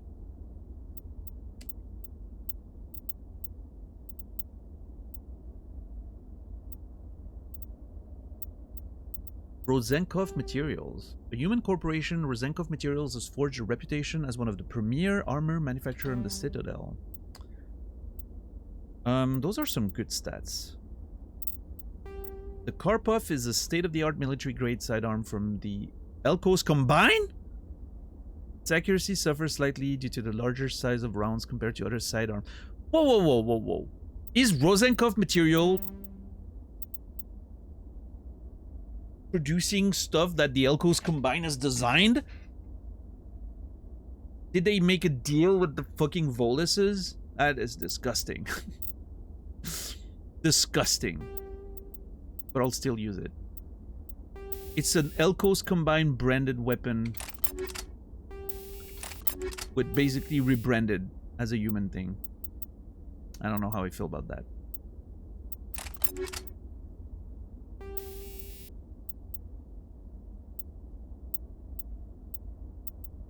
I'm gonna put a rail extension on it and stabilizer maybe.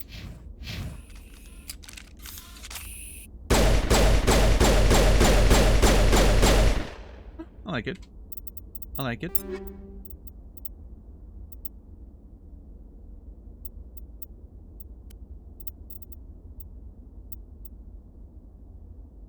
That's an Ankadar armor, which is not as good as the one we have. Yeah. No, the Colossus is beautiful.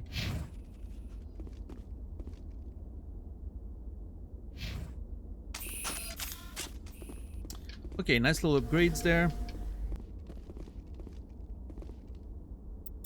All for me, nothing for the team. Captain first. And more weapons, okay. There might be a straight up upgrade for my sniper in there. Yep, equalizer 7. Nice, I'll take that.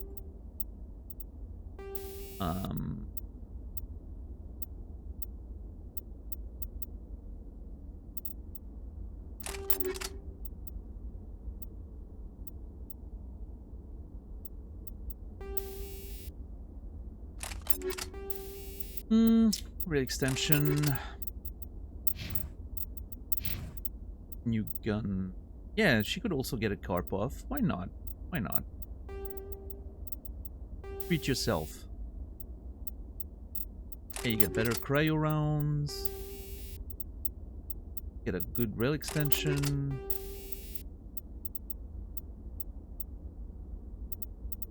And a combat scanner. Why not? Give you some utility still.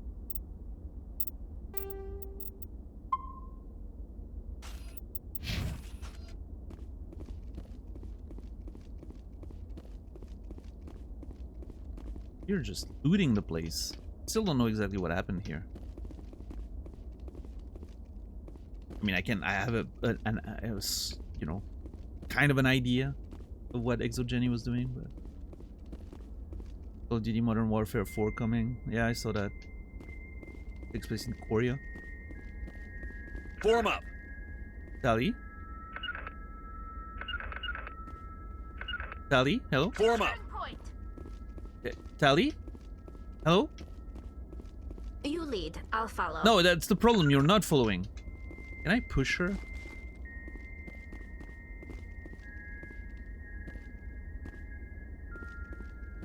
Tali.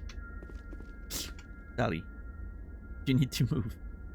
I'm right here. You can't stay here. You need to move. Oh, that did it. To me. Oh, come on. Tali, please. On me. Yeah, the new James Bond game is great. I'm probably gonna play it at some point on the stream.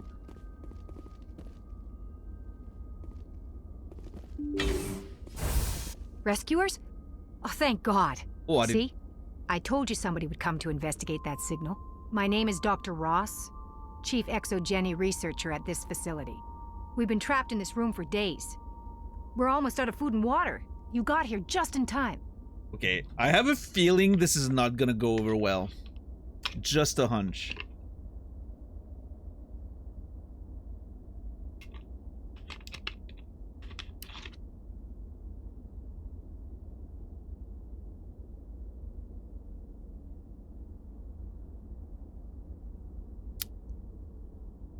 What happened here? I need to know what's going on. Why is this place crawling with Thorian creepers? How do you know about the Thorian? I've seen it. I was on Pharaohs. I killed it.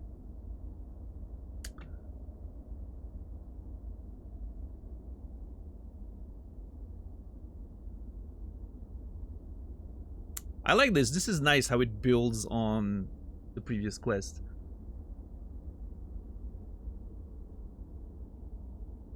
I was on Pharaohs. I know what Exogeny was up to. I saw what they let the Thorian do to those colonists, so I destroyed it. Our secret's out then.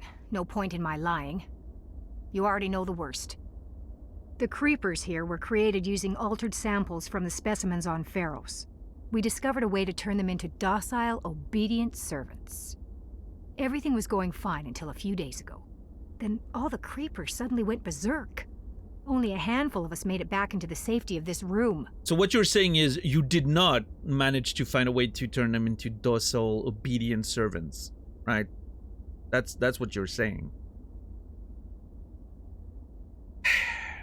You thought you did for a couple days, but you didn't.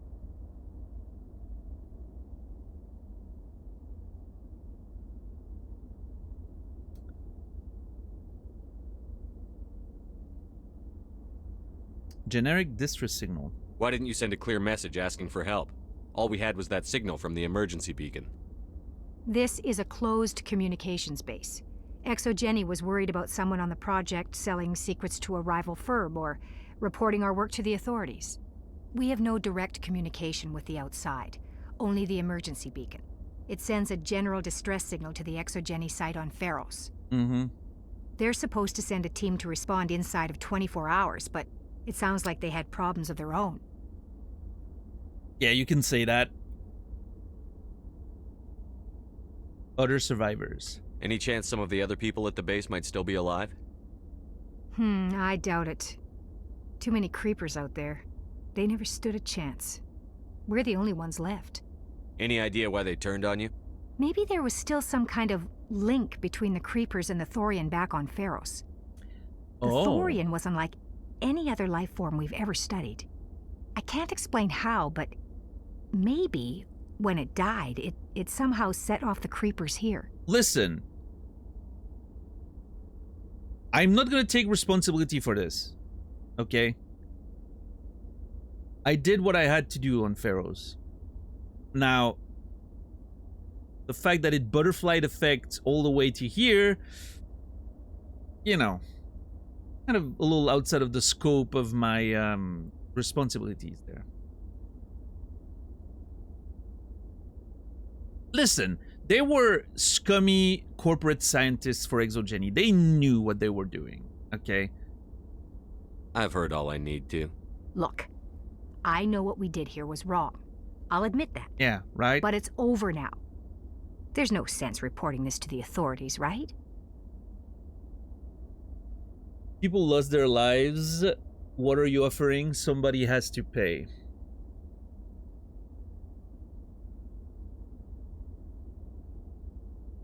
No, that's never what I said, Nasrallah.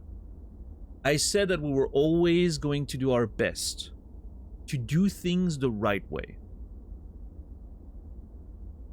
Sometimes you know, you can't always make an omelette without breaking a few million eggs. But if you can, you try. I always go the extra mile to make sure I find the best way. I don't just focus about getting it done as fast as possible at any cost, right? I always try to find the better way. And that was the better way. That was the better way we found. It's not perfect, but it's the best way we found.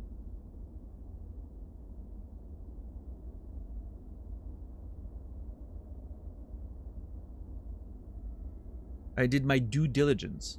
I didn't take any shortcuts.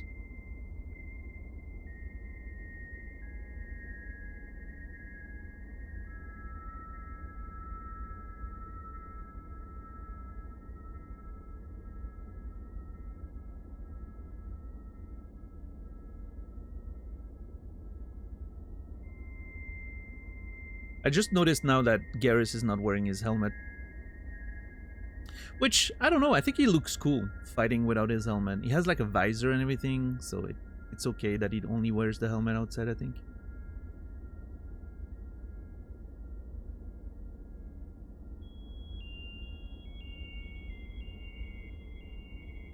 Hey, those families only have one person to blame, and it's the fact that they were involved with an evil corporation. They knew exactly... Look at what she says. They know what they were doing is wrong. As soon as you're involved with that, I mean, it's your fault. You can't blame other people for that.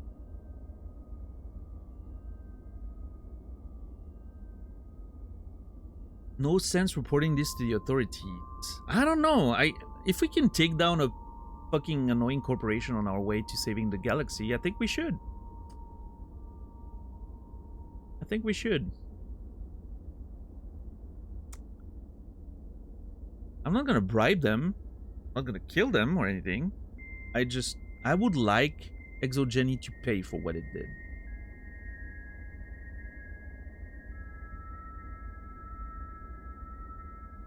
You were in charge of this project. The safety of the staff was your responsibility. Exactly. They trusted you, and you betrayed that trust. Be reasonable. I didn't mean for this to happen. Besides, how does it help anyone if I end up in jail? Normally, Exogeny would have my back, but it sounds like they're going to have their hands full cleaning up the mess. I think it would greatly help. I've got money. A nice little emergency fund I set up. It's yours if you let us go. Hold on. Before we talk about the money situation, of course it would help. It might dissuade other people to do that kind of shit. Justice for the families. You know? I feel like putting you in prison would have a tremendous positive effect.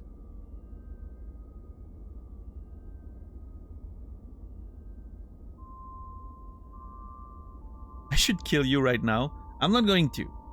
I don't think I'm here to, you know...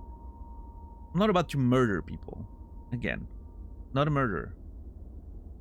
I am not taking any money. We don't need money. I barely have spent anything.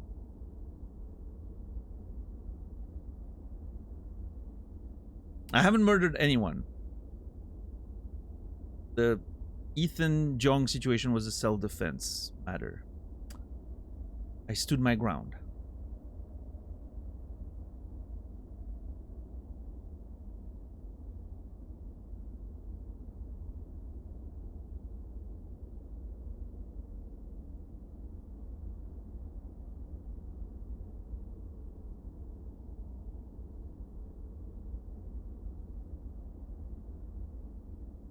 Now, if you put the CEO of Exogeny in front of me right now in this room, who knows what might happen, right? We might have to we might have to scrub the record of whatever happened on this planet here. But, you know, I'm not gonna put the whole weight of that responsibility on a poor scientist.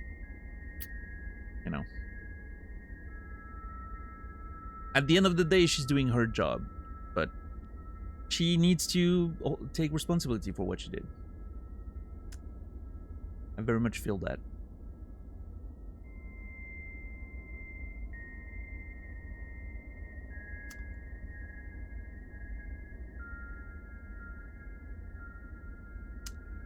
I'm sorry, scientist. I love that she's not even named. I mean, she may have said her name, but it's not on the subtitles.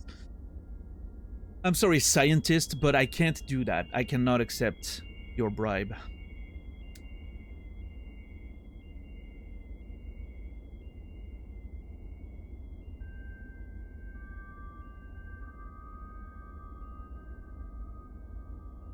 The victims here deserve justice. I have to take you in. That's not going to happen. Oh, come on. Open fire. Okay. Open fire! See? They shot first. Self-defense.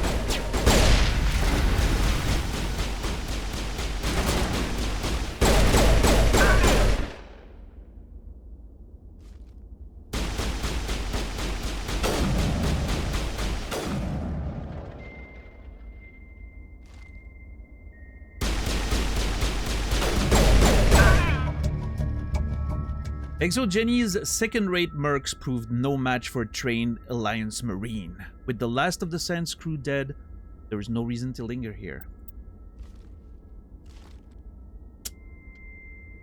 Well, Clear. situation settled. Everyone's healthy and safe. A couple of families were reunited.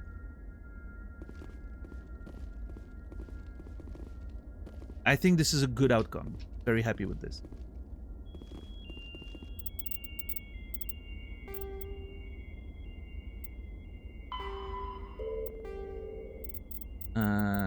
Which one was it? This one. The colonists were killed by Thorian creepers, part of an experiment by Exogeny researcher. After destroying the creepers, you made sure the ones responsible paid for their crime.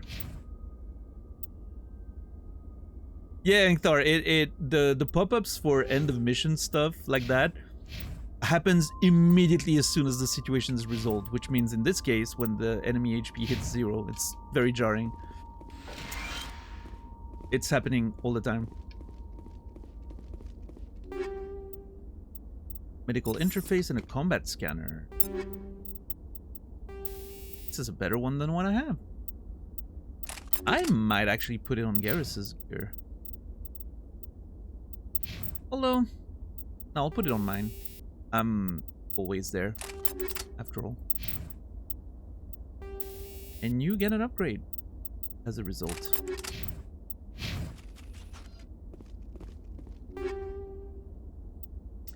Prodigy and Polaris, biotic amps. Cast of Fabrication, biotic amp. Oh, we have no biotic right now. We'll have to check with Kaiden and Rex and... what's her name? Liara. I cannot get the name Liara to stick. I always want to call her Tali.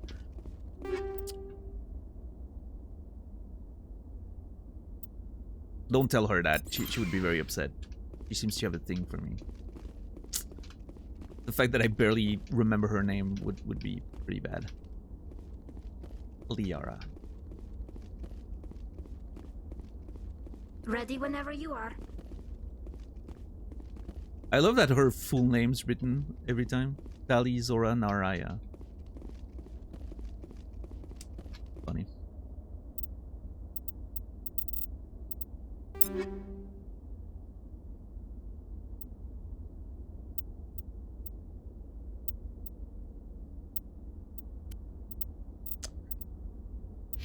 Okay. Well, we did some good work out there. Very proud of us. Everyone deserves some nice R&R.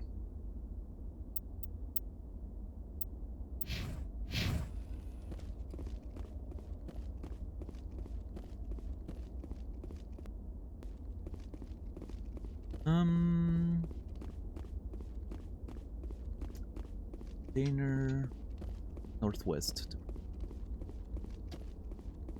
Still something I can't do. No updates, no upgrades. Level ups. Oh. I mean, this could have all been resolved so easily. I don't know why she decided to fight. That was stupid. That was dumb. What a shame. What a shame. It's a damn shame.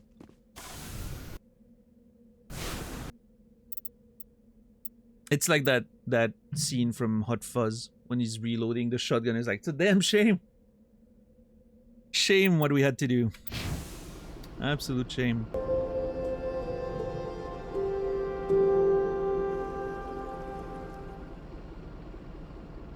Exodus Council. Thank you for the 200 bits. I appreciate that. Thank you very much. Once you go blue, there's nothing left to do. Favorite Aquarian. See you next morning. Want a Batarian? Just like Bavarian? I don't know if I've seen Batarians yet. Maybe one at the Citadel, but I don't remember.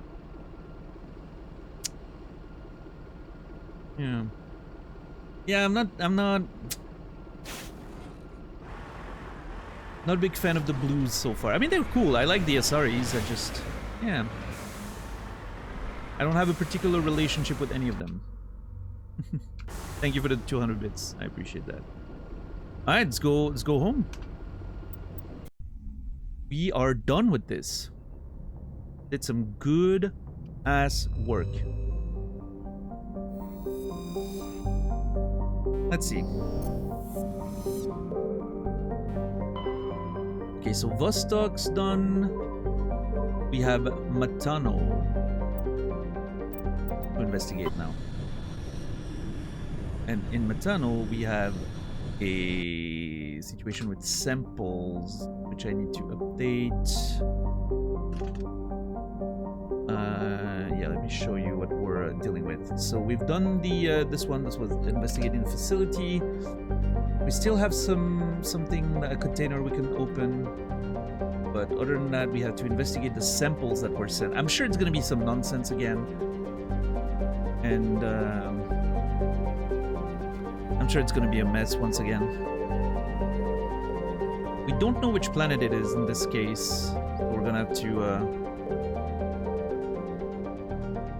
actually survey the whole thing. Oh.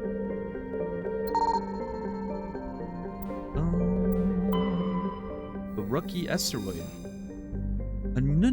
This asteroid has an unusually sculpted and artistic appearance with many long sweeping curves.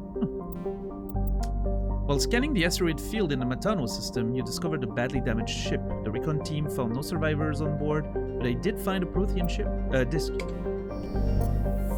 Okay. Anything in this asteroid belt? Yep. Sure is. Metal-rich asteroid. Platinum. Beautiful. Okay. Start outside. Supay. Supay has the composition of an ice dwarf planet, but is unusually large for such a body. It has a trace atmosphere of krypton and xenon. The frozen surface is dotted with deposits composed of potassium and light metals, brought to the surface by cryovolcanic processes. Supay's icy surface was often used as a source of potable water for passing merchant vessels. Since the Alliance claimed the inner system world of Chaska, satellites placed in orbit automatically bill any vessels landing in the world for the mass of water removed from the surface. That is crazy. The idea that ships would stop here, remove some water, and it is instantly calculated by the satellites, and then build. This is so dystopian, in a way. But I love that the planet's name is Supay, based on that concept. Supay sounds like a payment app from the future. ExoGeni has had a difficult time keeping the satellites operational. They often meet with accidents caused by impact with jettisoned ship debris. Okay, so there are basically people are rebelling against ExoGeni by breaking the taxing satellites, which I think is amazing. I love that. I love that. What a beautiful, beautiful little story. Whoops.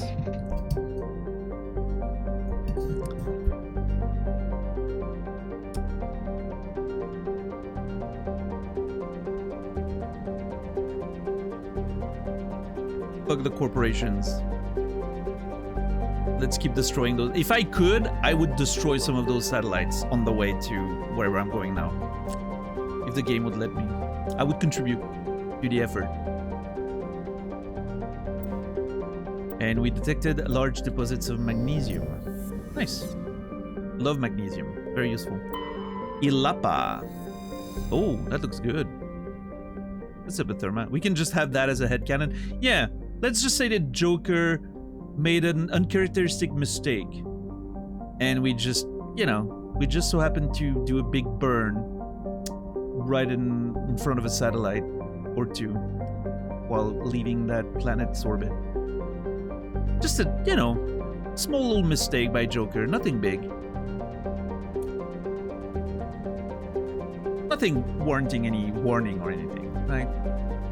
He's on a hard schedule. He's very tired. Ilapa is a hydrogen-helium gas giant with an unusual ruby color caused by contaminants in the atmosphere.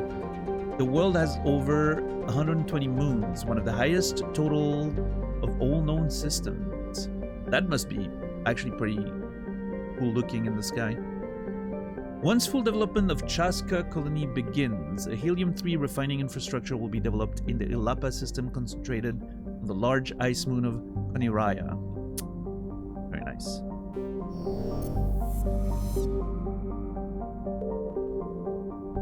Yeah, I mean, I guess so, Thor, especially like it's not a closed system, unlike on Earth, right? People taking away the water from the planet, eventually it could get to a point where it runs out, but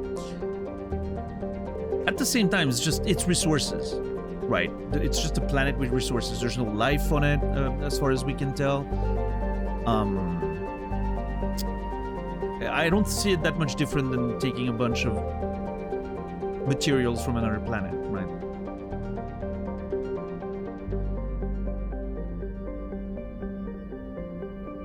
It's a massive source of water that can help people survive. I think it's fine.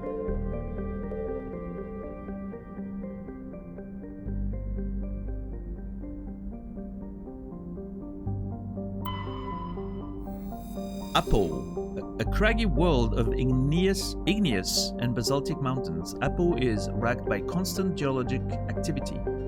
While volcanic hotspots are rare, continental plates are constantly piling up new mountains, subducting old ones, causing slips along transformed faults. Apo has a dense atmosphere composed of nitrogen and carbon monoxide due to the constant earthquakes and landslides activity. Surface exploration is not advised. The rubble-covered wrecks of half-dozen expeditionary ships stands in mute testament of the planet's instability. That's a good line. The rubble-covered wrecks of a half-dozen expeditionary ships stand in mute testament of the planet's instability. That's a beautiful line. Yeah, love it.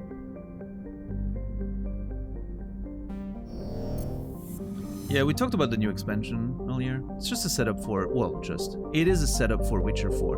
But it's pretty cool that they're doing something like that for people who enjoyed that game.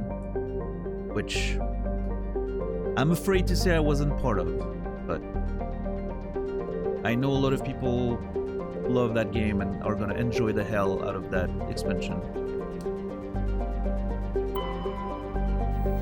Okay, Chaska is the one we're meant to land on, which makes sense. It's the main planet, apparently, on this system. Inti. Inti is a terrestrial planet with an atmosphere composed of ammonia and helium. Its surface is mainly composed of sodium oxide with deposits of magnesium. Its density is rather low, leaving the planet tide-locked to Metano. Inti is an unremarkable world, drawing little more than cursory scan for surface pirate anchorages. Wait, what? Drawing little more than a cursory scan for surface planet anchorages when Alliant patrol enters the system. Oh, cursory scan for surface pirates anchorages. That's anchoring on the, yeah. When the pirates anchored to the surface, when Alliance patrol enter the system. Okay, that was a hard sentence to read for whatever reason. And finally, Chaska. Chaska is a large but low-density world, fundamentally similar to its inner neighbor Inti. Like Inti, Shaska is tidally locked to Metano. The same side always faces the sun, resulting in a scorching day side and a frozen night side. In the temperate areas around the Terminator, temperatures average around 30 Celsius. Combined with a nitrogen-oxygen atmosphere, the slender band of habitable terrain allows limited colonization by humans. Shaska's ring is unique. It appears to be, for lack of a better term, a massive piece of alien installation art. That's sick. The rings are made of small pieces of synthetic material and are almost invisible from space. From the ground, they catch and scatter the lights of Metano picturesque ways. It is not known who created the ring or when. Shaska is very early development with little more than a few pioneer teams scattered across the surface. Information is being collated about native hazards and ecology, while a massive colonists recruiting drive is gearing back on Earth. Colony was founded in 2183 with a population of only 150.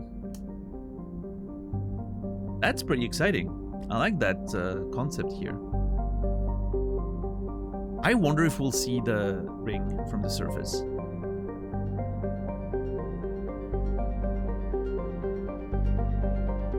A massive piece of alien installation art.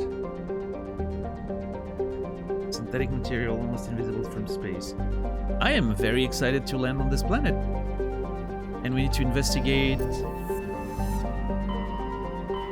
What do we need to investigate again? The samples, right? Let's read that again. While on Pharos, you found the personal log of an ExoGeni employee. The doctor's note seemed to express some concern about samples they provided to a group he referred to only as Cerberus. The logs mentioned something about the Betano system in the Maroon Sea cluster. Ooh, hold on. So there's a link to... That's the second time... Yeah, there's another mission we have about Cerberus, who are apparently unleashing alien monstrosities on the galaxy, which is not great. I wonder what they're doing with... Oh, maybe there's a link there. Maybe they're using Thorian creepers as a weapon? I don't know what they would want. Maybe they're a terrorist organization?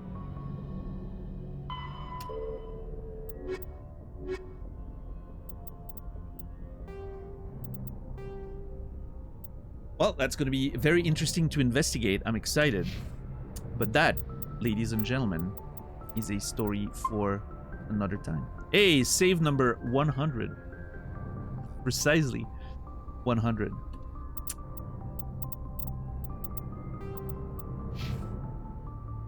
Alright, guys. Thank you very much for hanging out tonight and enjoying more Mass Effect. So again, reminder,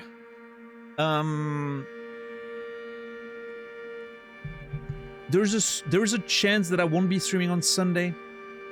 If Switzerland beats Norway tomorrow at the Ice Hockey World Championship taking place right now in Switzerland, I will be watching the finals on Sunday. If Switzerland loses tomorrow, I don't give a shit. I won't watch the finals. So, basically, if you want to know if I'm streaming on Sunday or not, please check the results of the game against Norway tomorrow. I think we're gonna win. I don't think Norway is that much of a problem, but who knows? They made it to the semifinals, so. But yeah, so there's a good chance I won't be streaming on Sunday and I'll be back on Monday. I don't know, maybe, who knows? Maybe I change my mind and I decide to stream anyway, even if Switzerland is in the finals. I'll watch the game tomorrow and see how I feel about watching the finals. If it's Switzerland versus Canada, I'm probably gonna watch. So that sounds like a good time. If not, we'll see. But anyway, if you want to make sure to not miss the stream on Sunday if it takes place, or otherwise on Monday, please follow the channel if you haven't done so, and join the Discord. We have a channel there for live notifications. If you're a higher tier subscriber, you also have access to a spoiler chat where you can discuss all the things you can't talk about in this on the stream, or to protect my experience. But you can talk about that with other Mass Effect fans in that channel, spoiler channel, because I'm never reading those. So feel free to talk about the game over there. But yeah, thank you guys. I do appreciate the support. What a game. I'm really enjoying myself. Yeah, not much to complain about. I wish it was a bit more of a more popular game on Twitch in general, and I wish the engagement was a bit better sometimes. It feels pretty quiet in here, but you know, it is what it is. The game is enough to hold my attention, thankfully, so I think that, you know, that's a good thing on its own.